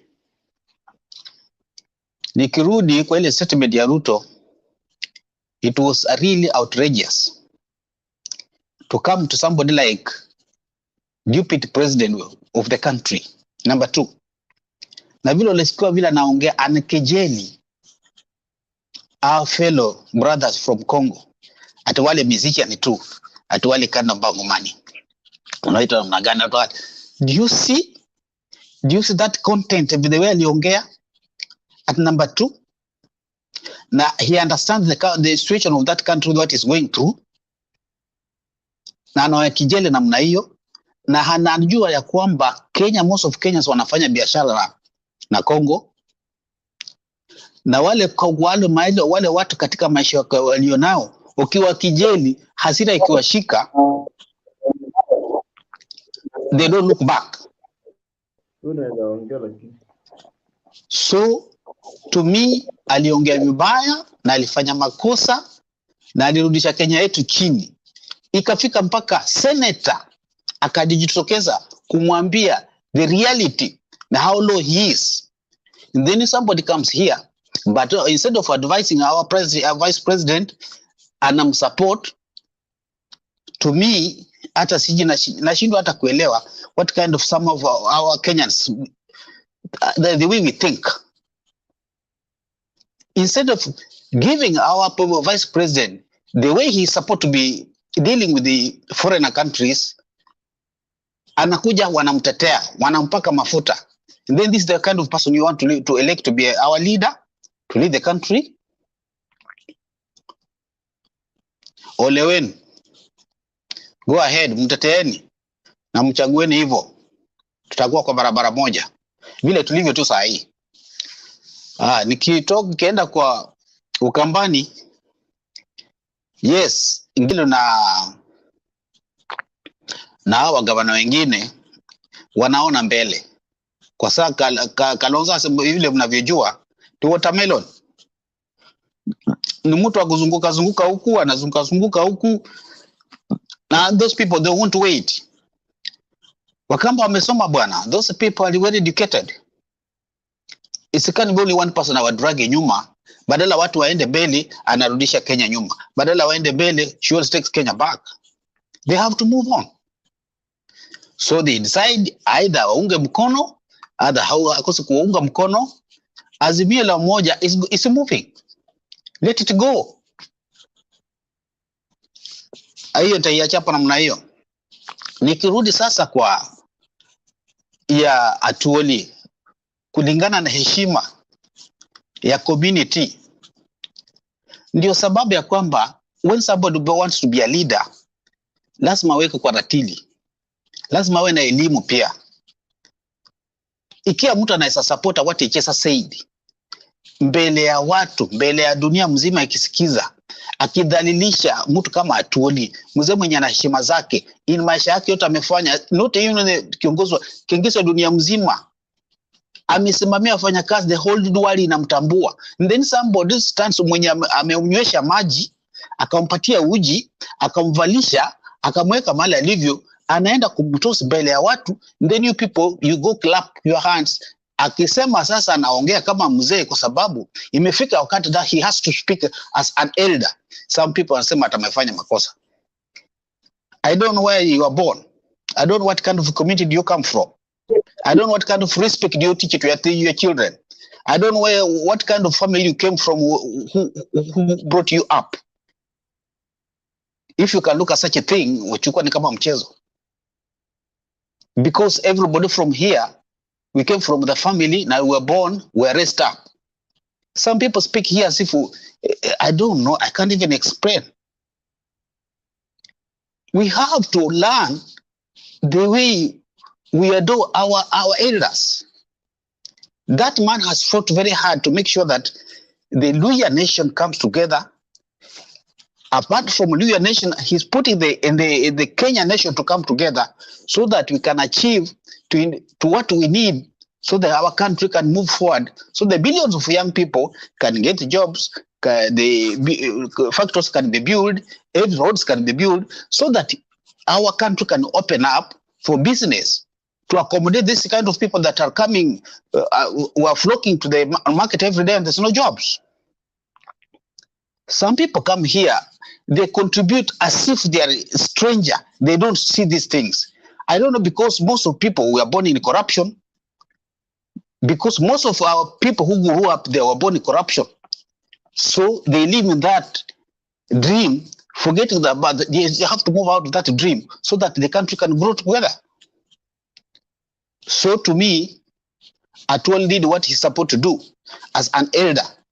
Because when you go in all the communities, inafika wakati mtoto kama asikizi, wanamla kitambo ulikuwa na lani hata unafukuzwa kabisa usionekane. You are either killed or unafukuzwa unakuwa banished forever. You'll never be seen. But because of democracy, ataongea tu na kuachilia namna hiyo. That's why people wamekuja kuwa arrogant, mtu anakuja na bweka tu. He doesn't know what he says good. Wewe ngoja, angalia wakina Khalwale. They don't look like they are doctors. Ngwani heshima zao zimeisha. Na hivyo ndivyo watu wanaisha. So guys, let's have our dignity. What's wrong? Let's go what's wrong. That's why how the country can be built with the dignity and respect. Sasa unakuja hapo watu wakubwa, unapata mtu mzee ana umvi, but what he's speaking you can't even understand where he's coming from and where he's going. Nashindwa kuelewa. Kwa hivyo Mr. Bernard, I just thank you, but keep on. Let's remind them. But unajua mnapozaliwa sio wetu mnakuja watu wana akili nyinyi wote. Kuna wengine watadragi nyuma, lakini wenye wana akili, you have to make sure that these people mnawapeleka kwa baba. Wakikataa, acheni wabaki hapo, you go on. You pick out the best one, you move on ahead to kuna vita, wale wavivu wache wabaki nyuma. That's what we can move out. Let not let us, those ones who want to drag us back. Let's move ahead with those who can see ahead. Na bado wale wajajivuta wache wabakia hapo. Tutarudi kuwapata kama sisi tunaendanga. Thank you so much. Okay, asante bwana Mlumbu, na I mean that's clear enough. Tumlete Captain.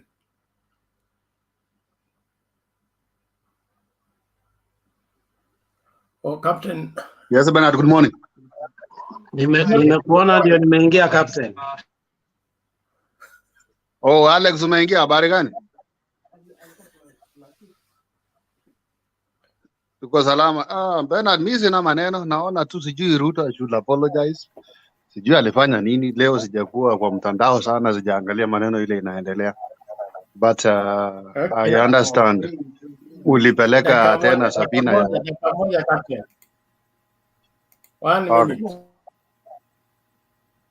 Mimi ni rafiki sana wa rais wa Democratic Republic of Congo, Rais Tshisekedi. Nitaongea na yeye akubali mira yetu ingie kwenye soko ya DRC billion liters. Na tuko na soko kuanzia hapa DRC, hao watu wako na 90 million people, hawana ng'ombe moja. Hii DRC watu ya kuimba hii watu ya sijana kwa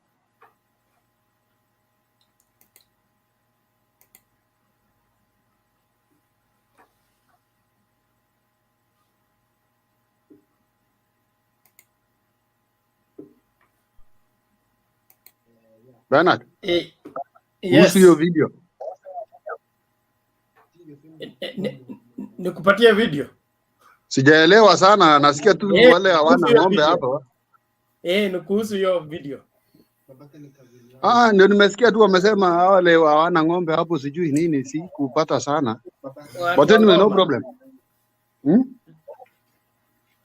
Don't worry, let me give you a more elaborate one. Okay. Kuanzia hapa DRC, hao watu wako na 90 million people, hawana ng'ombe moja. Hii DRC watu ya kuimba hii watu ya sijana kwanda bongoma nani hawa wa kuimba na wanafunga suruali wanafungia hapa. Hiyo watu twende tuwauzie maziwa. Si ndio?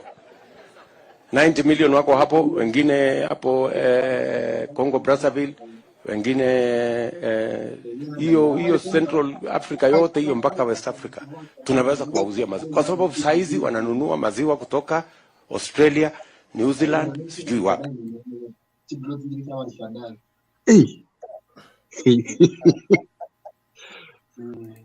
Hiyo ni hatari bwana. Hiyo One watu ya more, kufungia one more. watu ya kufungia suruali hapa. We are very shocked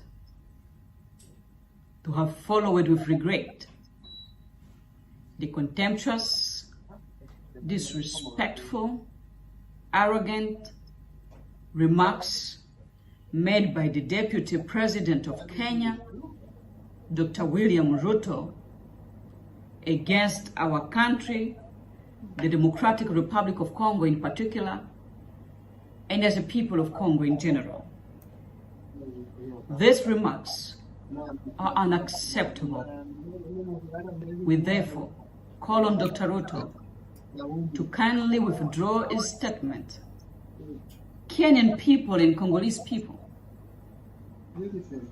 are a friendly and brotherly people. As a region, we need to strengthen regional integration and economic development. This statement intends to weaken our relations.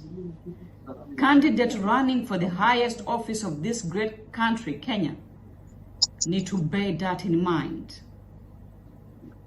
Running for this office as a candidate, presidential candidate, one need to sharpen a sense of diplomatic responsibility and public speaking. This is unacceptable. Dr. Ruto, kindly withdraw your statement. Thank you.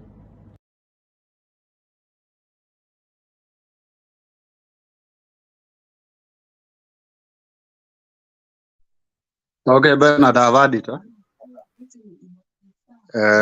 Nimesikia na nimekuwa nikisema hapa vizuri sana ya kwamba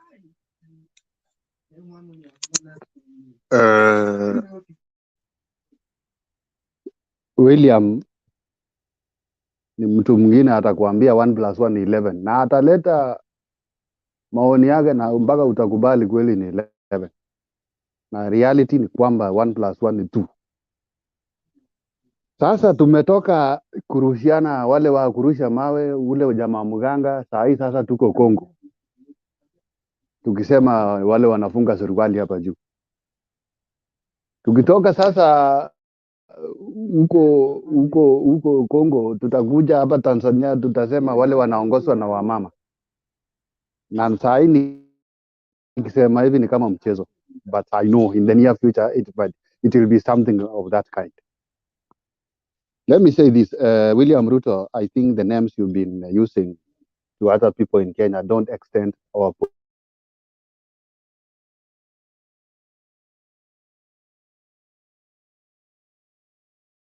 politics or your politics to other countries, because some of us, we are not in Kenya, and it will paint, I hope it will paint a very bad picture to some of us who are outside the country. Tukionwa na useme kwamba natoka Kenya, yule mtu hata atakosa kutoa maoni. Yona mtu anakuambia, unamwambia natoka Kenya na ananyamaza, yule mtu atakuwa na maswali mengi sana, isipokuwa tu atakuwa na ile heshima ya kwamba acha ni mheshimu tu, tusiongee naye maneno mingi. Even me, I demand apology from my DP. That is not the politics that we want. The center stage of the politics that I think maybe you have been enjoying is now extending more than a lot. You are going far. And it's now high time we stop those funny names we are giving each other by calling other people wale wa kuinua reli. Na wale wa kuinua reli pia nao wawache ile ya kusema wale wa meno. Juu naonanga wakiita wale watu wa meno sijui ni kina nani. Sijui. Tuache hiyo branding names such that tukiona hapa Kenya iko sawa na hakuna mtu anatu question, we extend to other countries tukitafuta maneno. Juu nimetafuta maneno nyumbani, hakuna mtu ananiuliza mimi. Juu labda wananiogopa, natafuta majirani sasa wale wa nje. Sio kitu mzuri sana. hiyo hata mimi for all the panelists here I demand that apology from my people. Kwa labda nyingine hapo nimeona ikiranda Azimio in Muranga, whatever the place they were, I don't know. Sabina Jega, I saw that she was in court yesterday or the other day, and the defending lawyer is James Orengo. James Orengo, when elections for Baba was stolen, he was also in court crying for haki kwa Baba kuwa amenyang'anywa uchaguzi yake, labda ameibiwa kura yake, labda uchaguzi yake haikuhesabiwa vizuri hivi na vile. Lakini sasa Sabina Jega akikuja kutuambia tuliiba kura, the same Orengo ndiye anaenda kumdefend huko. So for me, I fail to understand which kind of lawyer is this, because I think he's after money, but he's not after the right thing. Mwenye alikuwa amekuibia kura, amekwambia tuliiba kura, umeenda kutini tena kumtetea kwamba hakusema vibaya, alisema vizuri. No, I think that is double standard. Naongelea tu ya Sabina Jega juu nimesikia leo, sikuwa nimepata hiyo. Otherwise bana, sina maneno kwa sasa, labda nitarudi baadaye. Okay, thank you. Thank you, Vita Sai. Let me unleash Alex on you. Alex, please. Captain, Alex ana upload je nimesema. Niko salama sana kiongozi. Wewe ndio kiongozi. Unajua unanifurahisha sana kwa sababu you are one of the most moderate people. In fact, you try not to be an extremist. Mbona hujasikia maneno Ndindi Nyoro alisema kule Muranga na Rigathi Gachagua?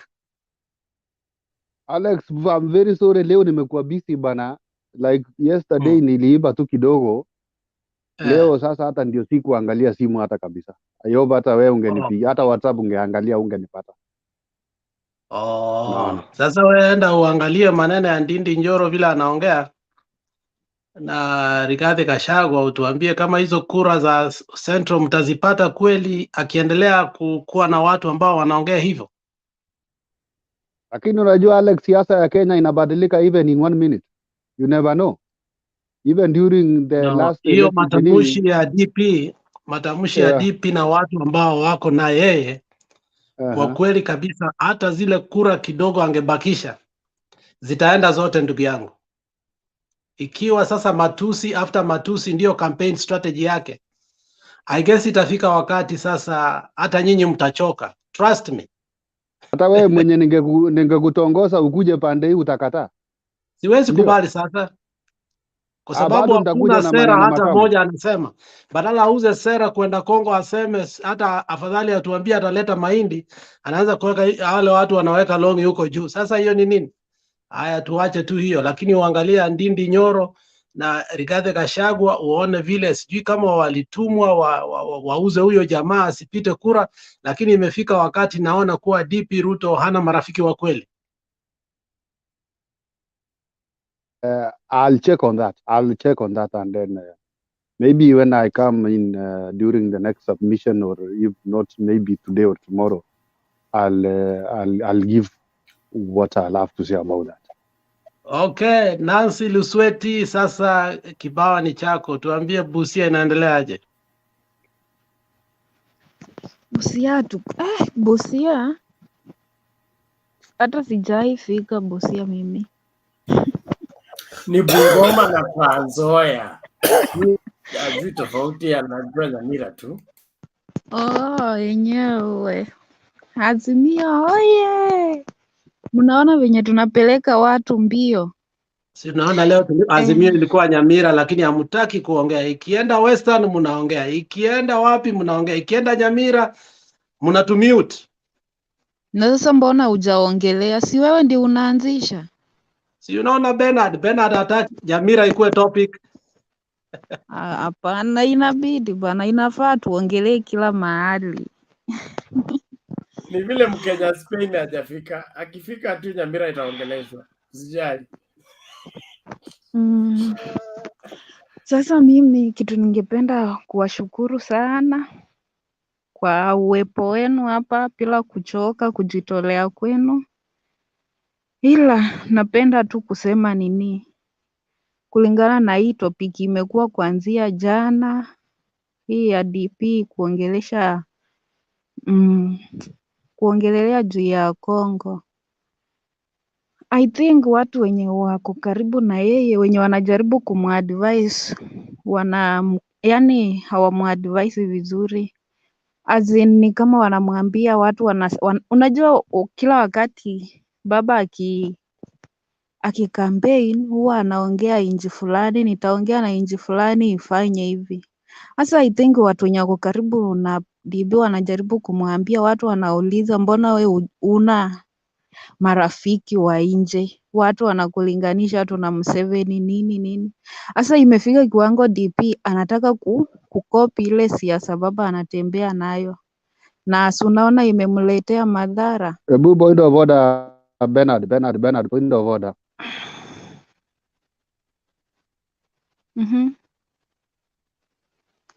So mi naona ni kama hakuna mwenye anaran program. Okay. Lusweti Nancy, mbona uonekani kwa sura? Naona tu kitu na bling. The other day somebody said that the person who is mwenye anaongea lazima aonekane kwa sura akiongea. So sijui kwa leo labda iko namna gani. Okay, sawa, you can continue. Captain, wacha mambo mengi, wacha aongee hivyo. Sawa. So mi naona DP kwenye anaelekea, yani amekosa agenda, anajaribu kukopi baba, lakini naona inamletea shida. Yani hangetumia neno lingine, hajui jina la lazima angesema huko kwa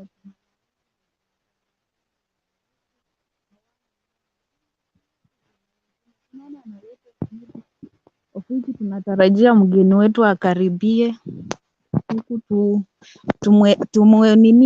tumushabikia akiwa mwana East Africa. DP ndio huyo anatukosesha, anaanza kuleta mambo ingine. Kama ange apologize leo, ninaona ingekuwa shida kubwa, sababu hapo hivyo Equity leo naona ni kama wamepata na wamepigwa kidogo na piko.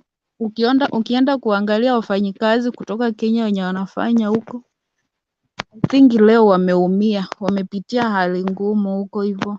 Sasa mimi naweza sema tu kama mtu ako karibu na DP anajaribu kumadvise, aambie DP aachane na yani kwa speech zake, sababu ni kama ajui hizi nchi za nje zinaendeshwa aje ama zinakaa aje. Ni kama hata ajui marais majina zinaitwa nani.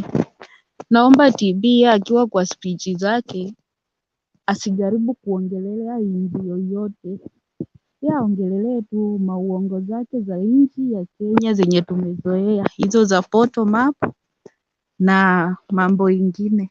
Lakini hii ya kuanza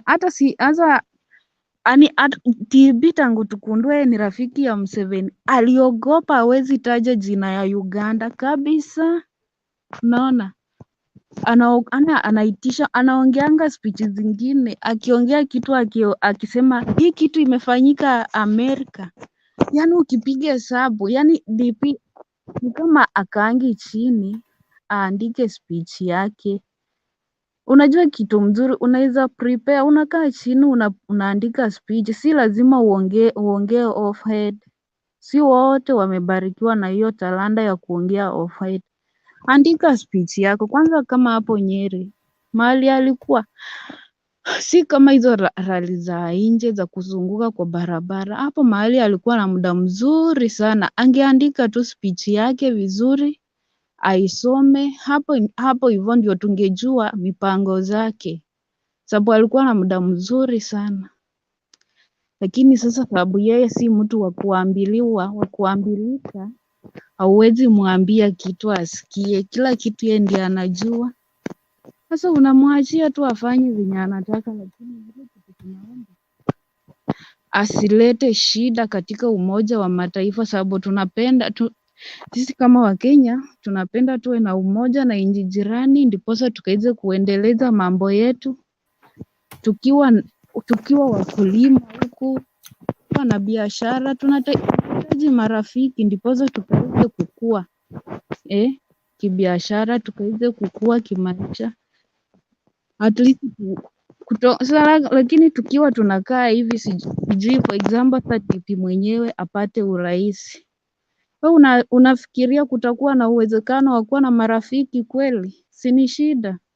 Kama ulimi yake imeanza kuteleza katika nchi, amedanganya nchi, amechoka, ameamua sasa kuenda kuitisha uongo kutoka kwa nchi nyingine, anaongea kitu saizi hata ni nchi gani inaweza kosa ng'ombe imaji? DP alitukosea heshima.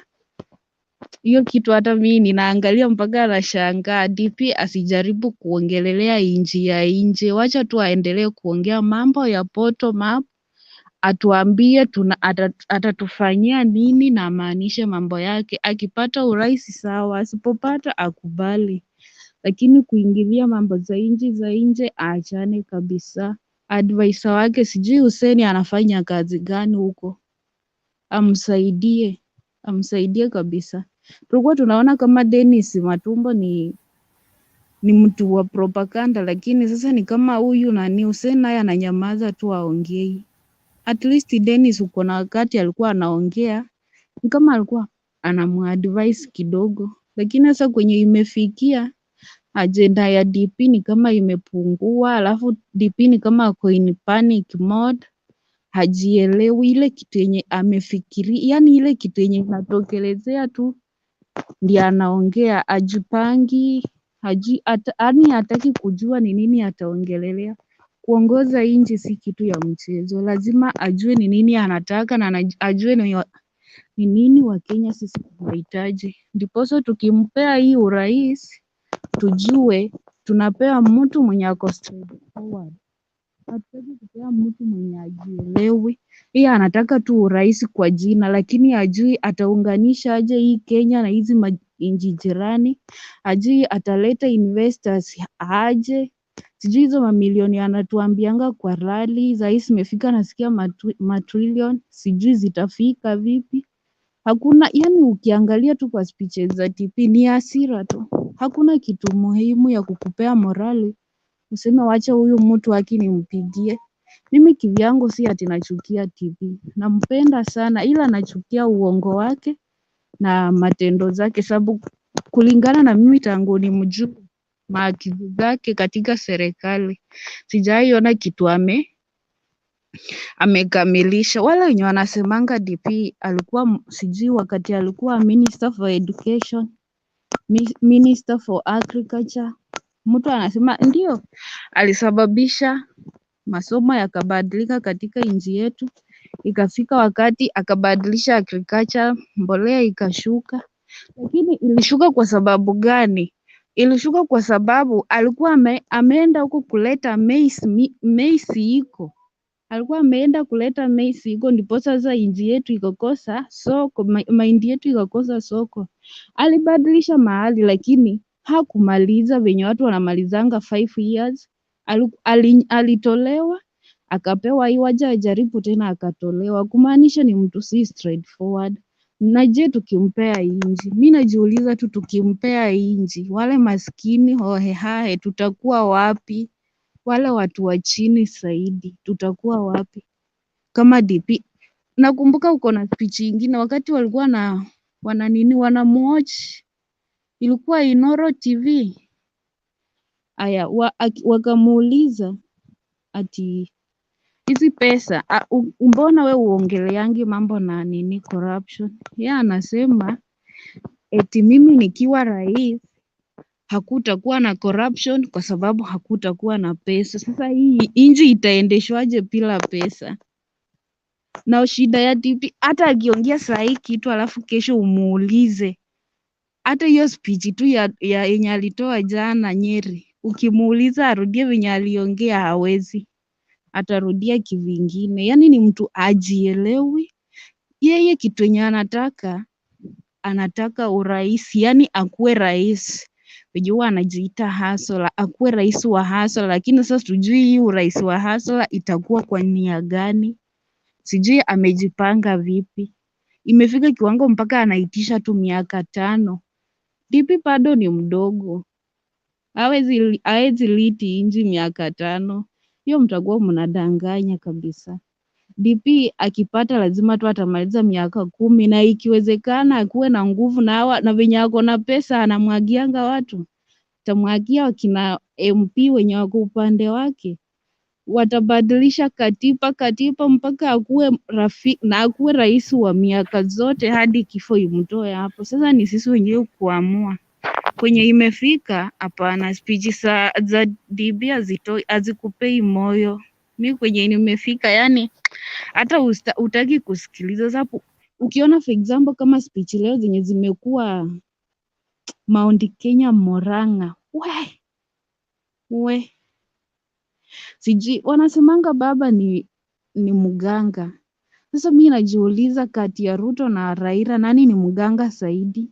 Sababu ni nani mwenye alipea watu wake sasa dawa? Kama kuna kuanga na madawa watu wanapewa, ama watu wa Ruto walipewa nini? Wanakulanga nini ndio wakienda kwa rally wanaongea bila ani mtu anaongea tu wenye tu wanawake wanakaanga kwa plot wanaongea.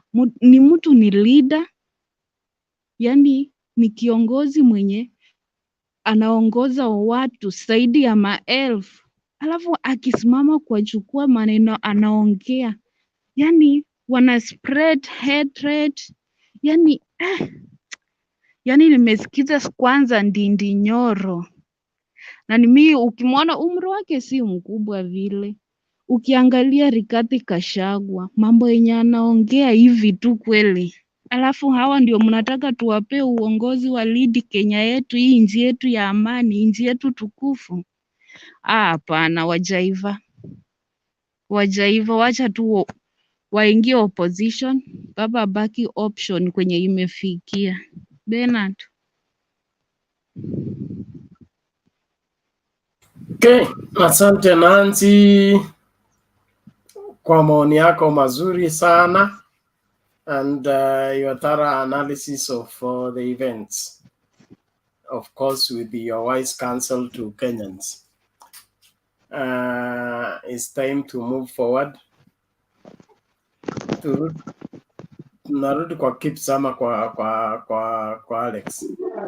Captain anataka kusema kitu. Captain. Alex, nilikuwa nataka kuuliza Nancy na kumpatia hata advice zingine. Kuna maneno ingine huwezi kusema sana na volume. Tunasema zingine volume ikiwa chini. Sana hapo kwa kuingia kwa serikali na kubadilisha katiba, usikuwa unaongeza volume sana, usemanga polepole. I was asking Nancy, is it possible that why don't we just apisha Baba and we tell Ruto remain in opposition, and then we save this money from the IBC? Because if we are now to say that Baba will be there as the president, why do we like wasting money? Because even the submission from Nancy is something like that.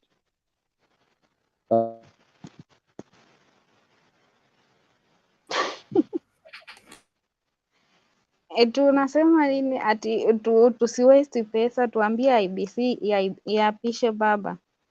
Sisi ninakwambia tunataka Baba achukue kiti kwa mikono ya Uhuru kama tumepiga kura kama hizo za 202.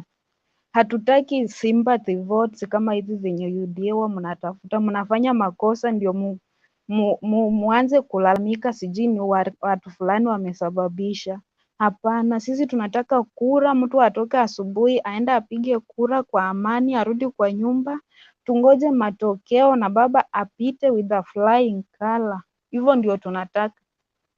Hatutaki sijui ati ama waibie Baba kura. Tumepita hiyo kiwango ya kuiba kura. Kwenye imefika ni kupiga kura na kupata rais mwenye ataongoza nchi kwa amani. Sababu tukiibia mtu kura ama tupigie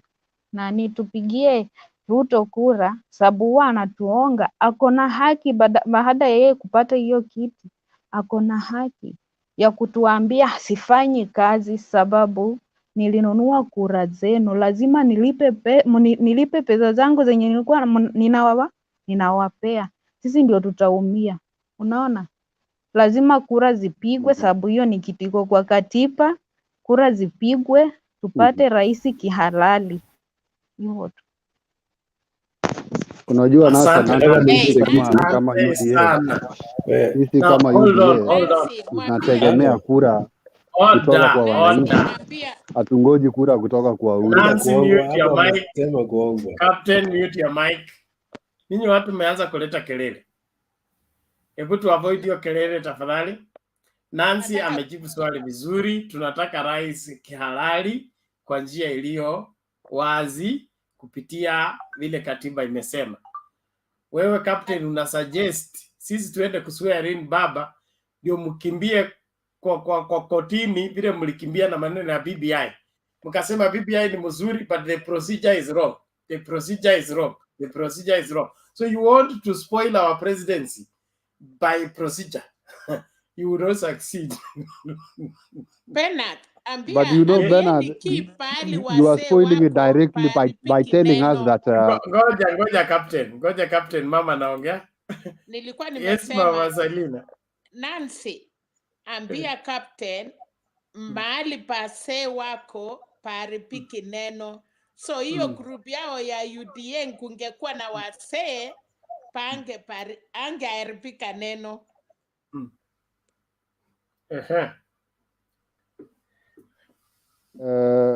Bernard, unajua saa zingine unajua ni mzuri kusema tu kweli.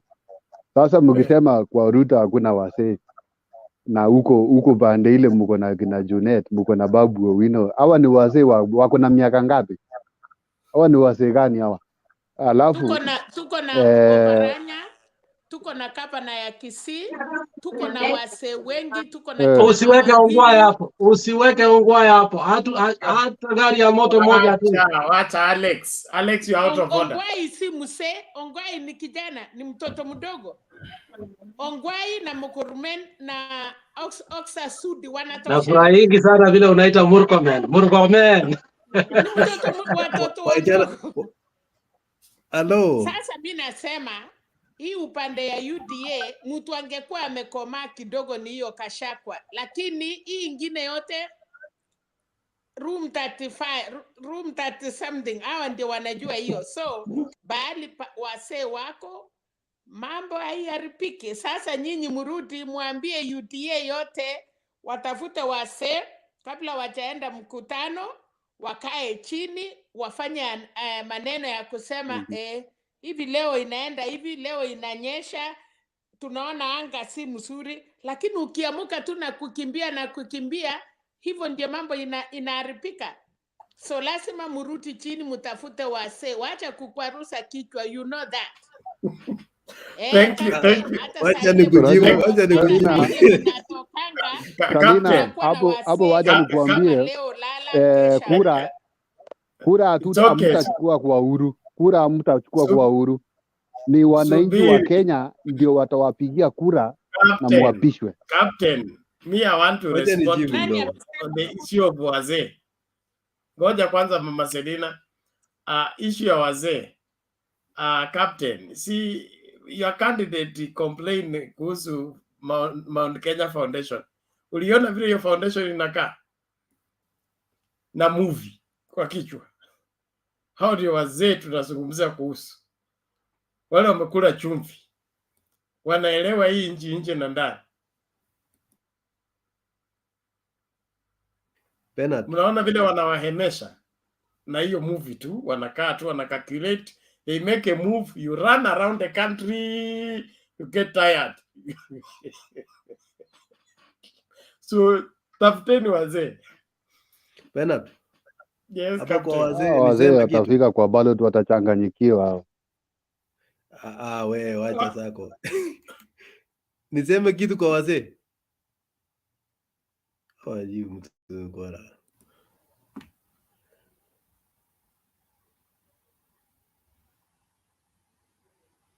Amemute mimi.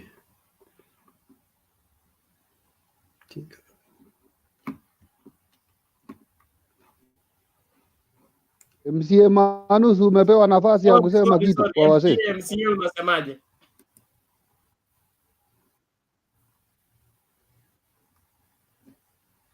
Okay, MCA ni kama has technical problem. So Captain, nimekusikia.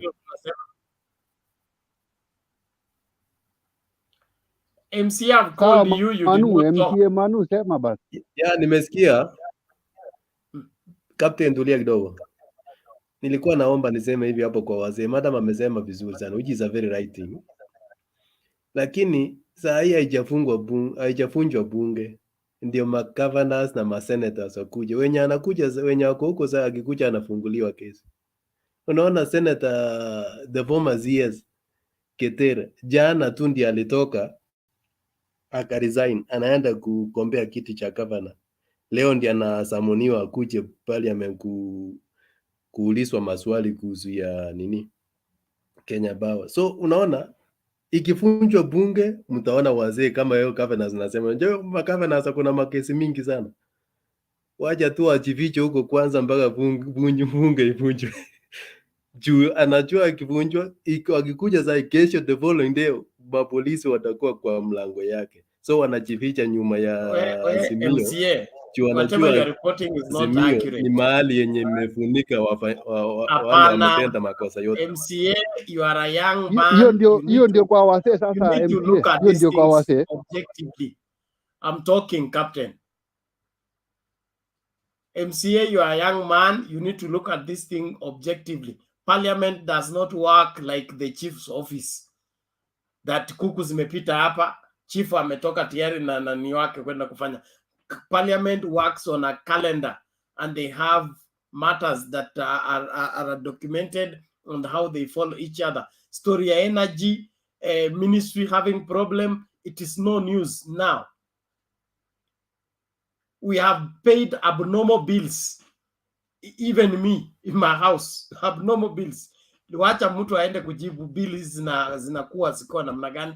Wezi lipa bill 7,000 this month, next month inakuja 35,000. What did you cook in between? Mtu aende kubeba mzigo wake, mwache kumtetea kwa mkitumia story ya siasa. Na hiyo bill ya 35,000 inabebwa na wheelbarrow.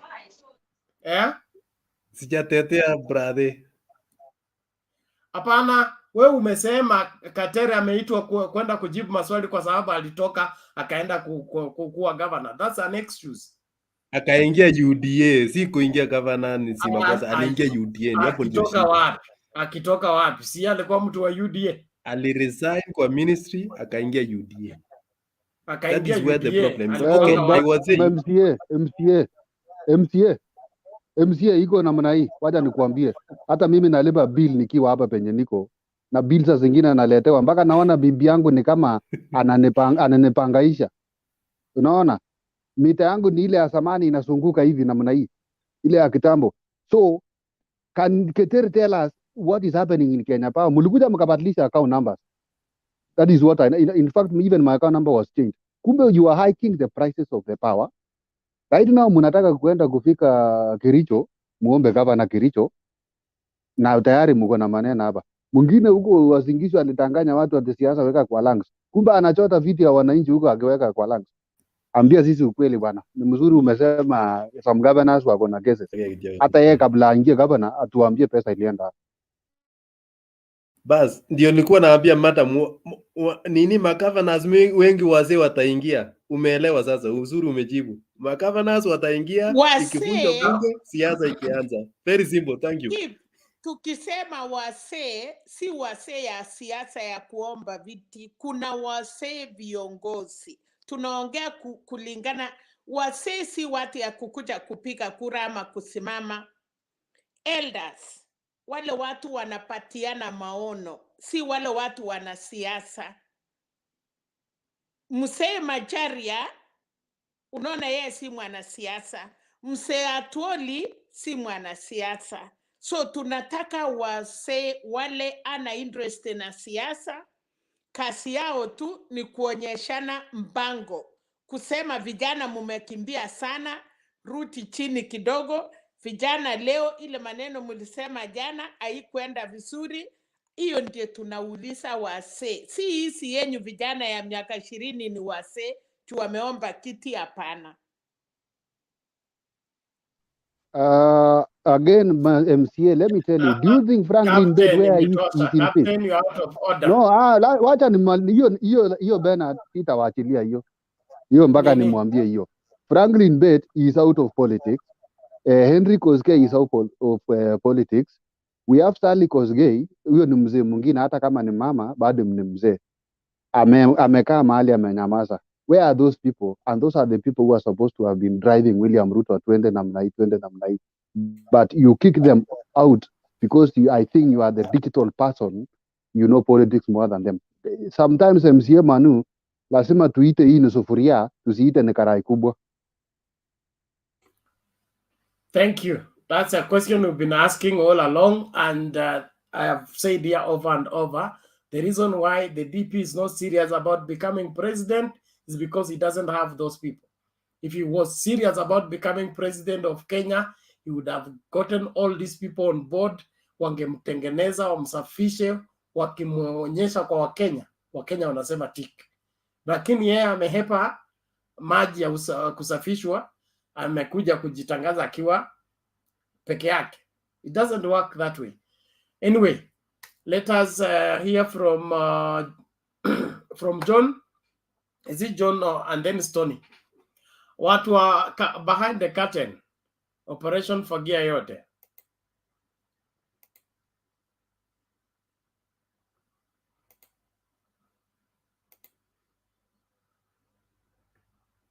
John Okibo, maoni yako dakika 3. Thank you so much, Mr. Bernard. I'm seeing All right, I'm leaving on. What's wrong with you, Blair, now? I got I'm gonna call Anna around. She said I'm gonna call Thank you so much. So I'm gonna call her. Yangu yatakuwa machache. Kwanza, the first thing that I will tell Kenyans. Kibo, zima TV nyumba yako. Hatukusikii. Daily screen. I'm a woman, man. Hey, don't. You can't do that. You can't touch. I'm over the phone. I know you can't touch though. Yeah, that's cool. So basically, the first thing I want to tell Kenyans is like Ruto is unsuitable to be Kenya. If you want to start spoiling international friendship with other countries as areas hata hujakuwa elected, so it means if you make enemies with these people, the next minute utaanza kutusi America, ushaanza kutusi Australia, the European countries. These people will cut off the e-support wanatupea maybe in terms of donations, and people back at home watakuwa na shida. You've seen we had a good relationship with Congo the other day. The next 2 seconds after talking whatever you're talking, the Congo people are complaining about what you say. So you see, if somebody at this area, they're shown us so many signs of is not competent to be a leader. And one thing you are seeing, Anna, any friend like other presidents who are close friends. John, yep. there is noise in your background. I think you should sort that out before you come in. Oh, okay. Give me a minute. Your colleagues are making noise. Okay. So, waongeleshe kwanza mkubaliana alafu tarudi. Tumsikilize nani? Tony PK. Thank you very much, Bernard, and all panelists present. Naona Selina yuko pale, Ngangari, Ramos, Romans, Muto, Alex, na Lusweti Nancy. Mlio. Bernard, karibu. Asante sana.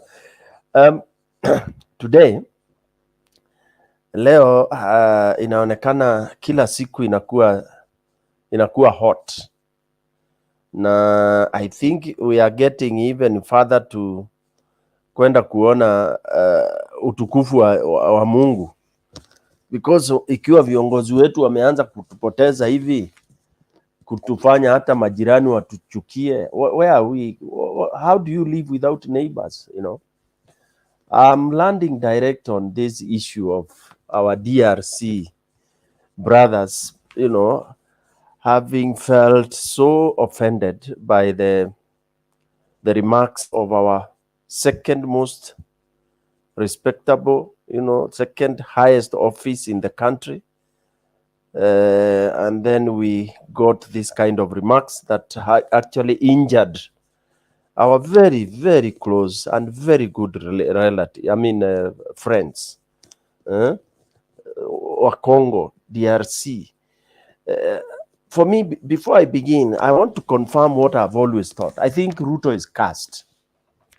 Ruto amelaaniwa, hivyo tulisema jana kwa broadcast ya jana, and you can be cursed na ukose kujua uko cursed, ukiwa kichwa ngumu especially.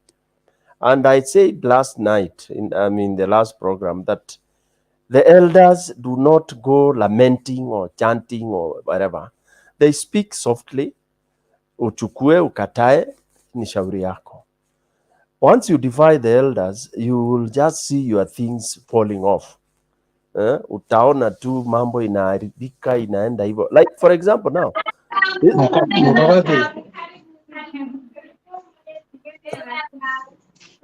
Hello. This man called Alex wants to interject. What speaker? What do Bernard? What do I do? I pause. Alex, what is the matter? Is it parliamentary for my honorable friend to call that Ruto is cursed? And he has Atwoli confirmed it. has finished cursing No, he Malala, ECHESA, and MADVD and Khalwale. He said he just confirmed that. We want to know how, and he can proceed. Thank you, my brother Alex. Let me substantiate and also let you know. Ndio uwe unajua ukikosea how a cursed person behaves. Like now I see you are doing very nice babysitting. The moment you start mishandling that young soul, unakosa ile utu, unasahau kwamba huyo ni mtoto. You know, you start seeing like what you saw in the other clip, somebody beating a wife and the kid is there, unachukua hiyo ni nini? Hiyo umelaaniwa. Okay? Now, for example, this is, I keep on saying, second powerful person in this country. You stand in front of people because you have no content. You are in Mount Kenya. Despite Mount Kenya being so rich, you have no content. You start giving some very funny examples, demeaning other people, talking about people, their numbers, 90,000, 90 million, they have no single cow, hawana ng'ombe hata moja. Then you even go making fun of their dressing. Not forgetting that you also have your dressing could be also funny to whoever is looking at you. What makes you think that your dressing is so beautiful in the eyes of other people? I was in Nigeria one time, and being a Kenyan, I was fond of attending meetings in a suit and a tie, feeling that, from my background, this is the best. I'm the smartest kwa sababu niko na suti na tie kikenya. Then one of my colleagues, them they used to come either casually or in their hizo manguo zao, which is what now we are adopting in Kenya. Unaenda unachukua kitambaa, hata labda ni ya marinda, but you can make a trouser, you can make a shirt in the name of kitenge or African wear. Now, the friend asked me, he said, now you Kenyans, you think you are so smart in your suits. Then I said, of course, with a lot of confidence. He said, no, to us, we see you like very, very poorly dressed because you just dress Muzungu style. And you think you are smart because you are trying to imitate and copy a Mzungu. Do you know how I felt? And then he said, what makes you think this my African outfit is not smart? So what I'm trying to say is, our DP, akisema the way the Zairians dress, kumbe even to them, the way he dresses, anakaa kama wa mama. You know, not necessarily wa mama, you look like, you know, a man in a lady's dress. Okay, so that was not fair at all. And again, Kenyans, we have a problem. We run away from issues, especially politicians, in the name of, we pick vocabularies just like that. For example, oh, I was misquoted. Oh, this was blown out of context. Oh, this was that. But look at the words of the lady, the Congolese boss who reprimanded him. He said, you have to go and learn diplomacy. She used very strong terms. Sharpen your public speeches and diplomacy. My friend, if I was DP tonight or this day, I would have resigned. Diplomatic responsibility and public speaking. Yes. Yes. I cannot be told that way by somebody kutoka nje. That was the demeanor of the worst order to a doctari. The guy is not even worth kupitishwa na IBC. This guy should just go to Sugoi. That is what I think. As far as that is, he has failed the diplomatic test. Diplomacy, Hana. So how do we elect somebody who doesn't know even how to relate with the neighbors? A guy who even doesn't know how to joke. These are the same kind of insult he has been peddling around, and people laugh. Oh, huyo mzee bame wa kitangawili, ukiangalia huyo mzee kweli, ukiangalia Kalonzo amesukuma mzee nywele ikaisha.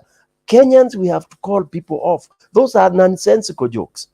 You know, a joke has to be well placed, and you have to know when to crack what joke. Okay? This guy has become a master of, let me say, use this language, nonsense. He spills nonsense to the eyes and ears of intellectuals. Okay? I'm happy. And I said on this forum, this guy end up either amejinyonga, because you see, once you realize unashuka ngazi. Now people even doubt yeye ni daktari. People doubt because akisimama kuongea na mic, people are like, oh my God, what is he going to say? And this is even supported by the fact that he is losing his own people. Si watu wengi wanataka kukaa na yeye kwa meeting. I've observed that. I'm sure you guys must have observed. Even his tribe men, even now akina Murkomen, I like the way Selina calls that gentleman. Anamuitanga Mukomen. Markomen. Yeah, even Markomen is a lawyer. Anaangalia, anaona vile boss anaongea, anaona vitu zingine, hata anasikia kuingia chini ya desk. You know, and because this boss does not even share what he has in mind, he does not prepare talking points. You know, even if you are a genius going to a public to deliver to talk about anything, you have to make your talking points. You can memorize them or you put them on a paper. He was holding a paper there. How could he start talking of trousers, and yet he has what notes did he have? Anyway, that was the worst mistake. And I'm happy from Azimio point of view, we want him to do the worst mistakes so that even by 9, Kenyans wame decide. The only problem I have is that every young person you talk to, sorry to use the word every, ukimuuliza wewe utapiga kura, utapigia nani? Ruto. Kwa nini? Unajua yeye ndiye alitoka chini, alikuwa anauza chicken, ndio amekafika mahali aliko. Then you ask this young man, so wewe akivote, ukimvote atakutoa hapa huko ufike kama yeye? Yeah, we want to somebody who has suffered. Now, these kids or these brothers, our young brothers, they have no direction. They don't know why they are voting, because now Ruto has known that they are the ones he is targeting. Okay. Otherwise, anybody mature they have already made up their mind. You cannot waste your vote with such a man who is messing some of the markets. It's just the other day, Kenya went and launched huge business, what do we call it, business moves. We went with business people to open that market for us, to be able to even help the youth, the people who are coming. The bigger the trade, the better. The offices that they allowed us to open, the business ventures there, that you have a small IT company, you are free to go and open one in DRC. Those are the opportunities that Baba Raila has seen, Uhuru has seen. That's why he is in Dubai, to open up, because we need to partner with Africa first. And this is what Baba said. Africa is big market, good enough that we need to nurture them like mayai, so that by the time watakuwa empowered, we have also empowered ourselves. So when we have a presidential candidate coming with such words to injure the relationship that is so well grounded, because as we are speaking, do you know DRC has said we boycott equity? The boycott, they have given a lot of boycotts for those who might not have checked. Those words, how much damage or business has it cost to Kenyans who are living in DRC? Yeah, boycott Equity Bank because it belongs to Kenyan. Boycott XYZ. Until Baba, actually it's Baba who was the first one to order that an apology be made to DRC, because they took it very grossly. Anyway, let me move to Kasi. Kas, on the line of Kas, Atwoli is following the African tradition. Those who could not be productive, those who are evil, got cast, and cast works. The Bible says cursing is there. Ukitaka ukasiwe, utakasiwa. And you know why people get cast.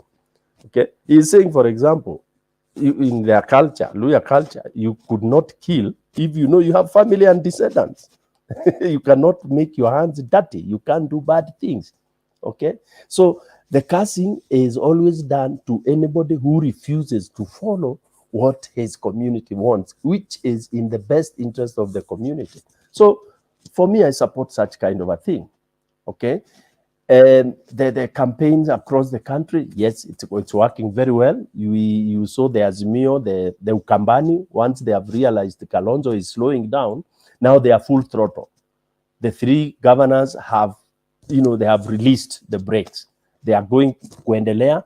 Kalonzo will join whatever time he will join, but our wameng'oa nanga, and you can see the crowds they are pulling. They are meeting in a equivalent of Baba's Azimio Mtaani.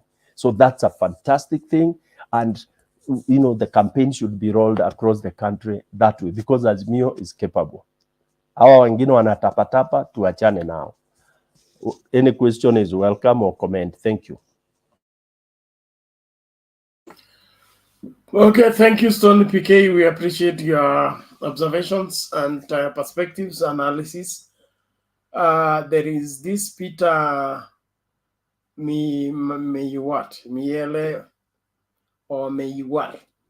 Your device is not connected because it is not rightly configured. Get out and make sure that when you get in, allow StreamYard to have full control over your camera and your audio.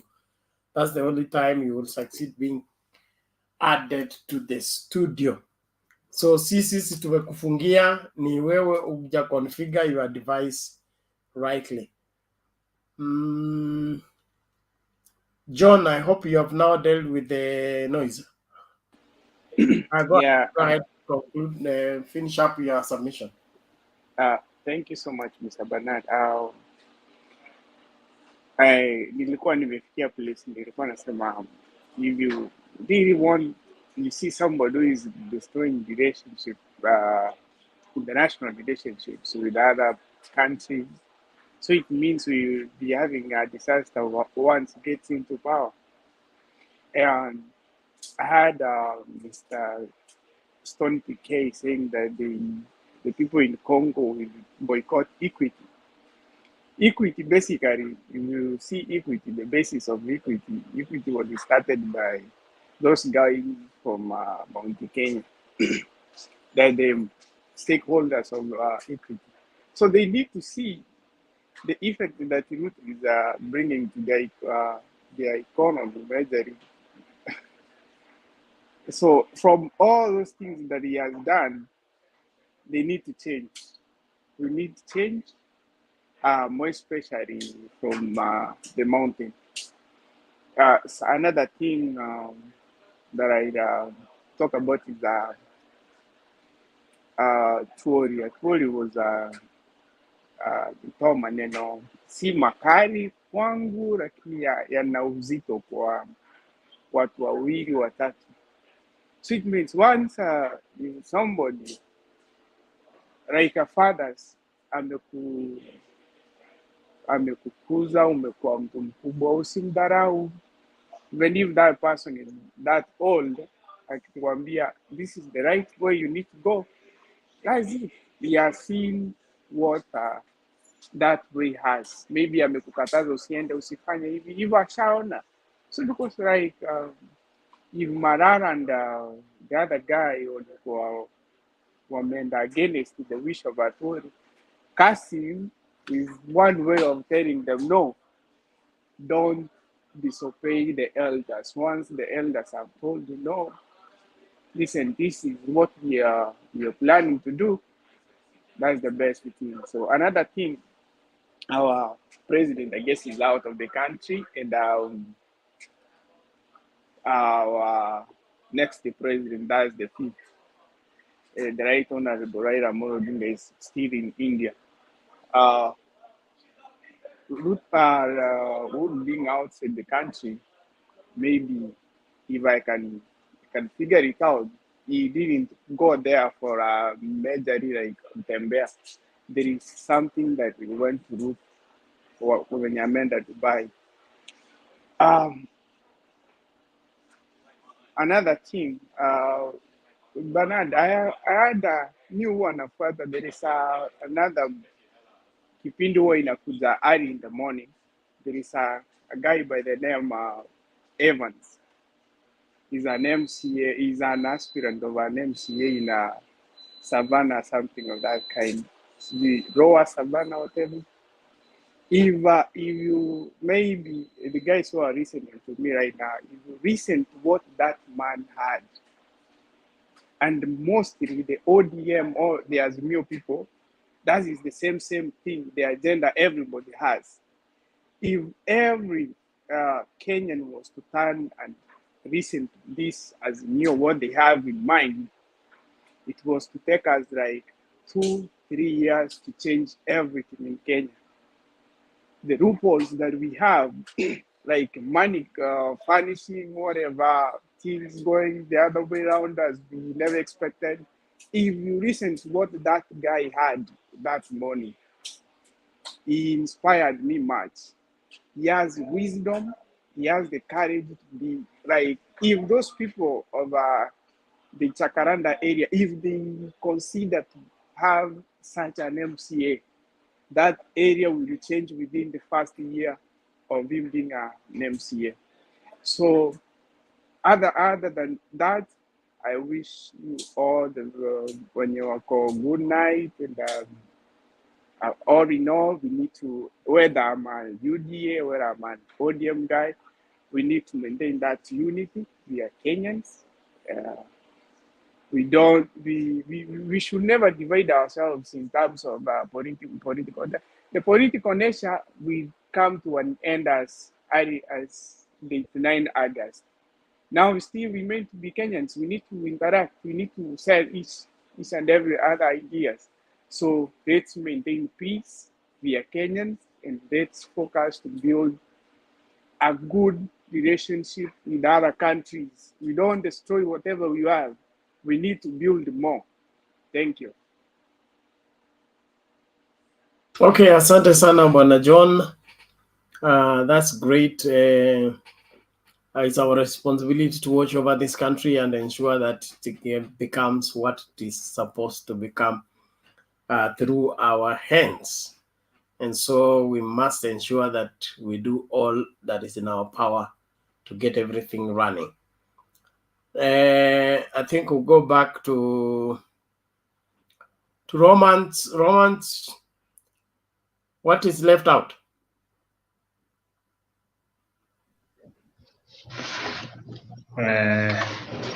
Thank you very much. Na kuna kitu nataka ni kuombe Ukitembea kesho, kuna hii kofia hii ya Azimio ya mama. Hii kofia inakuanga nzuri, kama unaweza pata njia ya kuiconnect kesho, tuambie hapa. Hiyo kofia inakuanga nzuri sana. You need to get one for yourself. Yeah, I need one. Hii ya mama hii. Sawa, tutapanga. Ufuatilie kitu hiyo, kitu niambie kesho. Sawa. Nikiachana na hiyo, nilikuwa nataka kuongea juu ya uongozi kidogo. Kuna kitu nilifurahia sana, huyu mama wetu anaitwa Selina. Aliongelea kidogo juu ya hii maneno ya uzee. Kuna wakati nilikwambia Rift Valley nimekaa sana before election ya 2013. Now those people, they had a struggle with William Ruto juu ya hii maneno ya uongozi. Kwa sababu wazee walikuwa wanasanyika hapo. Kuna sehemu ya Moi hapo nilikwambia inaitwa Seguton. As a petrol station nyingine hapo ni sehemu ya Moi. Sasa wazee walikuwa wanakutana hapo wanaongea. Lakini they were trying to tame Ruto, lakini Ruto alikataa.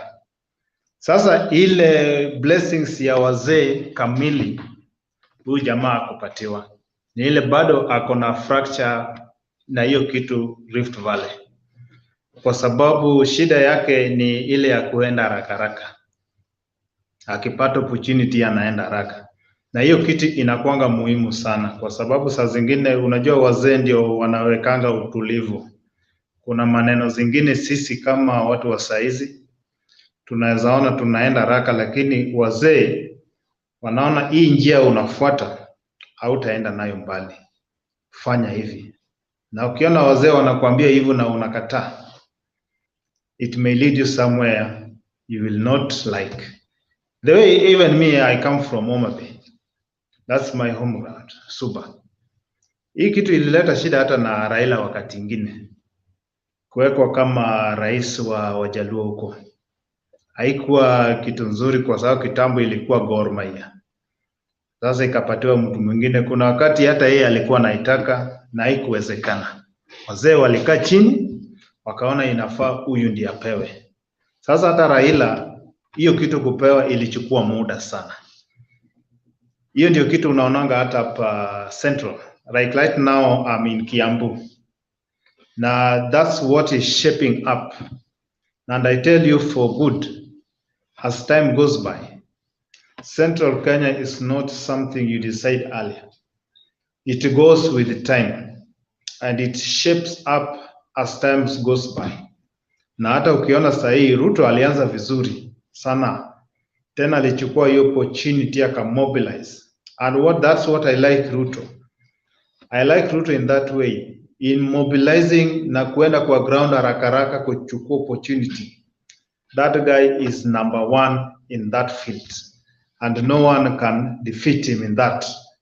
Whereby mkienda sasa tuseme hata kampeni ni ya siku 10 alafu chaguzi inakuwa hapo.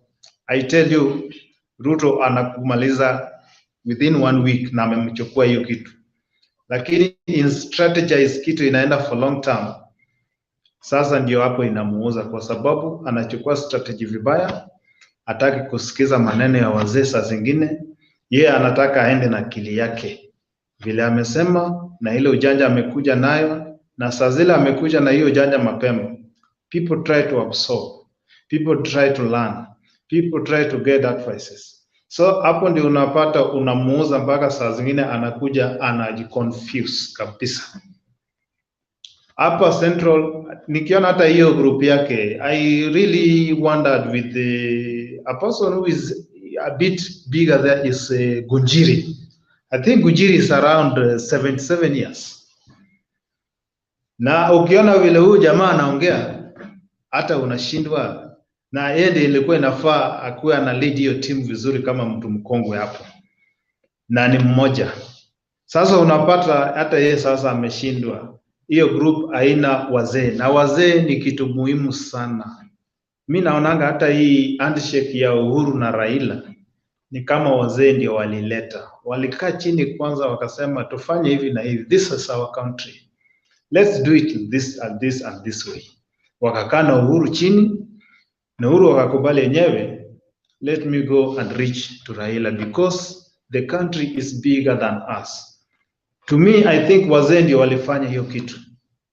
Waliongea na Uhuru, wakaongea na Raila.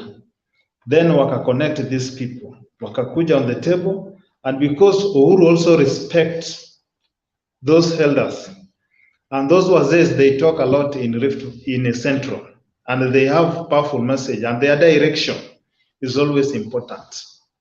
Even in central, you will see in the coming days or months, utaanza kuona wakianza kupeana directions hapa central, na hiyo direction itafanya kazi, na kuambia, and you bet with me today that those directions will take direction, and this central province, Ruto will go very badly. That's what I tell you today. And these people are very tricky and they are very wise. If you look at the Uhuru projects, if you follow them very well, you will see that most of them, they will be finished on April, May, June, most of them. And utaona saa zile zinamalizika, watafungua, utapata wako na Raila hapo. Sasa hapo siasa itacheza.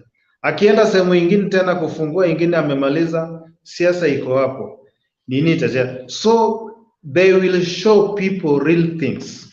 Saa zile Ruto anatembea huko kupika zile utapeli, au wako hapa, they show real things on the ground. And that is going to affect Ruto. That's why you see them, they are so relaxed. They don't struggle a lot. Ukiona Uhuru a struggle, akiongea tu kidogo siku moja, anaweza kaa tena wiki moja. Raila hata ana shughuli. Unaona tu yeye is just trying to build the relationship between Kenya and other countries. He's just trying to build the relationship, how we can move forward as a country. And I pray, and I'm praying very much, God willing, and God willing, we vote wisely in Kenya, and we try Raila. Mi ile kitu nataka nione hii Kenya. Let's say, for example, Nyanza, we have Lake Victoria there. Instead of having fish factory away from Lake Victoria, let's put it there. Kwa sababu hapo Lake Victoria kuna wakati masamaki huwa inapatikana mingi sana, mpaka zingine hata huwa zinauzwa ni ile bei ya kutupa. Tukienda sehemu kama Kisii, we have avocado, we have banana. Let's put something there which will take cover of these things. If we go even to these semi-arid areas, watu wanafuga, kazi yao sana sana ni kufuga mbuzi, ng'ombe, nini. Sasa unapata watu wanakuanga na shida wakati wa ukame. Instead of having even the nini from outside, let's buy meat from them.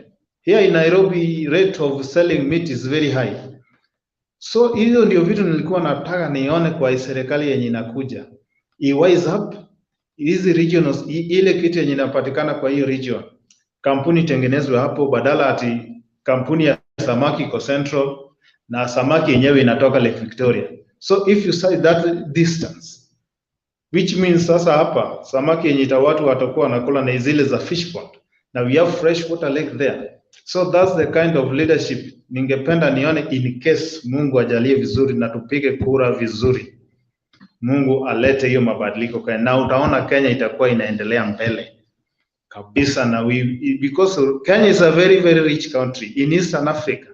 We are the leading, even in Africa we are the top, but what make us go behind is corruption, and people, they don't care. Mtu anawekwa kwa ofisi mtu mzuri, lakini akienda hapo they don't care. Hata mtu akifanya kitu vibaya they don't care. So those are kind of the leadership. Mungu akijalia vizuri tumalize na hii Kenya, hata mtoto mdogo atakuwa proud of it, outsiders will be proud of it, even the investors will be proud of it. Thank you very much. Okay, asante sana Bwana Romans kwa maoni yako. Tunakushukuru kwa kuendelea kujumuika pamoja nasi katika debate. Naomba tusonge mbele. Bwana Themba amefika. Themba vipi?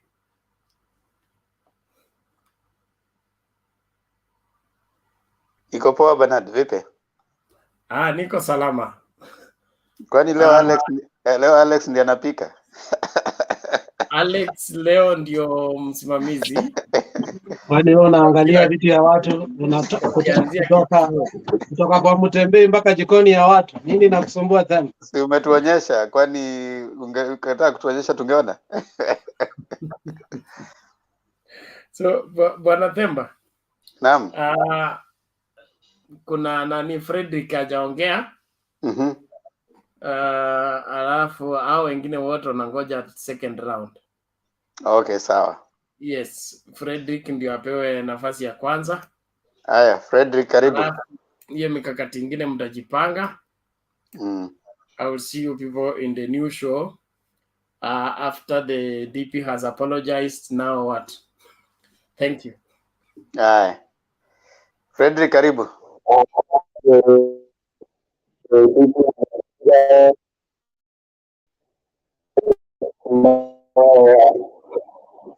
Frederick, your audio. What's up with your audio? We can't hear you well. I greet you all. Good morning. Yeah, better. Go on. So, according to me, yeah, are you getting me? Yeah, go on. Are you getting me now? Yeah, go on, Frederick. What I'm trying to say, since I'm still in the KK Alliance, are you getting me? So what I'm trying to say is this. If I compare the politics scenario of Ruto and Raila, you know that Ruto is powerful. And Ruto has got effort to campaign. And the strategy is very good. But the only problem is that the people around him, no, you can't tell, the minds around him are, they can't deliver such a much. There is always, if they speak out of anger. But if you go to the Azimio side, the mind is mature, somehow mature compared to other people. So at times, you can remember, like my friend who has just talked, right, the time, some minutes back, was trying to say at times when in 2017, 2018, Ruto was very strong. And even the youths like us, we used to support him very strong. But I don't know. I don't know which type of strategy. The likes of David Ndi, I don't know how they are encouraging. I don't know how they're directing him. Because we see now as we approach towards election, now Ruto is really going down. And I don't know where the fund that he always asks, brag of is.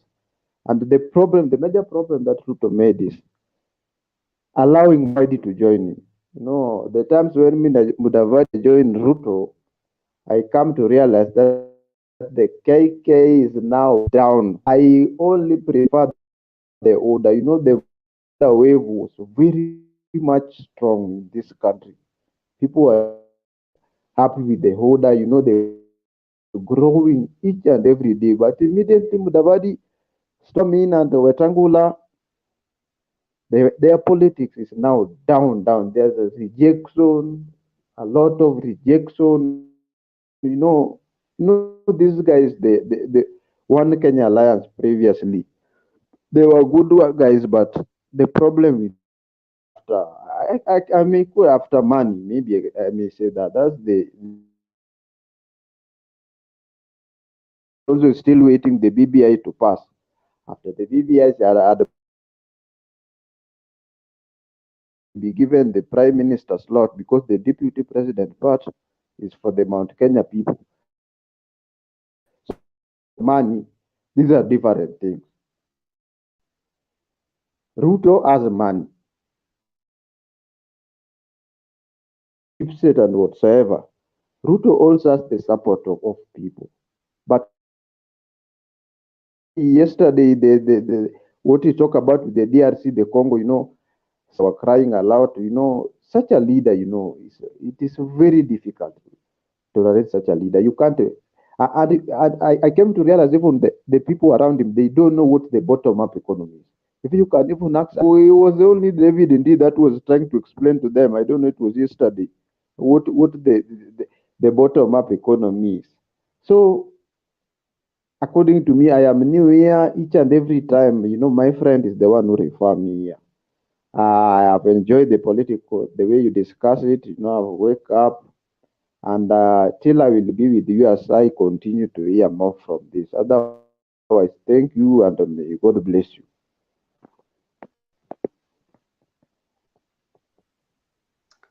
Thank you so much, Frederick, for that submission. I wish to take 2 minutes to give my 2 cents to the subject, and then I open it up to every other person. The first thing is talking about Ruto apologizing. My comments on apology, I think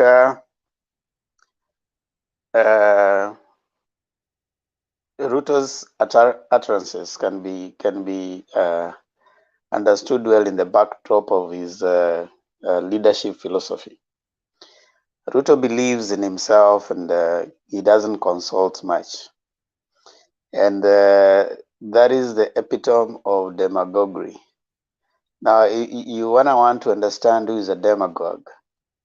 And if you consider, as indicated, it's not something that came the other day. Demagogues have certain characteristics. They take advantage of people's situations. They lie a lot. They fearmonger. They tend to kind of bring themselves as the only ones who can solve certain problems. And they, apart from the fact that they are not part of the masses, they tend to want to tell the masses that it is us against them. And all those characteristics explain what Ruto has been trying to portray himself as. And Plato, in his book, The Republic, actually considered demagogues and even gave indications of how they operate. And some of these demagogues actually take advantage of the system. In this case, a democracy. Now, according to Plato, in his dialogues where he talks, where Socrates engages with his cousin and is asked about the movement, according to Socrates, societies move from can easily move from a democracy to a tyranny, you know. And of course, when how does it do that? It moves from a point where one individual tries to bring the society, bring the people around him, and because at that point he thinks that he's using the popular opinion, and then those people, he sets the people against each other, against the other people. And this is what the populist ideology looks at, you know, kind of mob kind of rule, because he's saying that there's democracy. And that is what someone like Hitler did. And it is not only happening in Kenya, it has happened in other places. And I don't have any whatever doubt in my mind when I say that I see a clear indication of that in Ruto's way of reasoning and even way of thinking, that he thinks that he's the only one who can do certain things. And for that reason, he has no advisors around him, because he's the one who finances them. And most of them fear him. He has created an air of fear around him. And a simple issue like being advised on diplomatic way, if you're going to be a president, then you need to understand also international relations. What are some of the things that I can say that is going to jeopardize our international relations with other countries? There's not only Kenya. Kenya does not act on isolation. It relates with the East African community. There is also other bilateral trade friends that they need to interact with. So if you're going to refer to countries that are not necessarily Kenya, you need not to refer to them in derogatory terms like he did. So if he had the humility to try and appreciate the advices from those people around him, because I believe he has technocrats, and one of them is Babu Namwamba. Babu Namwamba was in the Ministry of Foreign Affairs for a long time. I mean, for the time that he has been there, he was the CAS in Foreign Affairs, and he was going around. He must have informed him that we have bilateral trade partners whom we need to handle with care. So even if you're going to refer to something, I don't even think his apology that comes in the sense that I was trying to speak to local while you are actually belittling other trade partners, that in itself is jeopardizing the international relations.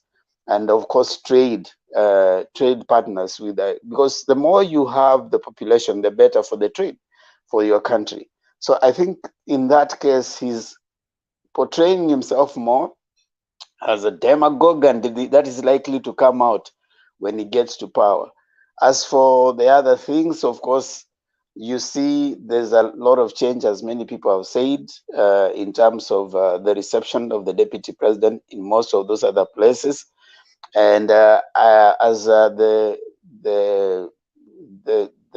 statistics that came out, the polls that came out are indicating that he's really calmed down. I mean, his numbers have gone down in Central as opposed to where it was before. So I see a person who is, I mean, consistently, and as he goes on, he's not taking advice and kujipiga kifua. I listened to Moses Kuria, and he was saying that in both sides kuna kujipiga kifua. So, but you see a lot of kujipiga kifua on the deputy president side. He believes that he's the only one who can do some of those things. He doesn't have a team, as opposed to the other side. He has not managed to build a team that is strong enough to usher him to the place. He believes that he needs to take control, and every power needs to come from Central outside, which is where our constitution has taken us away from. So I wanted to just make that point for now. The rest we are going to listen as we move on. And I want to start, I'm told that the rest are going to give their second presentation. So I want to bring in Nancy, then I go to John, then Sam, then Stone PK, then Alex. So Nancy, karibu.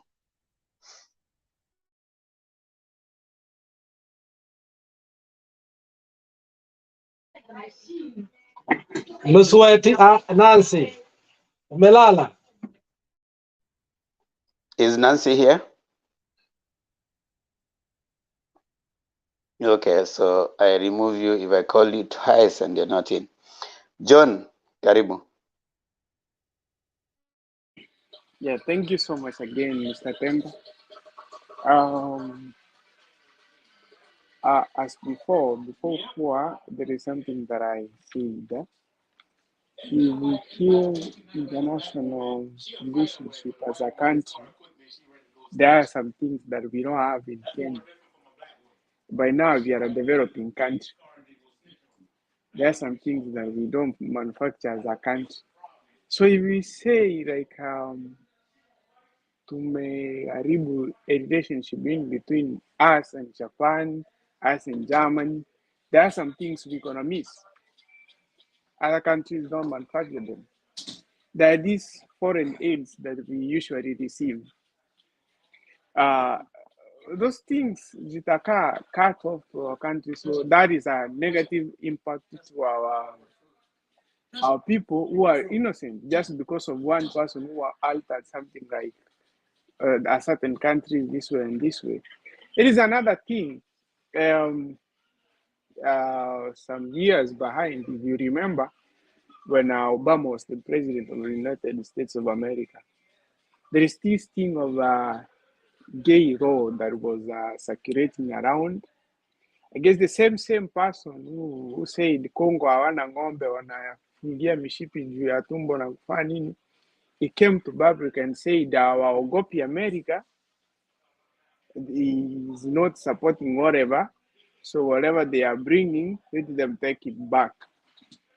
So like those things that he usually speaks, so they are like, he has a negative, he has no positive impact to the society. Whatever he says is something that destroys. So That's a good sign of like he is not competent to be our president. That is the thing I usually say. Ruto is not competent to be the president of Kenya. And another thing, when they say Atwoli was like kuchezea na kitu na kukufa, no. There is a clip of Oscar Sudi that was circulating over the internet. I saw it the other day. He was saying like Raila usipo hata uende hiyo India, huyo mtoto wako mwingine atakufa kama ule wa kwanza. So it means anatorment Raila in which way? Hata afanye lolote lenye anafanya, huyo mwenye alikuwa anashughulikia atakufa. I don't think so. I don't see why you are like watu wana condemn like Atwoli did something that was wrong. No, that's an altering. The same thing as Oscar Sudi said. Finally, whatever the final thing that I say today, we let us not treat our country like something that tumekopa. That is our country. That's the only country we have. Like me, I don't have any country. So that's why I'm like protecting it. You see, saa hii hapa kwenye niko, I'm just working. Nikiambiwa enda kwenu, I'm not going to Uganda. I'm just going back to Kenya. So that's why I'm fighting. Like, can I have good services, social services, whatever that I've seen where I am? Ninaweza zipata even nisipate full 100% of what I'm receiving here. Hata nikipata like 60%, it's gonna be good. 60% in which way? Nitakuwa something that it may improve to my people in my country. So that is all I can say. And finally, I wish you all the best. All in all, politics is itaisha. We will remain to be Kenya. We will remain to be Kenyan. So let's maintain that brotherhood we had. Acha waongee, wajue things on the ground are different. Like, they can't incite us to collide. So let's maintain unity. Thank you, Mr. Temba.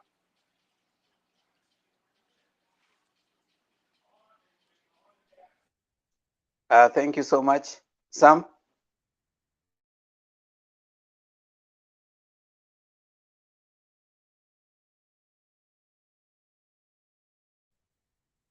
Sam, are you there? Stone PK?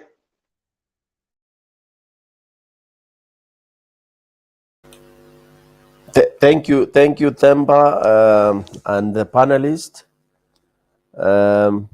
I feel like I have come too soon. Can someone do? I just did my submission with Bernard. Maybe I could also wait for one or two other guys to go. Thank you, Themba.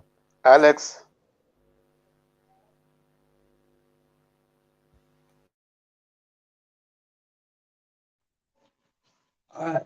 You know, we already made our submission, especially in regard to what DP as he occupies the second most powerful office in Kenya.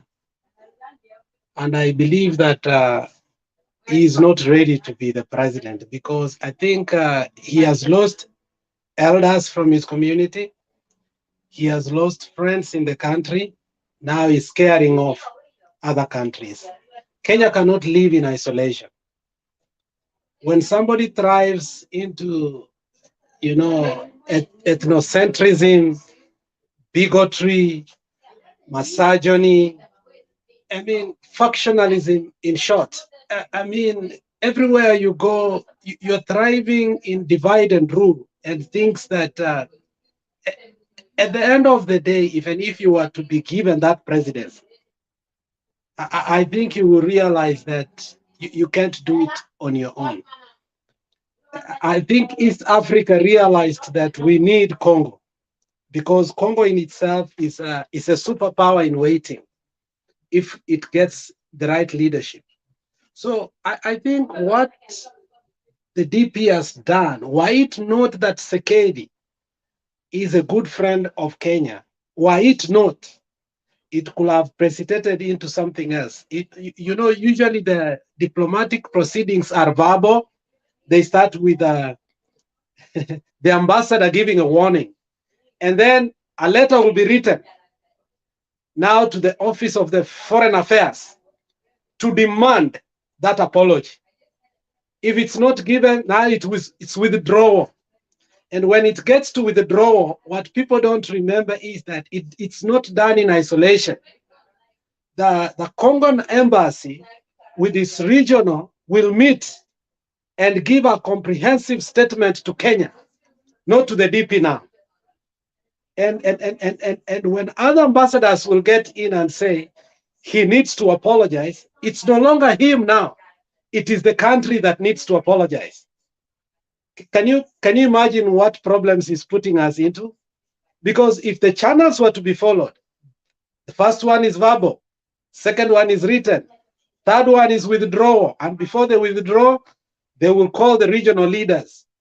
And that is where we will realize that those were not just statements. Those are breaking relationships. You realize what Jaguar said last time, Mr. Tempa. A very simple mistake. And Magufuli almost chased all Kenyans from Tanzania. And he had to go actually to Tanzania and apologize. And we had to do a lot of massaging so that we can realize that even the jobs that we hold in Dar es Salaam and Arusha were in jeopardy. So those are careless statements. As the lady said, you require diplomatic responsibility and also public speaking responsibility when you're uttering such kind of things. And I think this has been a subtle, way of the DP has always done things. And many people have refused that that's a wrong way. Akienda Western atatukana leaders, akienda Kisii atatukana leaders, akienda Coast atatukana leaders, akienda Central atatukana leaders, akikuja Nairobi atatukana kila mtu. So I think he's so used to it and nothing has been happening. On this, he must be forced to apologize, not on a letter from his lips. If he can't, then he should know that he has put our country in a problem that we shouldn't. But hopefully he doesn't get there. You saw what the president was doing today, creating relationships with the Gulf, because we realized that the next big people who are going to fund our projects, it's neither Chinese, it's neither the Americans, or it's neither the Europeans. The Middle East billionaires have so much money and they are so near, and taking loans from them is actually easier and cheaper than the before. So when we are creating such kind of relationships, we are going out of the country, we are marketing Kenya in the strongest way, and somebody is creating this kind of havoc, I think that is bad for a country. Let the people know that the bottom-up economics is not working. And I said before, from the information and education of economics, bottom-up works only when we deal with markets. If you realize there's a market in Congo, you just can't talk like that. You must persuade them that you need their market. And you know, the DP comes from the information, from the point of information, because he actually quoted and said it's 90 million people. He said we have 90 million people in Congo. That is a huge market. There is a huge market for Kenyan stuff that we can actually import from their country and import raw material, export them as finished good. And that is what we have done over the years. Remember East African Industries, which was bought by Unilever. When you buy something like Blue Band in Nairobi or in Badia, Kenya, it's maybe 120. When you cross the border, it's actually 60 shillings. Why is it so? Because of the subsidies that we must pay as Kenyans so that we can export those things out of the country. And those are the kind of markets we want people to open. You asked the other day, you say, pe mama mboga na boda boda. Who is going to be the buyer of these things? So if we want our avocados to be sold, if we want our milk to be sold, if we want all these products to be sold, our regional bloc, which is actually East Africa first, should be a priority. and we must treat each other with courtesy. Because you remember in that speech, you were not there, that Bernard put in the CITAM, His Excellency Raila said that the intra-trade in Africa, it's only at 15%. But if we could open the road network of a highway and also SGR, it can go up to 50%, which means we will have local markets. We don't have to export things to Europe, things to America, things to China. We will have our own markets because 90 million people, 200 million in Nigeria, Kenya about 50 million, Uganda, Tanzania, we will have almost 500 million people within East Africa. And that's a huge, huge market. So he needs to know that we don't live in isolation, and the markets that we most desire is Africa. And these are people who have shown interest in terms of human capacity development. We are exporting teachers to them. We are exporting services like M-Pesa now. We are exporting to them. We are exporting banking services like Equity Family to them. We are exporting so much from Kenya that if we really mess up a little bit, our economy might go back by 10%, because imagine the Equity banks that are in Congo. Imagine the family banks. Imagine the M-Pesa system now they are using. Imagine the Safaricom now they are trying to get into there. Brookside, actually, he said it in bad faith, but you know, Brookside inapeleka maziwa nyingi sana there. So I think you shouldn't joke with such kind of market. And that is in reference to not just Congo, to any country. And I think Captain said here that very soon utasikia anatukana watu ya Tanzania, wale watu wanatawaliwa na mama. Please don't even go there. If you try that, I think Tanzania doesn't joke. Tanzania will close the border right away. So I think it should be told, discipline your mouth. Your mouth is ineffective. And as a DP, you don't represent UDA. As a deputy president, you represent Kenya. Where under UDA rally songea vitu zako za politics in Kenya. International, if you can't, keep quiet. And the person he chose to represent him internationally has not spoken. And that's Sababu Namwamba. I'm waiting to see what he will say. And Hussein Mohammed now is in a very precarious position. I don't know how he's going to apologize. And that's why Barack Muluka, in his wisdom, could not work with him. Barack Muluka could not work with Mudavadi. And when he, 2-3 weeks ago, he said, these two people never even paid him. The only person that paid him was Raila Amolo Odinga. So you can see how it's difficult. Even people who want to work with him, it's a very difficult situation. So for me, I say the guy is just an inner comp, and he needs just to withdraw his statement and leave the government officials from squabbles that we should be going through. Thank you very much. Alex, I wanted to comment on something. You know, the earlier East African community collapsed because of the attitude of the Kenyan leaders. And one of the things that the Tanzanians said is the Kenyan had this kind of treating them like they are lesser, you know, than them. Now, this is the second time the deputy president is diplomatically putting Kenya on the wrong side. The first one was when he commented that they started some project in Uganda, and he was to go to Uganda, and Uganda had to issue a statement that they did not have any expectation of anybody going to Uganda. And of course, you remember around that time when he was stopped from going to Uganda, traveling with some investor who was going to invest in some company. And according to him, he was an investor who was going to invest in a vaccine creation company in Uganda. So this is the second time he's using two countries, I mean a country in bad faith. And this is someone who is supposed to be receiving information and is aware of why the collapse of the East African community before now it was revived.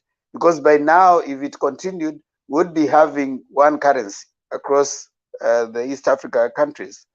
But do you think is it that he's not aware, he's not alive to the fact that the president does not only function as a person who is having personal interest, but a global interest, you know, like beyond just coming to get the votes, you need to have global look at what is going on. The former leader of DA in South Africa, Madam Zille, when Zuma was jailed shortly for a few months, she had a privilege to give an interview. And she had very kind words about Zuma. But what paleted me on that interview, she said, Zuma took the government in the knowledge as an African elder. He didn't know that the constitution supersedes presidency. He didn't know that there are things when you do while in office will follow you. He didn't know that kickbacks that as were offered, like in terms of cows and people visiting you, I mean, was not something to be done while in office. So in one way, he acted as an African statesman, and on the other hand, he took an oath of office. Now, when you look at William Samoei Ruto, he does not remember many a times that he's the deputy president of Kenya. Many a times. He only remembers that he has a party called UDA. And he only remembers that he's campaigning for 10 years. He has done it so often to a point that he doesn't recognize the seat of the deputy president of Kenya. I don't think when the man took the oath of office, he was honest on his heart and mind. So what you're seeing is doing is not just intentional. I think that is his character, because there's no remorse from him. If there was, as Lusweti said before, the DP will be having speeches when he goes, and he will having reference of what he should say or not, especially in the time of campaigneering. And the DP does not have advisors in reality. He has them in books. The DP does not listen to anybody except not even himself. He listens to his emotions at that particular time. His podium ethos are wanting. He only masquerades in pathos podium. So your question is right. The East Africa community collapsed singularly because of the effect of the rhetorics of some Kenyan leaders. And I don't want to name them. I almost said some of their names, but it's not right. They are not here to defend themselves. And it went on for so long until the Tanzanians felt this is very true. And remember, when East Africa industry was set up, it was with the intention that at that particular time, the Asian businessmen in industrial area, you know, helped with goods from and labor from Asia, and that is why fundamentally that happened in Kenya. But the clearer picture was it was going to expand to Dar es Salaam, to Dodoma, to Jinja, and eventually to Kampala. But these leaders totally refused. So, and they continued to fight, and it reached a point whereby we saw that there was thumb chesting and people are calling each other names. If you can go back to history. So that history is so rich because every time we try to revive East Africa, the Tanzanians are so good in history. They go back and look and remember. So their negotiation is not based on what we put on the table. It's based on the historicity of what happened there. And they do ask us, where are we on this? And that is why you will realize, Themba, they fear, because Nyerere told them, if you allow Kenyans to come to Tanzania, they will buy all your land. So the first thing is that if we have to set a currency, and if we have to set East Africa, Kenyans alone will be denied the opportunity to buy land in Tanzania, because they fear what we used to say, that we can take over their country within one day. And that is not a rhetoric anybody can agree to. Remember how the Somali Duale was caught speaking in his language one time and saying, we have taken over hotel industry, we have taken over the petroleum industry, we have taken over, these people are infidels. You remember that famous speech? When a country feels threatened by its leaders, they don't feel like they are partners, they can never sign into economic pact, because economic pact reduces their ability as a country to even function. We can even take over their military because we can bribe their military and take over the government.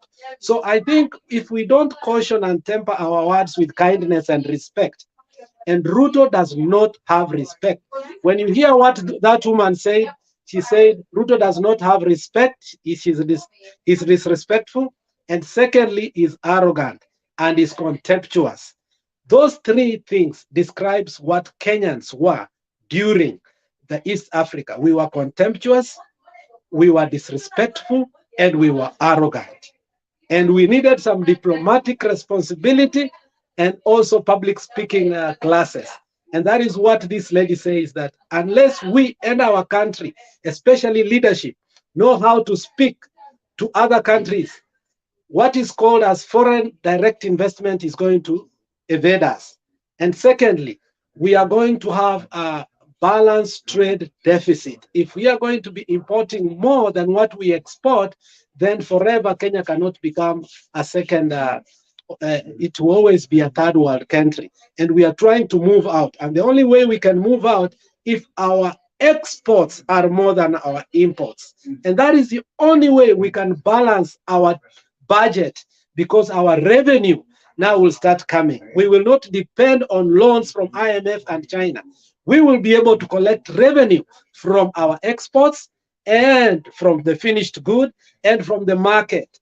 And remember, Congo, as Raila had said, has a potential to produce 110 megawatts of electricity.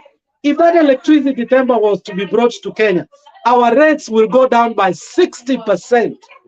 That is the only reason that companies moved from Kenya to where? To Egypt, because the rate of electricity was skyrocketing. And that's why our corporate tax still remains at 35%, because we can't afford electricity. And the systematic blackouts will completely fall. So Congo is not a country to joke with. So I think it's because they don't read history and they don't want to know about history, and because the DP doesn't listen to anybody except his own emotions. When he's in the podium, he speaks with the anger, not the reason that he has. Thank you, Tam. Thank you, Alex, for that. Selina, are you there? Nico. Okay, Yes. Stone PK, don't sleep on us. Stone PK. So Stone PK, are you PK there? ama Selina. Ngoja kidogo Selina. Stone PK. Stone PK amelala, acha huyu atoke kwa nini, ache kulala kwa. Haya, Selina, go on. Okay, Temba, kulingana na maoni ya leo kuhusu ule seneta ya Congo, na tulikuwa tumesema jana na leo ikatokea, ni ile tu ya kusema Temba, uongozi pato, tunarudi pale pale kwa uongozi, ya kwamba ukiangalia, nilikuwa na rifaa ile mambo ninaona kwa mkutano saa Yuda, wacha niseme leo walikuwa Muranga. Temba, kwa hii mkutano sa Azimio unakuta inaanza na local na inaenda members of parliament, but members of parliament wanaenda pia kwa seniority. Inaanza na member of parliament, anaita MCS, from MCS anaita members of parliament, from members of parliament anapatiwa senator, and then the senator anaambiwa ita all the senators, inaenda kwa governor, alafu governor anaongea aite ma governors, and then wanakaribisha the guest. But hii ya UDA is different. Yeye mwenyewe president anaita watu penat, anasema huyu anasimama kansela, huyu anasimama sijui kiti ya kina mama, huyu ni anasimama MP. Saa ile wewe badala ya kukuwa chief guest ndio upange serikali yako. Muranga pale nilikuwa natalia Alice Waome, kama si constituency ya Alice Waome, mmoja wa Muranga, yeye ndiye angealika leaders, ndiye leaders waongee, alafu the last minute sasa deputy president anajibu ile mambo letters wamesema, anaenda na utaratibu. So ukiona uongozi kama hiyo, ninashangaa hata sasa wakati wanapochakuliwa, I don't think these leaders watakuwa na uwezo hata kusema kitu, kwa sababu kama kiongozi yeye ndiye MCA, yeye ndiye member of parliament, yeye ndiye MP, kwa nini wasikuwe na hata naona ya baba, hata kama wako kwa barabara kwa gari, huwezi baba akianza kuongea ndiye aite watu. Unaona inapeanwa mpaka inafikia anafunga. So dictatorship inaanzanga hivyo, na sidhani ukianza hivyo hata ukifika huko mwisho utapatilika. Mtoto uleavyo ndivyo akuavyo. Kiswahili ni ngumu kwetu wengine, lakini tunajaribu. Wanasema vile unalea mtoto ndio vile atakuwa. Maanisha pia siasa vile unaenda hivyo ndio utakuwa. So hata hiyo mkutano ya Ukambani unaona pia ilianza na members of parliament, ikaenda hivyo, wakaita the 3 governors, mwisho wakapatia baba. Hivyo ndiye mpango. Hii tunaambiwangwa mpango. Ukichua kupanga kasi yako inakuwa ni rahisi. So vitu kama hizo haingetokea, lakini pia alichua kwa sababu kama anaenda tafutia Kenya's market, kama unaenda hata kwa Uganda hapo ama uende kwa Tanzania, vile alikuwa anasema anataka kutafutia wa Kenya market wause chakula. Hiyo si njia pia alikuwa nawaambia hawa watu walikuwa na mko na masiwa mingi, kwa sababu najua Brookside iko pale, anasema mnaenda kuuza. Atasema ataongea na serikali ya Congo ama aongee na president ya Congo, vile baba alisema nitaongea na rais ya Congo na nyinyi watu, hiyo miraa ama hiyo kasi yote inapelekwa.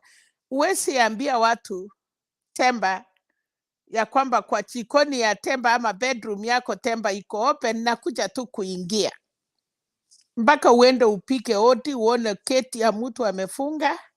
So kulingana na vile TVT alikuwa naambia watu, tutapeleka masiwa kiache protocol, unapeleka tu kwa nani, utaongea na nani ndio upeleke fitaa sako huko.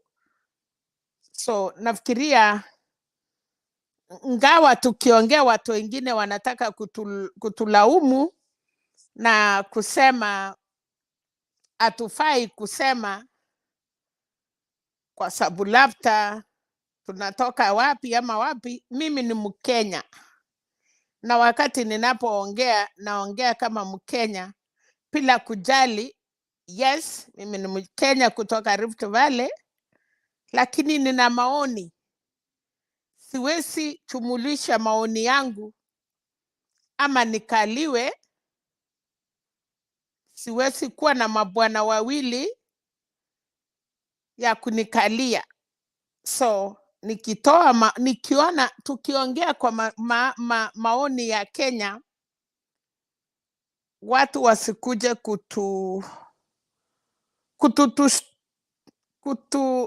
I don't know, wanataka kutustua kwamba wewe ni Mkalenjin ufai kuongea. No, I'm a Kenyan.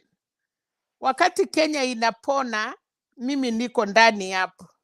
Wakati Kenya inaharibika, mimi niko ndani hapo. So ninaomba tukue hapo, tutoe maoni yetu, tuheshimiane.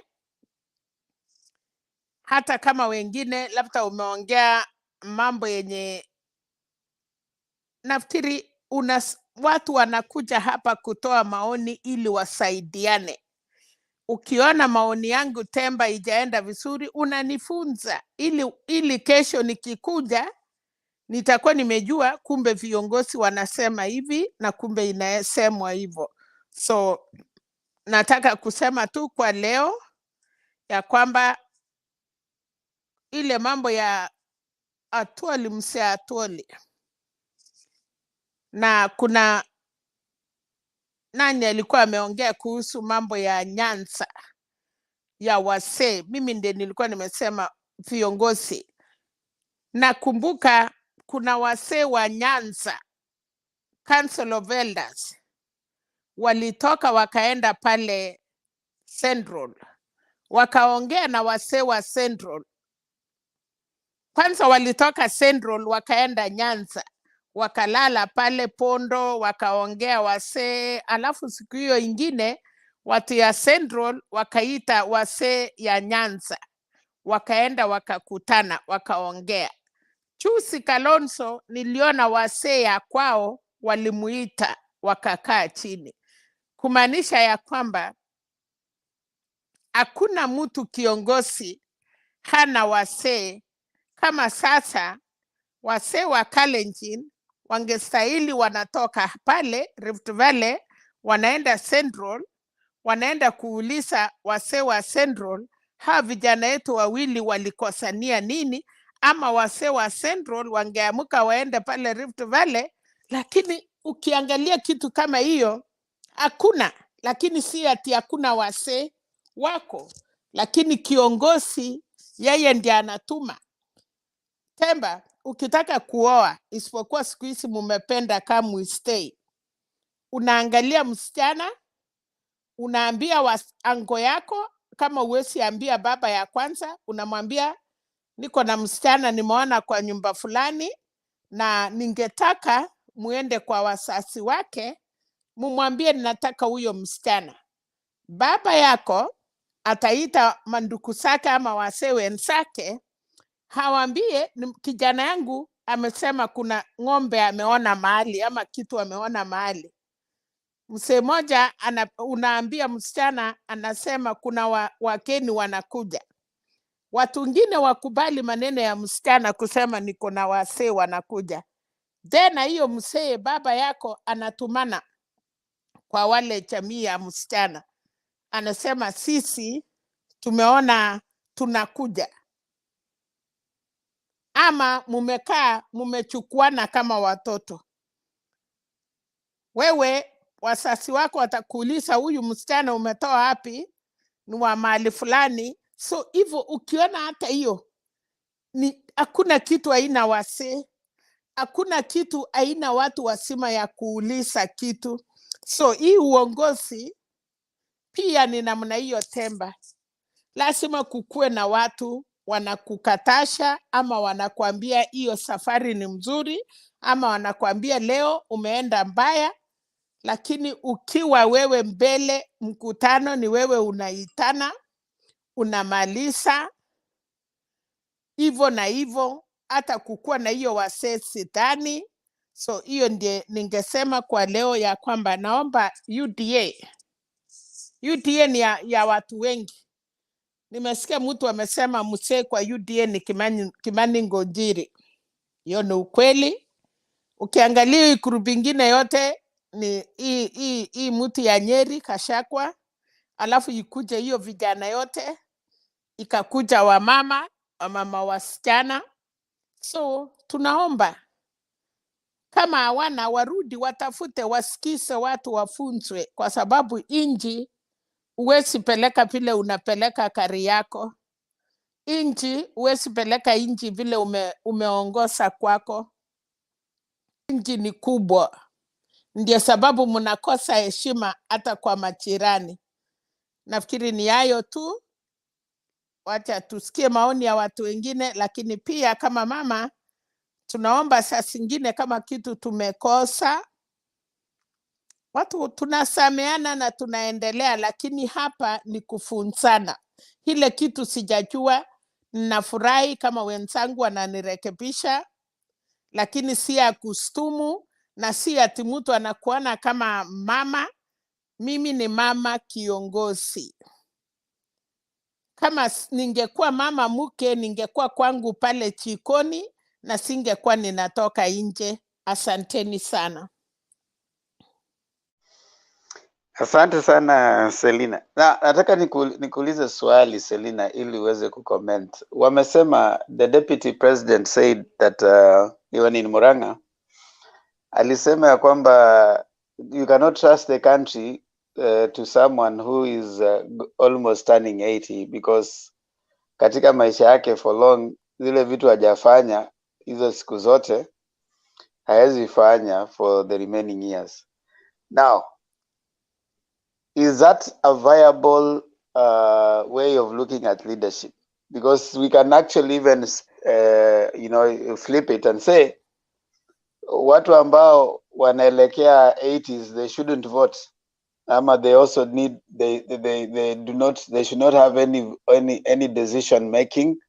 They shouldn't participate in voting because anyway hata amefika 80 ile vitu atavote itawasaidia kweli, according to the deputy president sentiment.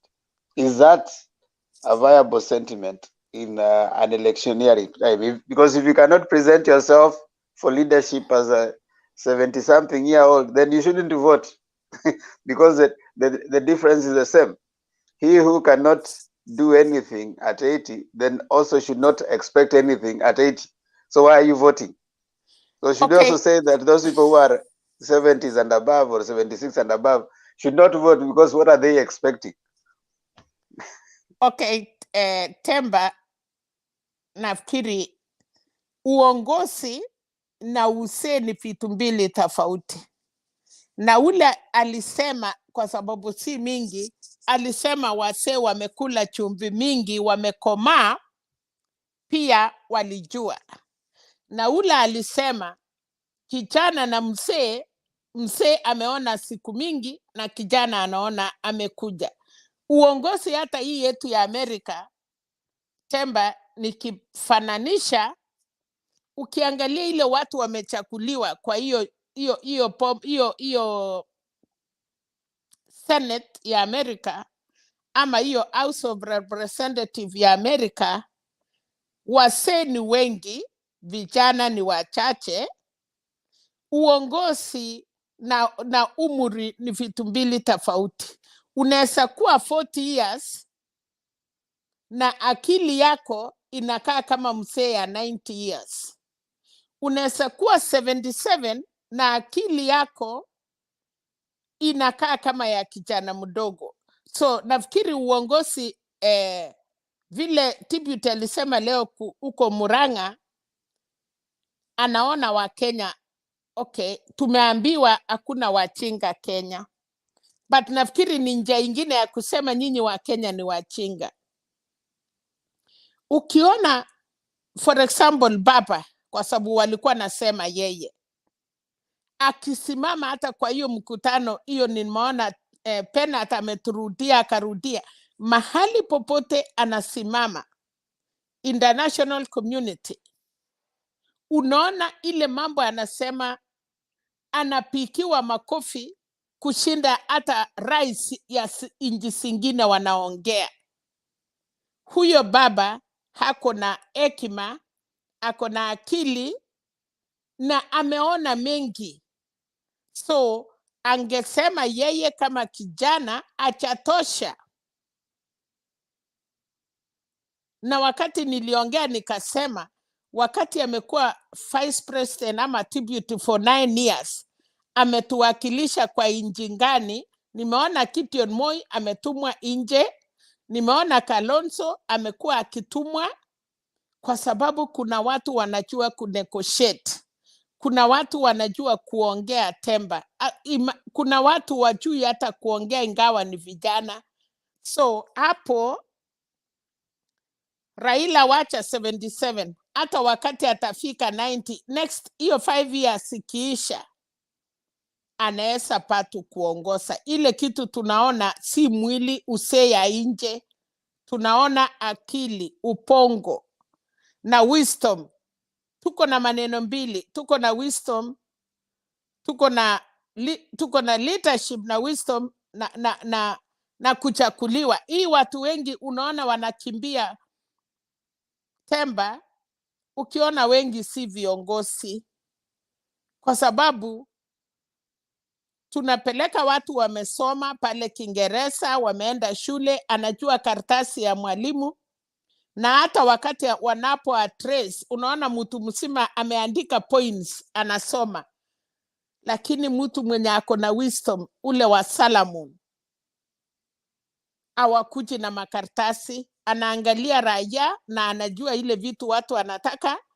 Hivyo ndiye tunasema uongozi enye baba ako naye ni hiyo uongozi ya kina Solomon, wale wanaweza kusimamisha nchi. Uongozi ya baba ni uongozi ile amehurumia nchi yake na amependa nchi yake, na sidhani hawa viongozi vijana kama kuna moja anaweza kuwa amerikiwa ama amenyang'anywa, baada anakasirika, lakini anarudi chini, anasema nchi ni kubwa kuniliko. Ni sisi wa Kenya tumeambia baba asimame. Sidhani kama baba hii yake ya mwisho ni yeye anataka kusimama. Wakenya walimwambia utusaidie, simama, utuweke pamoja, ukutanishe nchi ya Kenya. So hapo Temba nataka kusema patu wanaanguka, hiyo hesabu patu wanaanguka. Ile wamemuita mchawi, wamemuita mukanga, wamemuita machina yote. Na mtu yeyote ya 77 years, nyinyi vijana yenye mnataka viti, unasikia aje saa ile unaita mtu kiongozi mwenzako mukanga, mchawi, ameruka akili? Na wewe ni mdogo, na wewe ndiye umeruka akili kushinda huyo mzee. Temba, ninaona watu wanatusi huyo mzee, huyo baba, na achachipu. Hata ni fiko kwa Mungu, kwa sababu mnaenda kanisa, mnatuambia Bwana asipiwe. Nataka kesho Penat akikuja mtuambie, nataka Penat atuambie mahali paipo inakubali kiongozi kutusi viongozi wengine, ama ninaamuka Sunday nasema Bwana asifiwe, nasema ni Mungu ametusaidia tushinde, na kabla hata wachaketi chini wametusiana mara 100. So I think hapo kuna makosa. Na kama wangejua huyu baba hakuna kitu achaambiwa, amefungwa, anasemanga macho yake inalia, hiyo macho inalia, ailii kwa sababu baba anapenda kulia, analia kwa sababu ya mateso aliteswa kwa juu ya Kenya.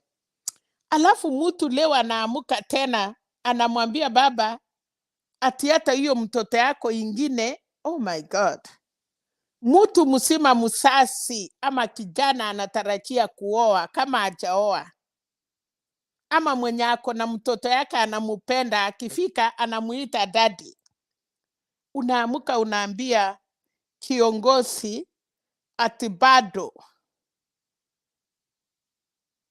Hiyo hata iwezi toka kwa mdomo yangu kwa sababu ni mama, lakini Wakenya hata kama ni matarau, ikifika mambo ya familia, ama kama mimi nimezaa watoto wachinga ama viwete,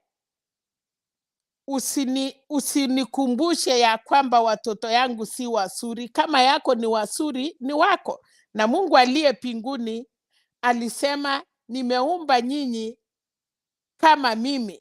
Hatujui Mungu ni mzuri ama Mungu kama ule kiwete ana roll, hana mkuu, ana chochote, lakini Mungu akapatia uhai, na Mungu akasema ninafanana. Mungu anafanana na wewe Selina, unatembea, na Mungu anafanana na ule mwenzangu mwingine atembei. Temba au viongozi wetu ya Kenya wanachilani wenyewe. Ndiye sababu Mungu hata hawezi patia, ndiye sababu wanaamuka wanatamuka maneno mbaya, kwa sababu sidhani kama ni mzuri kuombea mtu mambo mbaya ama kumwambia mtu mtoto yako amekaa. Hiyo ni heri pipi. Heri uniambie bwana yako ameenda pipi ameolewa na bwana ingine, ama heri umwambie mtu bwana yako ameoa pipi ingine kuliko kuongea kuhusu mtoto ya watu. Kenya tumekosa heshima. Vijana warudi wakumbuke heshima sio utumwa. Na wasee wamekula chumvi ndio wameona mengi. Kwa hivyo uongozi, na hiyo tunaambiwa 77, hata msee, ndiye sababu mwisho msee hata ya miaka 100 akipata msichana ya 10 ya sama 15 ashikiliwe kidogo, hiyo msee atapata mtoto. Kwa hivyo tumeambiwa wanaume mpaka siku ya mwisho ni mwanaume, sababu msee ya 90 years ama 100 years atasaa mtoto, na hakuna mama isipokuwa Sara anai saa mtoto kama mambo yake ya wamama imeisha. Lakini mwanaume hakuna siku yenye anaisha mpaka siku yake. So wajue hivyo, hakuna mtu msee, hakuna mtu kijana akifika atakuwa na mtoto. Asante. Asante sana Selina for that. And just for purposes of information, the average age of Congress, US Congress, is 58.4 years. That's average. And the Senate is 64.3. Japan average years is 55.5. China average age is 53. India average age is 62. So you have all of them, ranging from that. So when you talk about age, it means, and even a writer, some philosopher, Socrates says the best time for you to be able to lead and even start preparing to lead is after 50 years when that you.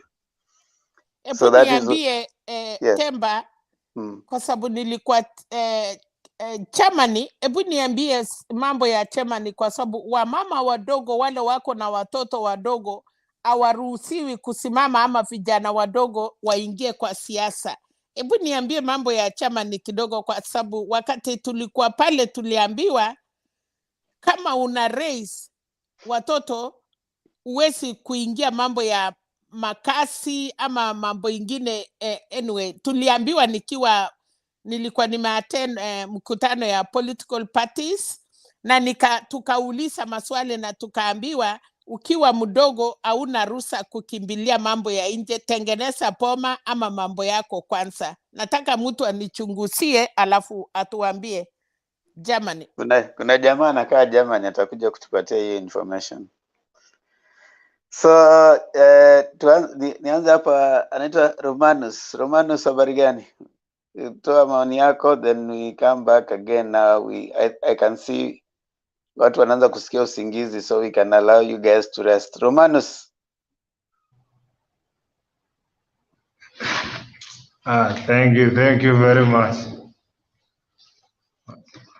Asante sana kwa kunipea hiyo muda, na hata nimeshukuru huyu mama wetu vile ameongea vizuri sana. Hata hiyo maneno ya Ruto, hata mimi naelezema as the DP, he owes the country an apology because of the remarks he made. Congo is our country. I think even Congo right now is in the East African Union. We are Kenya, Uganda, Tanzania, Rwanda, Burundi. I think DRC pia imeingia hapo. So we are one thing. So such remarks are remarks which are not acceptable. Na inafaa atoe apology in public mpaka Wakenya wote wasikie. hata hiyo nchi pia iridhike, hata nchi zingine, kwa sababu hiyo ni kitu inaharibu hata uhusiano wetu na nchi zingine. Unaonanga hata Southern Sudan unapata saa zingine vitu zinakuanga vibaya mpaka Wakenya huwa wanasikia vibaya huko sana, because the way they are being treated is not good. So if we had such words from our speeches, it always make our people suffer a lot outside there, and it makes our business pia go bad. Nikiona hata Zaire vile mwenzetu alisema pale, DRC we do business there, equity is there. Like me also nilifanya course na hii nini ya CASNEB. CASNEB is in Drc Congo, and it is a Kenyan body, an examination body which was formed here in Kenya. So CASNEB has reached even DRC, which means the things they do there are being set in Kenya. But that comes because of the good name, because of the step we have made, and it comes with the relationship we have with those people. Kwa sababu wanaona vile tunaendelea na vile masomo yetu inaendelea na vile tunabeba vitu zetu. So they welcome most of our things to their country, and things like that helps our country a lot.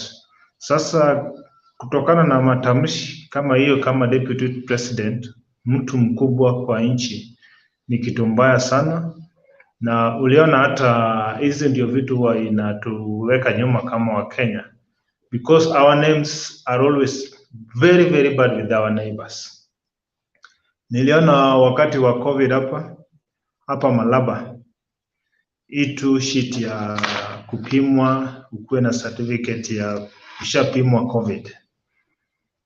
Unapimwa huko, ukienda Uganda inakuwa rejected, kwa sababu they have that thought Kenya is not good. They do things backdoor. Ukitoka hapa bado huko pia unapimwa. Hawataona ni kama umetoka na certificate huku ulipimwa, kwa sababu wanajua Kenya they lack shortcuts. That certificate which is being given there, he can come with it and go with it, lakini hajapimwa. So we always have bad names with our neighbors. Na kitu kama hiyo tena DP akitoa kwa mdomo yake inaturudisha nyuma kabisa, na inatufanya hatukui na uhusiano nzuri na wenzetu, na inafaa atoe apology, na hii apology atoe a public, ili hata Wakenya wajue, even the world, because it is something which has spread all over. So I don't like that, kwa sababu DP ukiona hata politics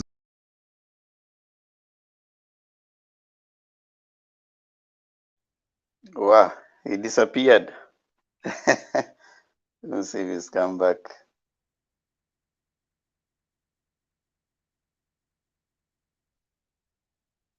I think I'm a two-pointed. John. Oh, Romanus, what happened? I think it was a little bit of never. Are you getting me now? Yeah, go on. So I was saying, if you look at the politics of deputy and its group, it is a politics of incitement. Who anasema hivyo? Why am I saying that? Kwa sababu ukiona kila kitu walianza na maneno ya dynasty versus hustler. Hiyo ni kama ni kugonganisha yani watu wenye wako na mali na watu wenye wako chini. Waliona kama hiyo kitu ilichukuliwa vibaya sana, haikuenda vizuri sana, ndio wakakuja na maneno ya sijui mama mboga, sijui bodaboda. These are the people we have been, yani tumekuwa tukisahau watu sana, sijui nini. Yani he was looking for opportunity of inciting. Still that one is incitement. Akakuja na maneno ya bottom up, ati tumezoea sana kutoka juu kukwenda chini, sasa tunataka tutoke chini kukwenda juu. How will you do that? Mtu mwenye anafanya bodaboda How can you, utatoa huyu mtu hapo aje upeleke hata kwa ministry? Siku gani? Sio ni ujanja tu ya kwa sababu you look at the opportunity, unaona ni kama watu wengi ni watu maskini, na watu maskini ndio huwa wanarauka kuenda kupiga kura. So unatumia hiyo opportunity because of where they are and because of their poverty. So that's still incitement. Akakuja juzi tena ati nini ya kupangwa atutaki, still that is an incitement, kwa sababu ana nini huku ni kama anasema watu wa juu ndio wanapanga hao. So ni kama wewe unaona wewe si mtu wa juu, au wengine ndio unaona kama watu wa juu. At the same time wewe uko juu. Akakuja tena na maneno ya project. Ati Raila is a project. Raila anatumia vitu za serikali sijui nini kufanya kampeni. Ni mtu wa Uhuru State. Na yeye ndiye ako kwa serikali, is using government cars, government officers, government vehicles. So unashindwa na huyu mtu anaita mwingine project. Na yeye ndiye ako kwa serikali anatumia vitu za serikali, which means yeye ndiye inafaa aitwe project. The main reason ilikuwa hapo kwa sababu aliona Uhuru ilikuwa inafaa msupport, lakini ameona ni kama Uhuru hajamsupport. Sasa anajaribu kutumia neno ingine ya kujitoa hapo, ya kuleta incitements. So hiyo kitu si kitu nzuri, na hiyo siasa yao ndio siasa mbaya kabisa. Uliona wakati mwingine walikuwa wanaanza na kitu kingine waonekane kama watu wa Mungu. Kila mtu akisimama anaanza Bwana sifiwe. Bwana sifiwe. Siku hizi unasikia hata Bwana sifiwe. Mtu anatoka tu anaanza kukutana. Anaanza kutukana na mtu. Na kitambo Bwana sifiwe. Biblia fulani, kitabu siji cha John, Jeremiah. Mpaka walikuwa wamekram. Mtu hajawahi enda church, lakini akienda kwa podium anakram mahali. Yani ni ile tu ya kudanganya watu wa chini. So hiyo siasa yao is just a politics of incitement. Na hiyo si siasa nzuri, na inafaa wabadilishe. Because si siasa ya incitement, si siasa nzuri. Kama ni kitu ya kuleta watu wa chini wakuwe juu, ni kuleta kitu real thing yenye inaweza saidia, na ukuje na maono mazuri yenye inaweza saidia. They call Raila with all sorts of name. But what I like in Raila ni mtu mnafanya kitu, na saa zingine kuna saa ya kuongea. Kuna wakati wa siasa, mlikuwa na majoto ya siasa, maneno ikakuwa mingi, but after that life has to go on. Unaweza ita Raila on board tena muongee, muachane na hiyo maneno. Business to continue as usual. Let's wait for another election. Raila has done that many times. Hata ukikumbuka wakati wa KANU alivunja chama yake mpaka wakaungana na KANU ikaitwa New KANU. If you can remember that. He did that. In 2002 alikuja chini mpaka wakaungana kabisa, watu wengi wakaform chama moja. In 2007 wakati watu walikuwa wanakufa, alikubali mpaka akarudi chini, mpaka Kenya ikaendelea mbele. In 2013 he did the same. 2017 he did the same. So this kind of a person is a person ni kama ni mtu mwenye anasikia maneno. Ingawa mabaya yametokea, mabaya yametendeka, lakini bado anarudi chini kwa board, anaweza sikiza vile watu wanaongea na aone vile situation inaweza okolewa. Na that kind of leadership or that kind of person is the person who can save a country when the country is in a bad situation. And is a person also has proved himself that he is a person who listens. Very important in leadership, very important thing in leadership is to listen. That's why unaonanga kampuni, hata kampuni mingi zenye zinaua zinaenda vizuri, ni zile kampuni zinasikianga mpaka watu wa chini. Unapata a leader comes even to the downward. Kusikia hata masweepers, cleaners, what do they say about the company? That's a leader we want, a leader who listens. Saa zingine anarudi chini, anasikia watu wanasema nini, wazee wanasema nini, hii kitu ninaambiwa itaweza tusaidia ama namna gani?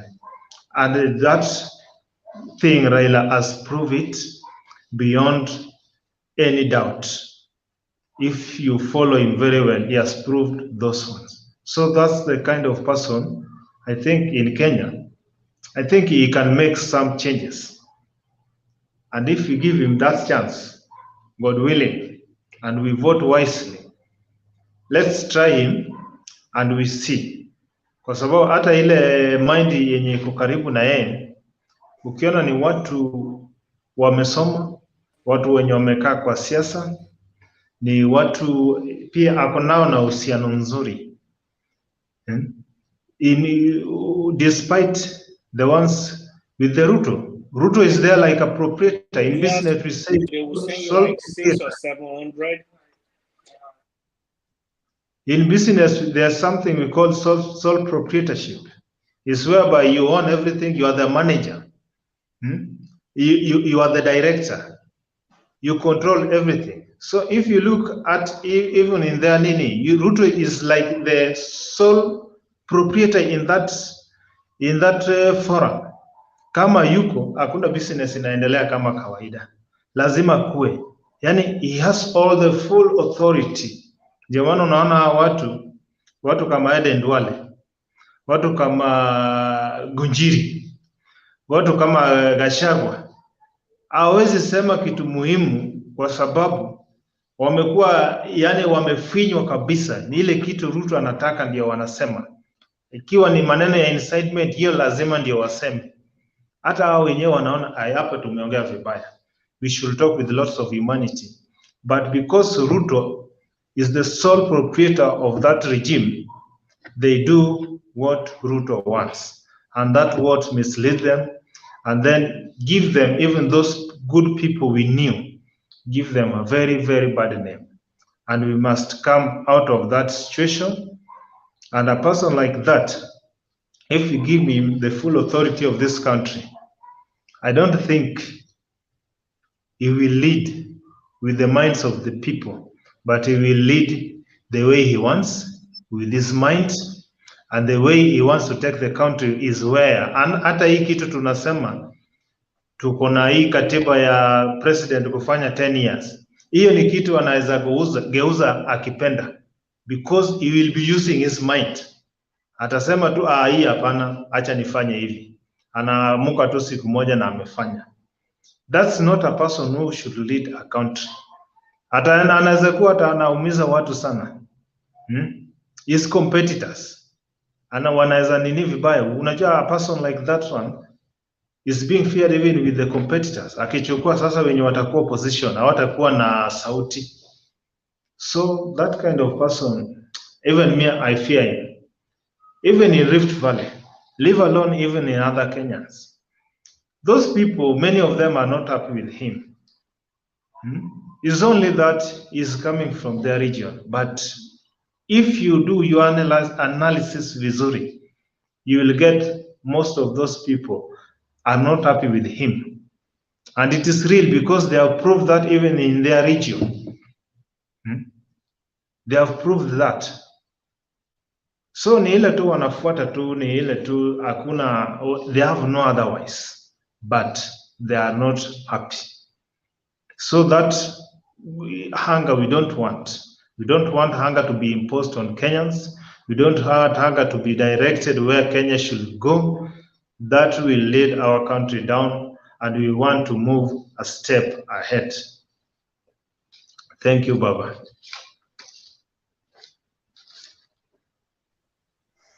Thank you so much. Okay, sir, I will start taking our closing, and I can start with John.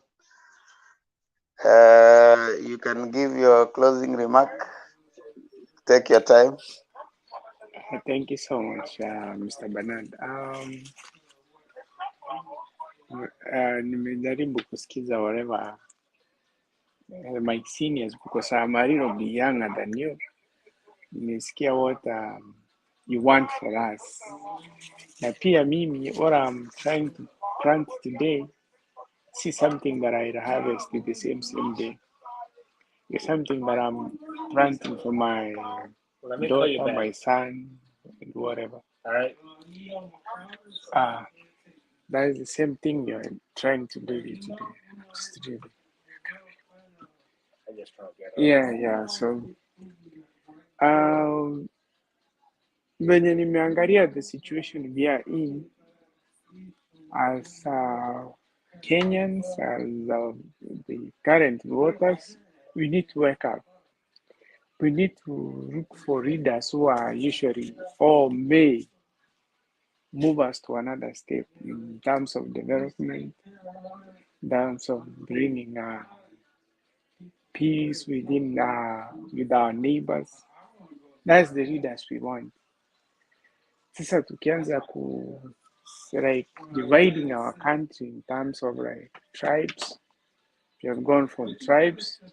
Now we're going to a further extent like of insulting our neighbors. Now we're going to another level. We need to resolve it immediately. Like we need to find a solution over that. So like what I said, there is this thing I requested this friends of mine from Central. The Central part, I had them saying wako na santi ya kupitia Mheshimiwa Ruto. What I don't understand is asanti gani yo juu he has done nothing. Totally, to be honest, to every Kenyan, he has done nothing. So wanampea asanti gani? So another thing, if you don't respect those guys you are within, your age mates, your fellow politicians, so it means hata tukikupea another chair yenye utakuwa a little bit higher than them, so it means you will never respect anybody. So if you want kugonganisha watu vichwa, that kind of a leader, you're no good, where you are not edible to last. So that's why like we need to take our time. I really honest about that to anybody who listen to this. And we need somebody who will bring Kenya back to the track. In which track? In terms of development, in terms of a good relationship with other countries. And another thing, if it were not that good relationship Kenya had with China, some of the things that we have today, hazingekuwa, hawangetupea loan. We don't need to create a situation like that one North Korea has with the rest of the world. We are isolating ourselves. Why are we isolating ourselves? Because of just one leader? We do away with that. Wanasema hivi, ukifika mahali fulani upate samaki mmoja ameoza, usimwache huko, mtoe asilete that effect to the rest. You see? Now we like kama tumeona naibu wa rais kwa sasa tusaidia, so we have another option. Definitely most of the Kenyans have another option, like this person will never deliver what we need. Huyu sasa is like even instead of building is destroying. Take an example. If those are the Congo people boycott Equity, what roles will Equity go? Because once they boycott that thing, maybe their sales in terms of stock itarudi chini. Equity will end up losing billions of money. So that means this is not somebody who is there to build our economy. It's somebody who is there to just be there. Whatever he speaks, he doesn't care. So we don't need a careless reader. We need somebody who has everybody in the heart. The last thing I'd urge, I like to comment is about is bad. You know, death is something that we don't need to joke with. That's maybe the last stage a human being has in this life. So we don't need to take that as a granted once we talk about it. And when it comes like you torment somebody who has been tortured, he has gone through a road, he has done everything, and you just go ahead to say that usipochunga hata huyo mwingine atakufa venye ule mwingine alikufa. So this thing hata ikae wewe ni ngumu aje kiroho, it will hurt you. So what I hurt these readers, they watch what they are feeding the community. They don't speak. They should not speak because they are speaking. We are no fools. Sisi si watoto eti tunashangilia juu alisema hivyo. No, that is so bad. Another thing, mimi sitamwambia yeye mwenyewe ajitokeza akuja kuomba msamaha whatever he said about Congo. Let another person do it, but Kenyans do away with him. You see, like after finishing this period of his time in office, let it be the last time he's serving any office in the country, because this is somebody, if he never changed. I heard Mrs. Serena saying that our direct president, that is Daniel Arap Moi, nurtured this person. After nurturing the person was against him. And he died without even saying hello to Mr. Ruto. So it means there is something that went on in between this. Unajua mzee akikuchukia, you are done something that is incorrect, and they try to correct you, and you never wanted to do it. So from that example, now some of the things that he has been doing, it disqualifies him. I don't know why this Kenyan, like this young age, the age between 30, like 26 to 40, they are supporting him much. Like, we need him. We don't need him. We, the age between 20 and below, we don't need him because we need a more bright future. Like, I need a place where once my colleagues working graduate, they have a job to do. I need a place whereby I get social, economic, and political environment conducive for me. I don't need a situation whereby I graduate niende kuchoma mahindi. That is, I don't think so that will apply to Kenya. We need a reader who has facts, not theories. Nitafanya na mwingine akisema, if we do this, if I clinch to power, I know where money goes. You see? And somebody tells you nikifika kwa power nitatenga bilioni fulani kwa jamaa fulani na hivi. That's like a way of ukianza kutenga hivyo, so it means ukitenga uambie rafiki yako well, be watching that one. So that person will take away. And another thing, to be honest, we are honest to each other. If you have given tumuite fisi, umpe akae in charge of a flock of sheep, that it will bring sense to you. Like, kama nimepea fisi achunge kondoo, what do I expect? Honestly, what do we expect? This is an animal that will end up eating everything in that years is yako. So that's the same thing with the Ruto. We combine Ruto with this Korean, we give him power. The impact that man will bring to our economy for like 5 years. To recover from that 5 years, I'll die. my kid, my first kid na generation yake, my generation will go, the second generation of my kids will go, ndo tukuje kurecover that impact, because si yeye mmoja, they're gonna be a group of, because they are group themselves. Na ukiona hawa watu, they are like, their ways are not that good. So if they take Kenya like 2 trillion to recover from that one, it will take us. Now we are a country that is struggling economically. So tukiambia Wakenya wenzangu kama Joe, I need that's my country, I love my country, I'm a patriot. That's why once something happens in a Niguza, because I need to see my country people receiving good services, having leaders who are responsible, because inaniuma nikiona wakiteseka.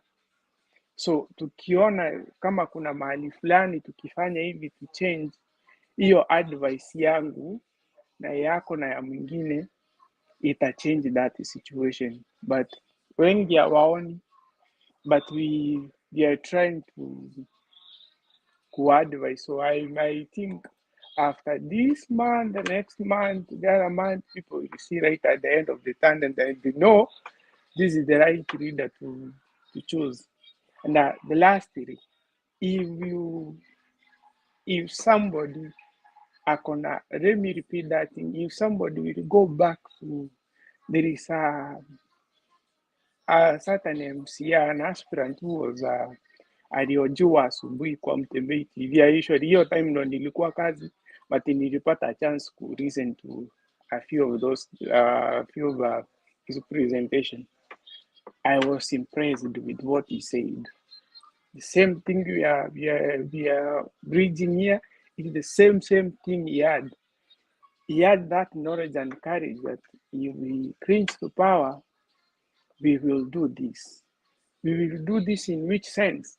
We stop the supplying this to this person and doing this. Everything will be okay. The same thing, the structure that Raila has. If the uppermost leader has the same structure, on the ground, this is an MCA, he has the same idea. So it means if you get those resources to him, he knows what he will do with the resources. Those are the kind of people we need. If there is an aspirant who is aspiring for any MCA, just go back and visit the kind of advice that guy had. Evans from Jacaranda, I guess from Jacaranda, something of that kind. That's what I had. Thank you so much, Kadala. Have a good night, Mr. Temba.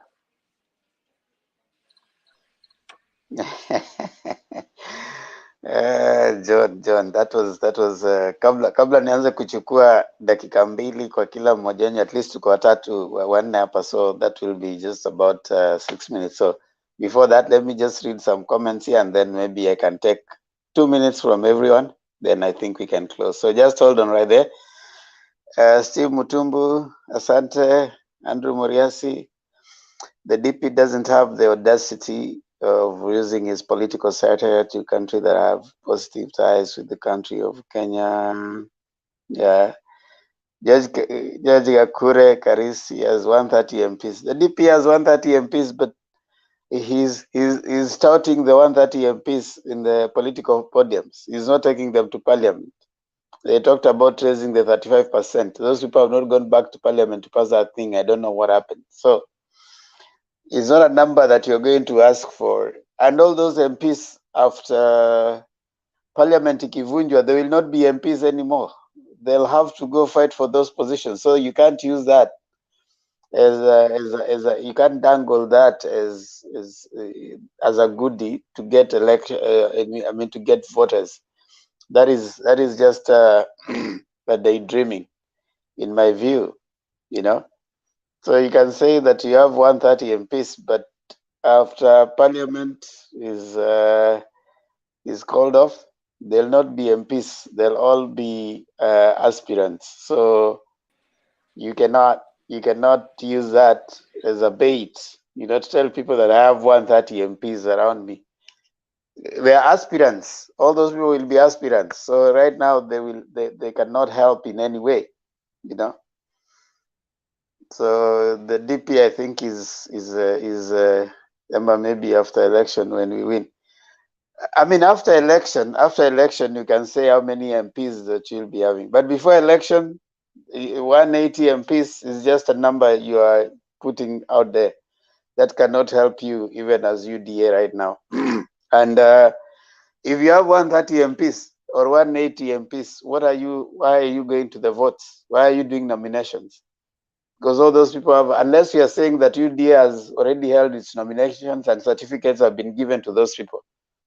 So if that is what you're telling us, then you have nominated members. You don't have MPs as yet in the next parliament. The next parliament will be after election. So by now you don't have anything. So that's also a lie.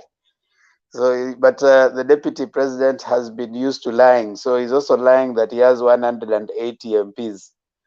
The ones that could not even, vote down the political parties act. When it came to parliament, those numbers disappeared. They could not be seen. So let's have some, conversation that is real. Because when you start carrying a narrative out there and you're trying to make people believe we have 180 MPs supporting us. There's no 180 MPs supporting the deputy president. And even if you have 180 MPs, when parliament is disbanded, they will cease to be MPs. They will be aspirants, all of them. And until after voting, you don't have MPs. So stop with the lies. But if you're that stupid to be lied to, which I believe many Kenyans are not, they don't give a damn how many MPs are supporting UDA. They are waiting for after elections, you know, and they're waiting to vote in their MPs. So Gakure, yeah, it's good to keep your hope alive. Yeah, we believe that if you keep your hope alive, it will come to work.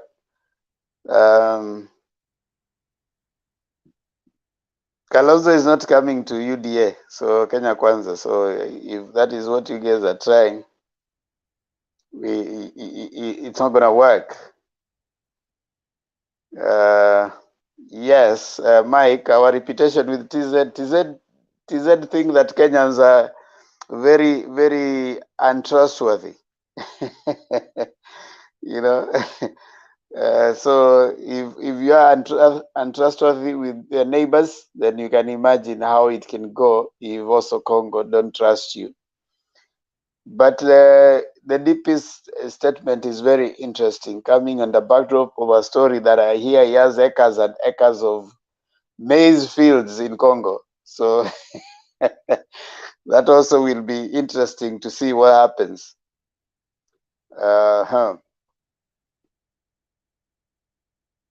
Okay, Karis official Gakure DP has been bragging to be controlling most of the MPs in Parliament. Why can't he use them to pass a bill? Yeah, exactly. That's what we've been saying. You don't have those numbers to go and peddle them in on your campaign trail. And as the president said that you can't have development on top of Yegos. You have to roll up your sleeves and be down there, be in the office. It's never been there. So we have issues with that. John, Kenya,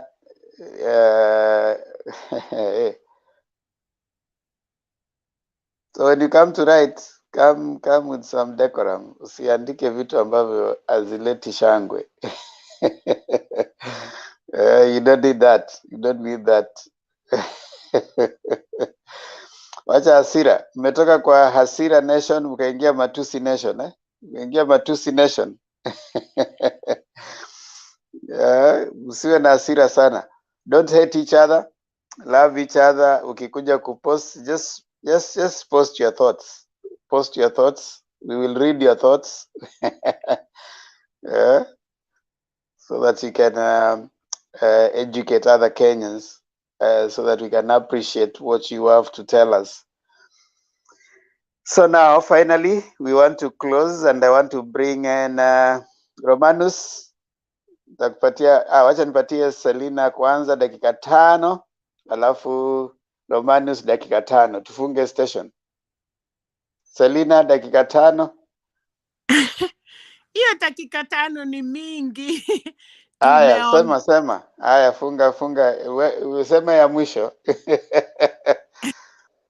Ya mwisho sasa, unajua hii Temba, tukifikiria imerudi chini kidogo, tukiamuka mambo imechamuka. So inatuchonga, yani ni kama inatuchonga kila siku. Every day ni kama UDA, every day ile mambo wanasema ni tofauti. So hata na sisi sasa sahii tunangojea kuona yale inaendelea, na hata sahii ukiona kidogo kuna mambo inatokea hapo yenye tunataka kesho tukue na kitu ya kusema. Otherwise ukweli ni kwamba tupendane, tuombe Kenya ipike kura, tuwe na amani, tuchague viongozi, na hao viongozi wanatembea na rais.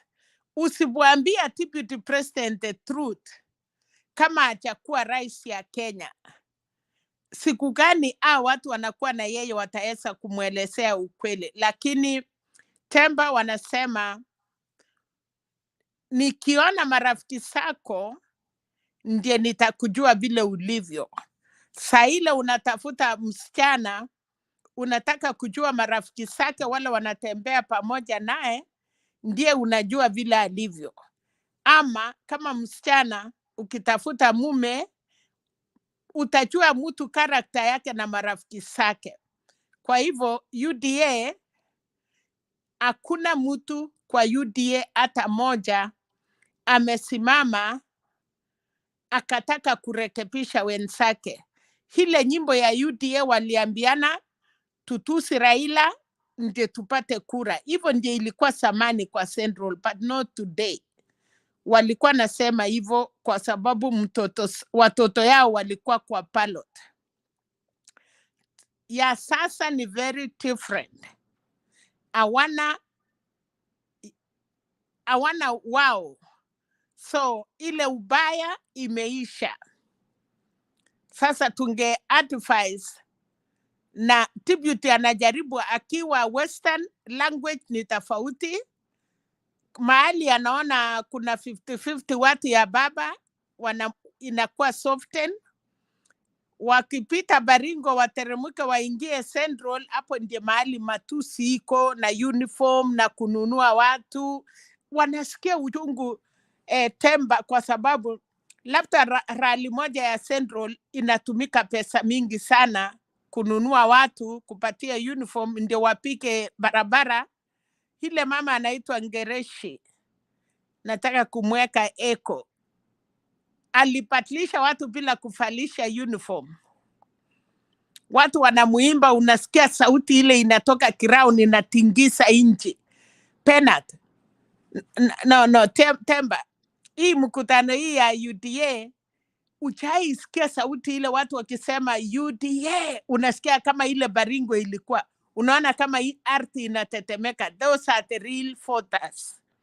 Hii ingine ushike shati, ushike 1,000 ama 500 ama 200, ukiweka hesabu ya hiyo watu yote wanapangwa barabara Temba, mtu anakuwa na hasira kwa sababu amejua hii watu ni kununua ndio nionekane niko na watu. So hata language hawana. So ningetaka tu kumwambia msipoteze wakati sana. Hii kiti imeenda. Ile tu tunataka tungoje ifike mwezi wa 8, Wakenya wapike kura. Tuende tuapishe baba na tuweka amani Kenya. Ni hiyo tu. Asante sana Mama Selina kwa hayo. Haya, Romanos, dakika zako za mwisho. Asante sana. Mi kitu yenye ningekuwa niongelea ya mwisho tukimaliza ni sana sana hii maneno ya hawa watu kuwa overconfidence. Yeah, they are overconfidence on their things, yani wanaona tu ni kitu wameshachukua.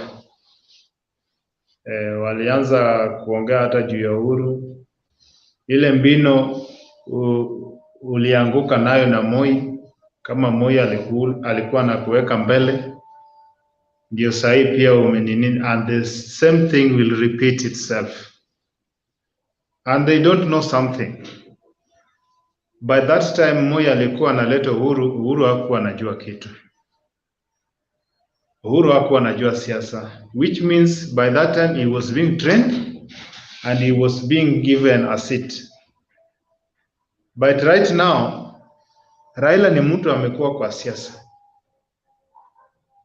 Amekuwa kwa siasa hizi miaka zote, na ni mtu pia watu wanajua kwa ground. Uhuru watu hawakuwa wanajua kwa ground, na Raila and watu wanamjua kwa ground, na he has a lot of percentage in terms of votes.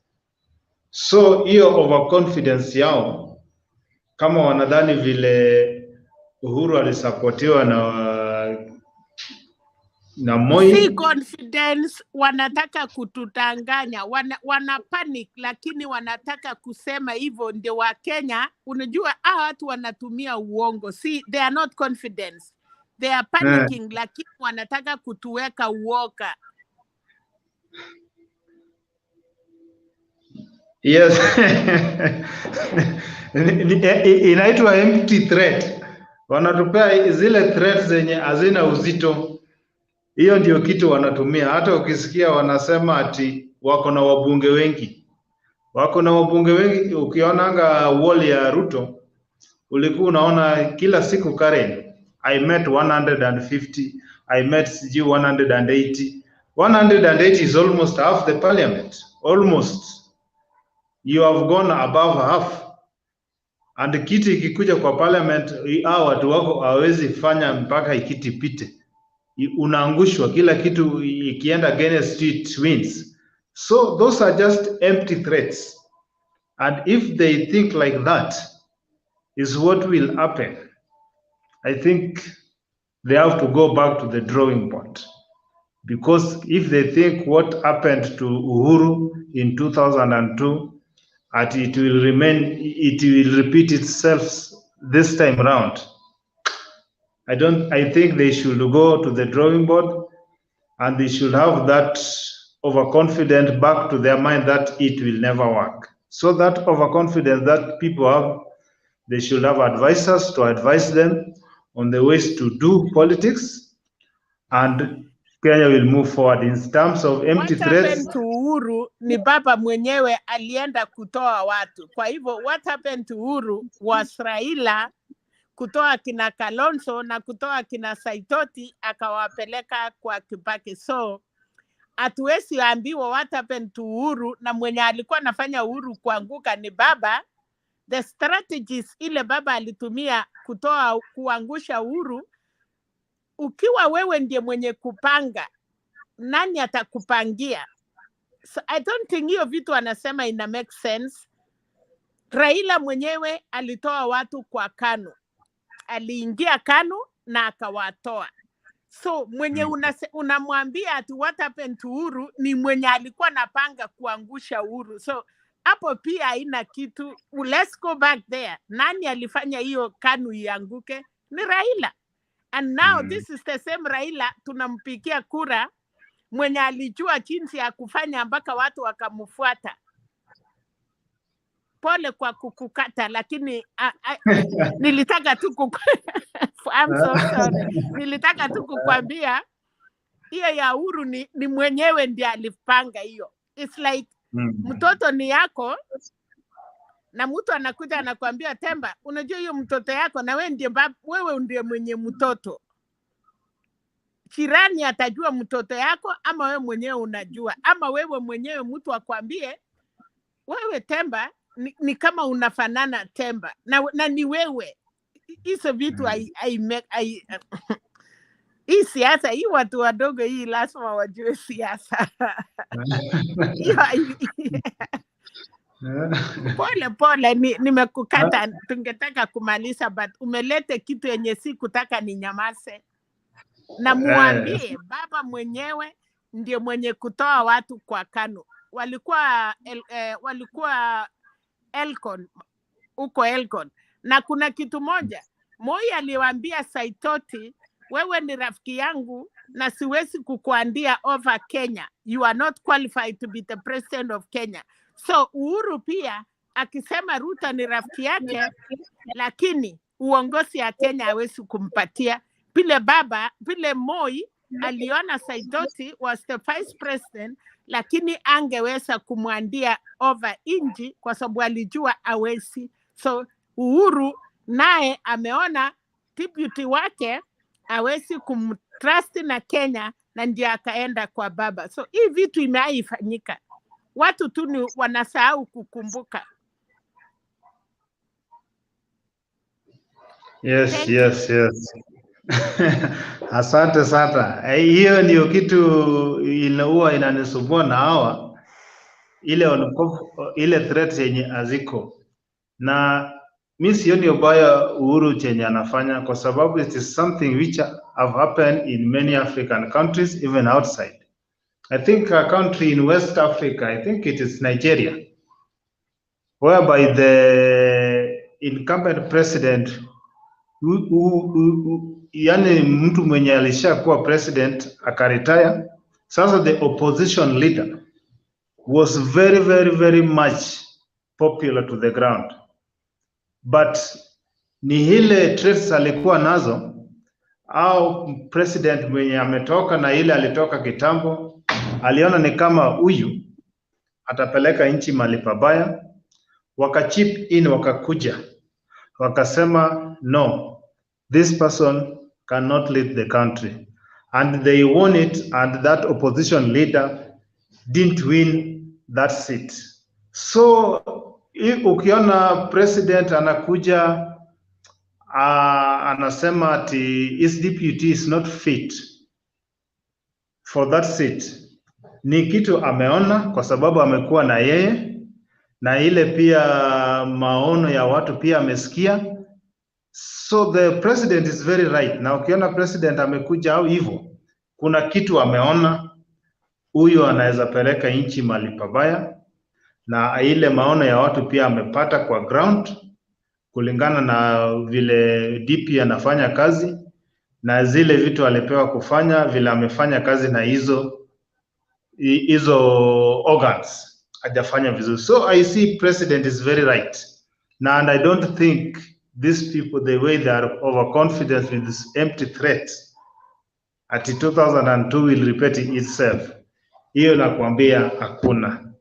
Ni ile tu sijui wataresign lini, watoke kwa Jubilee waende UDA. That's what I'm really waiting. Sijui hiyo tarehe walisongesha mpaka tarehe ngapi, hiyo ndio sijui, kwa sababu I will be very happy if I see them resigning from Jubilee to become UDA members. Kwa sababu wanapiga kelele na pesa yao inaenda Jubilee kila mwezi, na wanapiga kelele, wako Jubilee na wanapiga kelele. Sasa mimi naomba, sijui hiyo tarehe ni tarehe ngapi, hiyo ndio tarehe sijui vizuri, tarehe ya mwisho wa resign, sasa waende kwa ile party wenye wanataka. Thank you, as you remind me on that. Okay, thank you so much, Romans Omuto. We are hoping they will resign. Gibson, najua tunafunga station. You just came in, but we are closing the station right now, so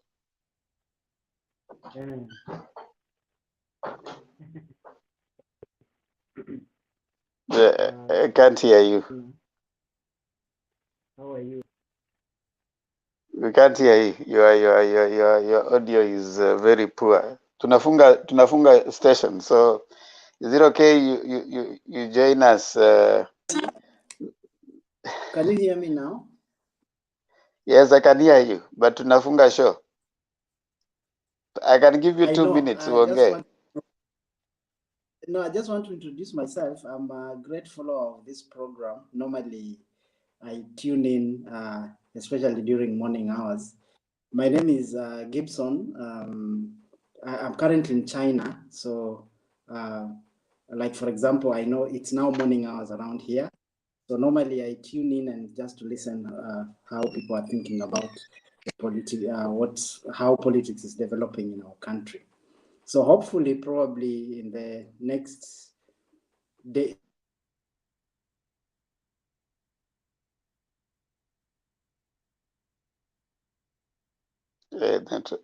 Your network, Gibson. Are you still there? Yes, I'm there. Okay, yeah. I mean, Can you hear me? thank you so much. Thank you so much, Gibson, for coming on. And it's good that you're following, and you can always find time to participate. I mean, today we just closing early. I think guys came in and exhausted on what they had to share. But I'm sure another time you can come in and you'll find us going on, and you can always join when the studio is not full. We start 8, I think you know that. We start 9 p.m. Kenyan time, and we go up till 8, up till right now. So today, we have decided to close. You can also come in, chip in, give in your views, and let us share. Let us keep talking as Kenyans, because we say if we stop talking, we start fighting. So talking is very important. We share ideas. We learn from each other. We learn from you. We learn from others. You share on what is it that we think can work for Kenya. And that is the most important as Kenyan people. I mean, what else can we do? The little difference we make is very important. Like Mother Teresa said, if we all cleaned our doorsteps, the world would be clean. So that means that the little that you can do is very important. You never know who is going to listen. And this Mutembei platform is a civic education platform. We endeavor to interrogate policies, to share ideas, to question. We want to create a voter that is informed. They say information is power. So if you know what is happening, and when these people go down there, even when they're going to vote, whichever leaders they're going to vote in, they are going to be informed. They're going to make a decision that is an informed decision, not just make an emotional decision. So if you vote for Ruto, if you vote for Raila, if you vote for whoever you want to vote for, even your MCA, your MP, your governor, you can be able to interrogate their leadership, and that is why we are here. So thank you so much, Gibson. You've come late, but tomorrow you can try in whatever time. Just come in and let's share. We are closing today, and we thank everyone, those who have been listening to us. From the comment section, George Gakure, Stephen Mutumbu, thank you so much, Kinara. Thank you so much, Mwangi Madhira. Mwangi Madhira, why are you coming there to now call me names, Madhira? I'm a Kenyan like you. If you have something to share, come on board and share so that we listen to each other. We are just here to grow each other, Mwangi Madhira. Just relax. Put on your views and let us hear. Toro Loco, you are here to correct spelling mistakes. Let me tell you something about English. The most confused language is English. You don't even know. When you go to, I think when you go to England, you spell color with C-O-L-O-U-R. When you come to the US, you spell it as C-O-L-O-R. So you will correct those spelling mistakes until you get tired. But Karibu, that's what you have to do. You gotta do what you have to do, man. It is what it is. Keep quiet, Ratich, Asante, Mike, and all the others. Asanteni sana kwa kujumuika pamoja nasi. Kindly remember to subscribe to Mutembei forum platform, and also share widely, because we have to continue talking, because we say when we stop talking, we start fighting. We don't want to fight, so we want to keep talking. Keep sharing, keep sharing, keep sharing. And also, kindly, if you like, I also have my personal YouTube channel. Kindly pass there and subscribe. Subscribe for me. Remember, on Diege TV. Just pass there as you pass through Mutembei platform. Also pass to on my. Unitumie hiyo yako. Nimejaribu lakini ilinishinda. Sijui iko Imekata. wapi. Iko YouTube Themba Ondiege TV. Inaitwa nini? Themba Ondiege TV. Nimeweka hapo pamoja na Mutembei TV. Yeah. It's just but I'll forward it. I'll forward it. Yeah. Sikupata. Thank you so much. I really appreciate. Now I'm going to pray for us today. As we say here every time when we are praying, we pray. The first stanza of our national anthem is a prayer. So that is what we urge every one of us to remember. And they have passed in the AU. They have said that Kiswahili will be one of official language. So it's important for us to start learning and to speak lots and lots more of Kiswahili. So finally, Mungu nguvu yetu, ilete baraka kwetu. Haki iwe ngao na mlinzi, na tukae na undugu, amani na uhuru, raha tupate na ustawi. Asanteni sana. God bless you till we meet again later today. Thank you so much. Bye-bye, Selena. See you. Bye. Bye, All right. everybody. Good night.